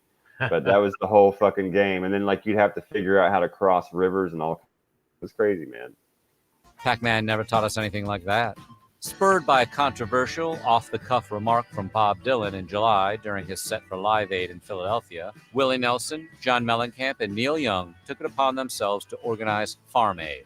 A wide variety of musicians like Johnny Cash, Tom Petty, Loretta Lynn, they still do Sammy these concerts, Hagar, I think, Farm Aid, and 50 other A-listers arrived in Champaign, Illinois on September 22nd to help raise over $9 million for America's independent farmers and their families.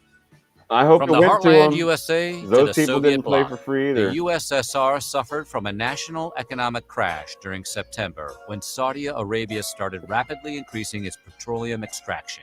Saudi Arabia's increase in oil production led to a collapse in the price of a barrel of oil, which fell as low as $7. Fast forward to December 26, 1991, when the Supreme Soviet voted the USSR itself out of existence. 5 years after the Saudis' change in oil exporting paved the road for the Soviet Union's collapse. That's insane. All right, hot shot. So you got a golden ballerina between your knees. Never forget about it. Now what? Got a rubber band, a paper clip, and a penny. We're gonna make a nuclear bomb. Yep. That guy was incredible. That shit was nuts. But the stuff he would build with nothing. No, G.I. Joe, Play-Doh. Yeah, bro. G.I. Joe, Play-Doh, and a fucking lipstick, and it'll build a rocket. Yeah, build a rocket to outer space, man, no doubt. Oh, here's the first Nintendo. We didn't get one of these when I don't think we got a Nintendo until I was like 8, maybe like 7 or 8. I want to say like I was like 8 when we got the first Nintendo with like Mario Brothers and Duck Hunt and shit like that. We didn't get. It says it came out October 18th, 85. I didn't get one in my house until a few years later. Yeah, I didn't get one until I think 88. Yeah, that's what I'm saying. I was like 8, maybe like 1980s. Yeah, like 87, 88, something like that. Maybe 87. We got one for. I remember we got it for Christmas, and my brother and I were like, "Holy shit, it's from outer space!" You know what I mean? Then it was from outer space for us. Yeah. The only video game we got to play close to that, we had to walk to the gas station or we had to go to the arcade. Yeah, now you got an arcade in your house. Yeah, no, it's 100%, bro. You finally had an arcade because Atari didn't even touch that. The stuff we had before that was nothing.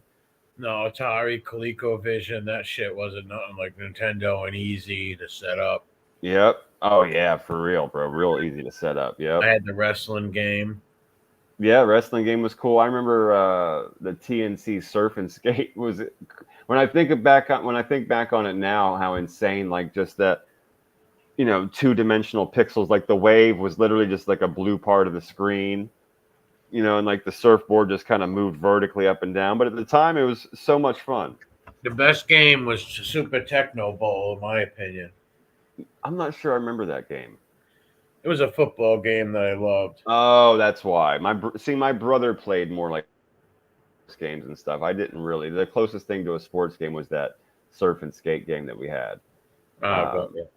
I really like. What was the other game I really liked? I liked Mega Man a lot when that came out later. But at first, we just played Duck Hunt and Mario Brothers. Literally, yeah, me too. Like fucking hours and hours and hours until we were like tranced out on the shit. Yeah, I got that, and I got the wrestling game, WWF Wrestling. Cool. Yeah, that's awesome. That's awesome. I remember going, like, the coolest thing back then was like you go to your friends' houses that had a different 2 games. Yeah, exactly. And games. Yeah, you could, and just hang out and just be like, hey, I brought my 2, and then like you played different stuff, man. It was fun. Yeah, I'll let you play this one. You let me play that one. I would usually let my friend take one of my games, and I borrow his baseball game or something. Yeah. I used to play my cousin, and it was like 10 years older than me. And I would play. I was like 10, he's like 20, and I'd play him in the games and shit. Yeah. It was pretty cool. It was cool, man. It was a good time. It was a cool time. It was on October 18th, Nintendo Systems made its North American debut to a small test market in New York City. The first NES gaming system cost your parents $149.99. Man, forget and it came about it. complete with Super Mario Brothers, Duck Hunt, Look at it. and an extra controller. And let's not forget, you needed extra lung capacity for blowing on a cartridge just to get That's a game what I had, to work. WrestleMania. In 1990, 30% of all American households owned a Nintendo, compared to 23% for homes that had a personal computer. 3 days later, on October 21st, former San Francisco supervisor Dan White was found in his home's garage, dead behind the wheel of his wife's car, less than 6 years after he assassinated San Francisco Mayor George Moscone and Supervisor Harvey Milk. Both Mayor Moscone okay. and Supervisor Harvey Milk have been shot and killed. You may also remember White as the man who defended. Yeah, they made like a movie about this and stuff too. Yeah, it was Sean. I didn't see it, but Sean Penn's in. I didn't watch it either. I was good on that whole story. Yeah, I didn't know much about it. It was some gay guy. Yeah, it was a bunch of Faggio and bullshit going on in there. Yeah, someone got killed. Life and death of the times they were living in. Yeah. The murders with what's now mockingly known as the Twinkie defense. White's legal team claimed that White killed Moscone and Milk because former health nut had become addicted to junk food. The jury didn't buy White's Twinkie excuse, and White served 5 years on a soft 7-year sentence. Wow. New York Yankees management fired Billy Martin on October 27th, officially ending the Billy the Fourth era of Yankees baseball. It was the 4th time Martin had been fired as the Yankees manager. My father was pissed when this happened. I remember my father complaining about this. He loved Billy Martin. I can see why. The guy was all over that fucking ref, man. He was talking Billy shit, Martin was defending his guys. He's the ever see people in movies kick dirt on people at playing baseball. Yeah, of course. Yeah, that's the reason they do it. That because Billy Martin started that. That's the reason. Anytime you see someone in a baseball game kick dirt on someone or in a movie, Billy Martin used to do that to people, and people would go nuts. Billy Martin was a guy. He was half Italian, half Irish. He was a maniac. Great guy. Oh yeah, I was just looking back at some of these. Somebody said Tyson Punch Out. Yeah, that was a great game on Nintendo. Yeah, King Dom agreed with the Mega Man. I played that all the time. Yeah, I wasn't into Mega Man. Yeah, I had fun with that one. My brother, like I said, liked like the sports games. He also liked anything you could drive, like a tank or a jet or something like that. He was always into stuff like that too. The tanks are cool. Jets are too hard to play for me. I could never figure out how to fucking control. I just never got. Yeah, I didn't get it. I've always liked just like let me jump They around come out like with all Mario or like Mega Man. Let me jump around. This button shoots. You know what I'm saying? You know what I liked a Direct, lot? easy Mario stuff. come out when Super Nintendo came That out. was a fun game. Yeah. Yep. It was super fun.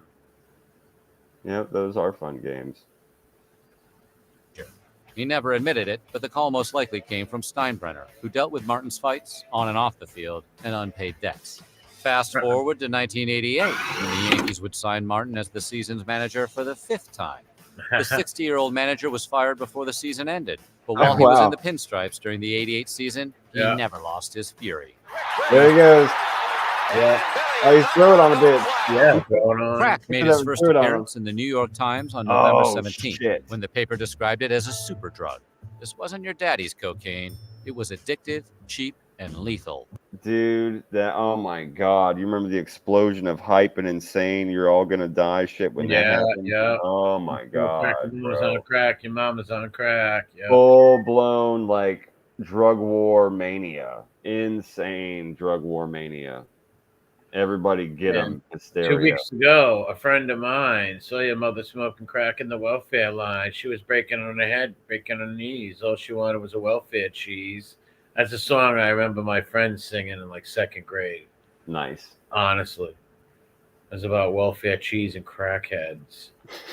I don't know how I remember that, and don't ask me why. Hey, some things stick with you, you know? Yeah, some things you just can't get out of your head. Yeah. And they were going to sing it in front of like the whole auditorium too. Even better. Yeah, I don't think they were allowed. Time for that. Yeah, right. Well, they make it through 3 lines, and then somebody cuts their mics off. No shit. Yeah. Right? Yeah. It was addictive, cheap, and lethal. In the 80s, the drug would devastate black communities. And with tough on crime policies, as well as the war on drugs, harsh mandatory drug sentencing would be the catalyst for the prison population boom. Total Nation's response to crack. Dumped by the Fast CIA. forward to dumped there by the CIA. They dumped a lot. Yeah, you're damn right, man. There was all that money for fucking Noriega and buying guns. Iran Contra. They knew that these poor blacks would definitely sell it. Obviously, right? They're poor. They're going to make money, right? So you had a large portion selling the crack. Yeah, because a lot of them, I watched documentaries on some, and they said that a lot of the community look at Detroit, man. doing heroin anyway. They didn't want so that it was easy for them to just fucking sell this stuff because they would use the money they would. Look at Detroit. All of a sudden, all the car industries leave, all the jobs leave, right? So how do you support your family or support yourself? You end up selling fucking crack. That's how it was in a lot of these cities. Yeah, if you could make a fucking pile of money doing it, why not? 1992, when Pee Wee Herman filmed this David Lynchian PSA about the dangers of crack. Look, everybody wants to be cool, but doing it with crack isn't just wrong. It could be dead wrong. Get the fuck out of here, Pee Wee Herman. Yeah, there's a lot of people who did those things. Corey Feldman did one. But how can you take that? It's just ridiculous. It's so off-brand for him. It's just cringy. Yeah, it's crazy. Pee Wee. We all know Pee Wee smoked a lot of coke in his time. Yeah, I'm sure he did, man. We're not going to show it. But November 18th. I loved his show, but he was in all of his movies, man. But he is definitely a complicated. He was a character, Pee Wee. Yeah, he was nuts. Ruben something his name was. Yeah, right. Yeah. But I loved all his movies and his show. I used to watch his show every fucking Saturday. I always looked forward to it. Yeah. I liked him as a kid. He was a character, Pee Wee. And his movie was funny. Pee Wee. Yeah, he's got 3 of them that are good. Yeah. I don't remember the other ones too well. The first one was the best. I don't remember the others. Yeah. Pee Wee's Big Adventure, and then I don't remember the name of it. Pee Wee's Circus was the second one. And then the third one that they made was I think it was like Bangkok. It was like the last. Yeah, right. Pee Wee in the Philippines. Yeah, no shit, man. No shit. No, the last one they made just like a few years. It was only a couple years before he died. They made a third one. It was pretty okay though. It was pretty good. It was totally on for him. The first Pee Wee Herman movie was one of the best to watch as a kid. I probably watched that movie so many times on HBO over and over, man. Over and over, seen it. Yeah, it's so fucking good, man. It was Large always Marge. good. I always loved the Large Marge part. The whole stealing of the bike, him going, the Alamo, don't have a basement in the Alamo. Yeah, even just the very beginning of the movie, waking up with the breakfast machine, it was all perfect. All perfect. That's a great part of the beginning of a movie too. Yeah. Hey, and he had Mr. T cereal to bring that back.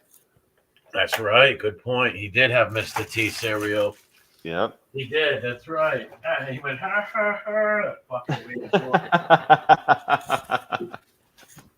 that guy was a character.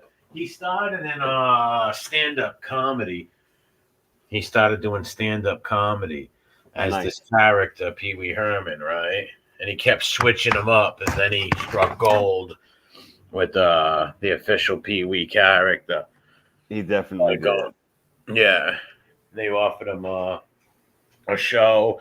Him and Lawrence Fishburne, remember? Of course, yeah, of course, man. Yep. Ted, whatever the fuck his name was. Yeah, whatever. He was Cowboy something. Cowboy Curtis. Yeah, Cowboy Curtis. And Jeannie. Remember Jeannie, the head? Of course, man. Yeah. Mecca High, Mecca Liney Ho. Yeah, that was amazing. He was Big Adventure Carol. Yes. That was a good movie. Yeah, Cherry and all of them, man. Yeah, it was all good. One of my favorite shows. That's why I said I look forward to watching it every Saturday. Like they would have like the Saturday morning cartoons, and then Pee Wee would come on after. Yep. Yeah, Pee Wee's Playhouse. Marks the day the New York Giants' Lawrence Taylor broke Joe Theismann's leg in 3 during a Monday Night Football game. Oh, wow. It was the live, uncensored graphic rawness that would stick in any viewer's traumatized memory decades after it happened. That day would be Theismann's last day as a football player. Broke his leg in fucking 3 places, dude. Yeah, I'm a Giants fan. My father is too. My father was watching that game. I wasn't. I was outside. But when I came in, he would tell me about that, and I'll talk about it all week. Everybody did. Theismann was a huge quarterback, great quarterback, and Taylor split his leg open and busted it. I had a friend whose dad was super, super, super into the fucking Redskins. I don't know what you call them now, the fucking cultural appropriation skins or whatever the fuck they call them now. I don't know what they call them now, but I remember that big time. They would have when it was football season, they would literally have blankets that were the fucking Redskins and pillows on the couch that were the Redskins. Oh, they loved them. People in Virginia loved the Redskins. Oh yeah, I'm sure they did. We weren't, but they weren't even fucking from Virginia. I don't think. I think they were from there the whole time. But they decorated the whole fucking house. And all that stuff. Yeah, huge Redskin fans. Washington D.C. is the Redskins, right? So a lot of Virginia and the suburbs are huge Redskin fans, man.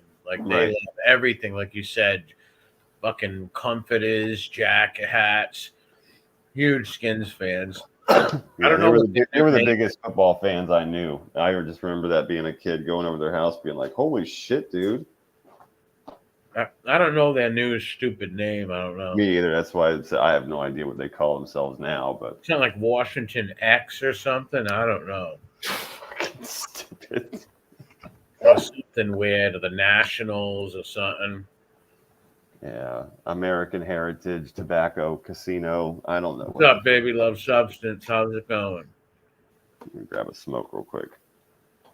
Here, I'll go ahead and press play on this. Baby loves Smoke Substance. The big broadcasting moment came when he hosted American Gladiators. Oh shit! Remember this? Fast forward and what a great show, bro. Yeah. What a great show. Of course I remember that. American Gladiators was fucking awesome. The date of Theismann's injury on November. The guy from Lost Boys was on there. Kareem Jackson inflicted the same injury to another Washington quarterback. What's it on, American Gladiators? Yeah, on the American Gladiators. In the first season, he was going against the Gladiators. He was one of the Lost Boys the vampires with the black hair. Billy. Oh wow. He got into a fight with one of the American Gladiators. I remember the first like American Gladiator show coming on, watching it. One of the very first episodes. I think my little brother had one of the toys too. Right. I don't remember when I first saw it. I don't think I saw the very first original ones, but I definitely watched it a lot when I found out about it later. I used to watch that at night, Comic Strip Live, Glow, Ladies of Wrestling, as a little kid. All that weird shit that would pop on late at night as a kid.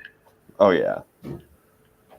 I was a nighthawk with watching TV. Yeah, me too. Me and my brother were the same way. Yeah, I just watch Nick at Night all night. Watch history fucking shit. Yeah, back in the days when the TV turned off and the color bars came on. After I remember that. Yeah, buddy. Being in my when I think of that, I think of my grandmother's parlor, or my old house, and that coming on and like falling asleep or saying, "Shit, what am I gonna do now?" Yeah, I remember going into the living room, like my grandfather would have his fucking TV on. You'd have the national anthem going. I remember putting a blanket on him and turning the TV off. Yeah, an old man. Worth noting, as of the making of this video, Alex Smith is returning to the NFL. Yeah, he's worried. Yeah, I remember this. It's on all the time. I remember this too, the big America versus Russia theme, of course. Yeah. That was big and potent at that time too. It Yeah, had like meaning behind it at the time. I must break you. I must break you. He was a fucking tough dude in real life too. Yeah. Yeah, I heard he was. Yeah, he was a good fighter. Dolph Lundgren. Chicago Bears released Super Bowl Shuffle. There you go. Shuffle on the 3rd. Fast forward to February 1st, 1986, when the Super Bowl Shuffle. I remember. Wow. For a decade filled. I remember that so I remember it too. 2 days later, on December 5th, Christopher Forbes, vice president of Forbes magazine, bought a 1787 Chattanooga Claret for $157,000. I was jerk off. Killed the Patriots. Say what? They killed the Patriots so bad. Oh my God. Jim Grogan was the Patriots quarterback, number 14. Oh, okay. Wiped the floor with the Patriots. The Bears beat them like 53-10 or something crazy like that. Damn. And they just destroyed them. Yeah, they got slaughtered then. Yeah, no shit. Yeah. This dude spent $157,000 in 1985 for a fucking 198-year-old bottle of wine. That's fucking crazy. What a mook, bro. I don't care how much money you got. That's just disgusting. So, I don't know. Collectors are nuts, man.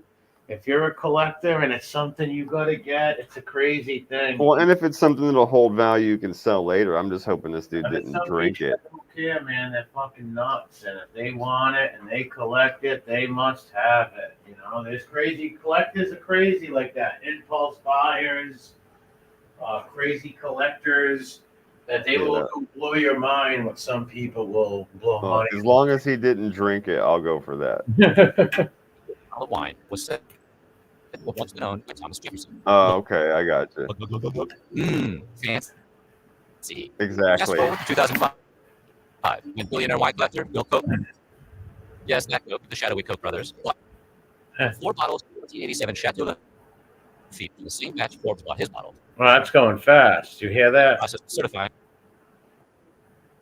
What's up? That's going like a robot, but I can hear it. So you can hear a sound? No, it's just going fast, it seems. Oh, okay. I'll pause it for a second. It's almost over anyways. Yeah, it's only a little bit left. Like 2 minutes actually. And the 4 bottles, and soon found out the entire batch, including Forbes' bottle, were fakes. Yeah, God bless you, baby love substance. Have a great night. So that Coach brother, whatever, bought all that wine, and then all 4 bottles turned out to be fake. Yeah, imagine that. Oh wow, that's gotta be fucking disappointing. Imagine that. Yeah, you spend a couple $100,000 a piece on those bottles, and they're fake. And they're all fake. Oh, that's gotta be depressing, dude. That guy must really hate them people. I guess like shit. Somebody made off with some loot too. Holy crap! Oh yeah. They poured a bunch of like random neighborhood fucking wine into some bottles and got them all dusty and shit. Yeah. Made 800 grand. Hey, on December 23rd in Reno, Nevada, 20-year-old James Vance and 18-year-old Ray Belknap shot themselves in an apparent suicide pact. Vance's parents lawyered up and sued Judas Priest, alleging the boys to shoot themselves in a subliminal message. Oh my god, I remember all that too. Really, I don't. I remember that too. That's so fucking weird, bro. I mean, I get you miss your son, but damn, what a thing. Subliminal messages in commercially produced albums, and like only your son and his friend did it. Like, come on. You better than me. July 1990. He was in pain. Probably. Say what? He was probably in pain, the guy, and just fucking trying to make sense of it all, and blamed it on some album. Yeah, that's why I said I know they missed him, and they were. Yeah, you're right, bro. You're right. Finally got released in court. The parents were asking for $6.2 million in damages. Wow. Yeah, Mickey, you can hear it too. You can't hear that, Rat Trap City. You can't hear that. No, I'll go ahead and stop it though. It's I'm almost just over. saying, Mickey said it too. Well, people can hear it. It's just fast, but we can hear it and make it out. Oh, okay. Yeah, that's weird. It's probably just because I came outside to smoke. I'll go back inside real quick. Hang on a second. And we'll play the last I minute. thought it was just on my end, but no, he said he heard it. Yeah, it's probably just the connection because I went outside. Go grab my drink. We'll go But back. it wasn't downstairs. that bad. Like I said, you can understand it. That's cool. I just put my cigarette out anyway, so it works out. I'm gonna go back downstairs and it should play fine. There's only like a minute left anyway. Yeah, it's almost done. Yeah, the timelines are pretty cool. The next time 87 will be even more things we'll know from 86. I mean, I wonder if Haley Comet's 86 or 87. I'm wondering. I don't know. A second. You know, we'll see which year it was. I say 87. I'm not sure. 87 maybe. It comes every 74 years or 75 years. Because I remember my father telling me, if you live to be 70-something years old, I forget what age, he said, you'll see it again. Because we were watching it. And actually, I drew you drew a picture. I drew a picture of it, and it got put in the auditorium with like 50 other pictures, you know. Nice. 86. 86. Okay, I was wrong. Yeah, 86 was a great year as a kid. I got to see the Red Sox lose on a great series with the Mets. Witnessed that, me and my father. Then the Haley's Comet thing. Nice. Yeah, I was looking to see if there was anything that said anything different. No, but it says the Wikipedia said that it first appeared in the inner parts of our solar system in 1986. Yeah. Yeah, it comes every so many years. Yeah, there's like a minute and a half of this left. If he was ever going to put a subliminal message in his songs, it would be to buy more That's fucking albums. hilarious. The judge ultimately decided that the group was not That's responsible. actually a good point. If I was going to put a subliminal message in my fucking music, it would be to buy more of my albums. That's actually that's a pretty good point. Yeah, that's a pretty good point. Turning to true crime, Diane Fossey, one of the foremost primatologists in the world, best known for her study of the mountain gorillas, was found murdered on December 27th Yeah, in the Gorillas bedroom in of the her Mist. cabin in Rwanda. 3 years later, crazy. That's They found Gorillas in the murdered movie. in the jungle. Yeah, that's from the movie Gorillas in the Mist. That's what they made. Oh, I remember that. I don't remember the movie. I might have seen parts of it, but It I remember inspired the it. movie being a That's thing. what inspired that movie, her story. Right. I didn't know she was murdered in the jungle like that. Though. That's fucked Yeah, up. She was a woman that wouldn't, if you the poachers, she would fight with the poachers and shit. Oh. And they didn't really want to kill her at first. They gave her mad chances because she was like a white European there. Like, they don't just want to kill her. Like, mad people become looking for her and shit. Right. So then the poachers were like, "Fuck it, this lady's causing too much shit," Yeah, and they just clipped her. Us, the whole nine. So they ended up killing her and her monkeys. Oh shit! Yeah, because they loved her. The apes loved her. Wow. She was really Fosse's good. Story would hit. Oh yeah, there it is. Right. So Gorillas in the Mist. Look at that. They got all fucking man face playing it. That's crazy. Yeah. Weaver. Universal Pictures and Warner Brothers present Sigourney Weaver, Ryan Brown, in the true story of one woman's a man face, baby. Courage. On the last day of the year, which would end on a somber note, on his way to headline a big New Year's Eve gig in Texas, Rick Nelson died when his plane crashed in a pasture less than 2 miles from a landing strip. Nelson, his girlfriend, and his band died. The 2 pilots escaped the burning wreckage from the cockpit windows. After a year-long investigation, the National Transportation Safety Board concluded that a definite cause of the crash was unknown. Nelson was 45. 1986 was just around the corner when America would get the need for speed. Yeah. A human chain would form across the country, and a future media giant show would make its debut.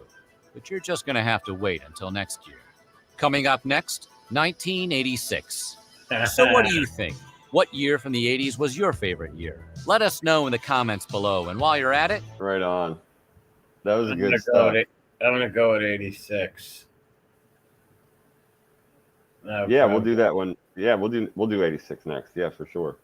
Yeah, I got to stay in a row. Yeah. We'll keep them going. Yeah, that was cool, man. That was fun.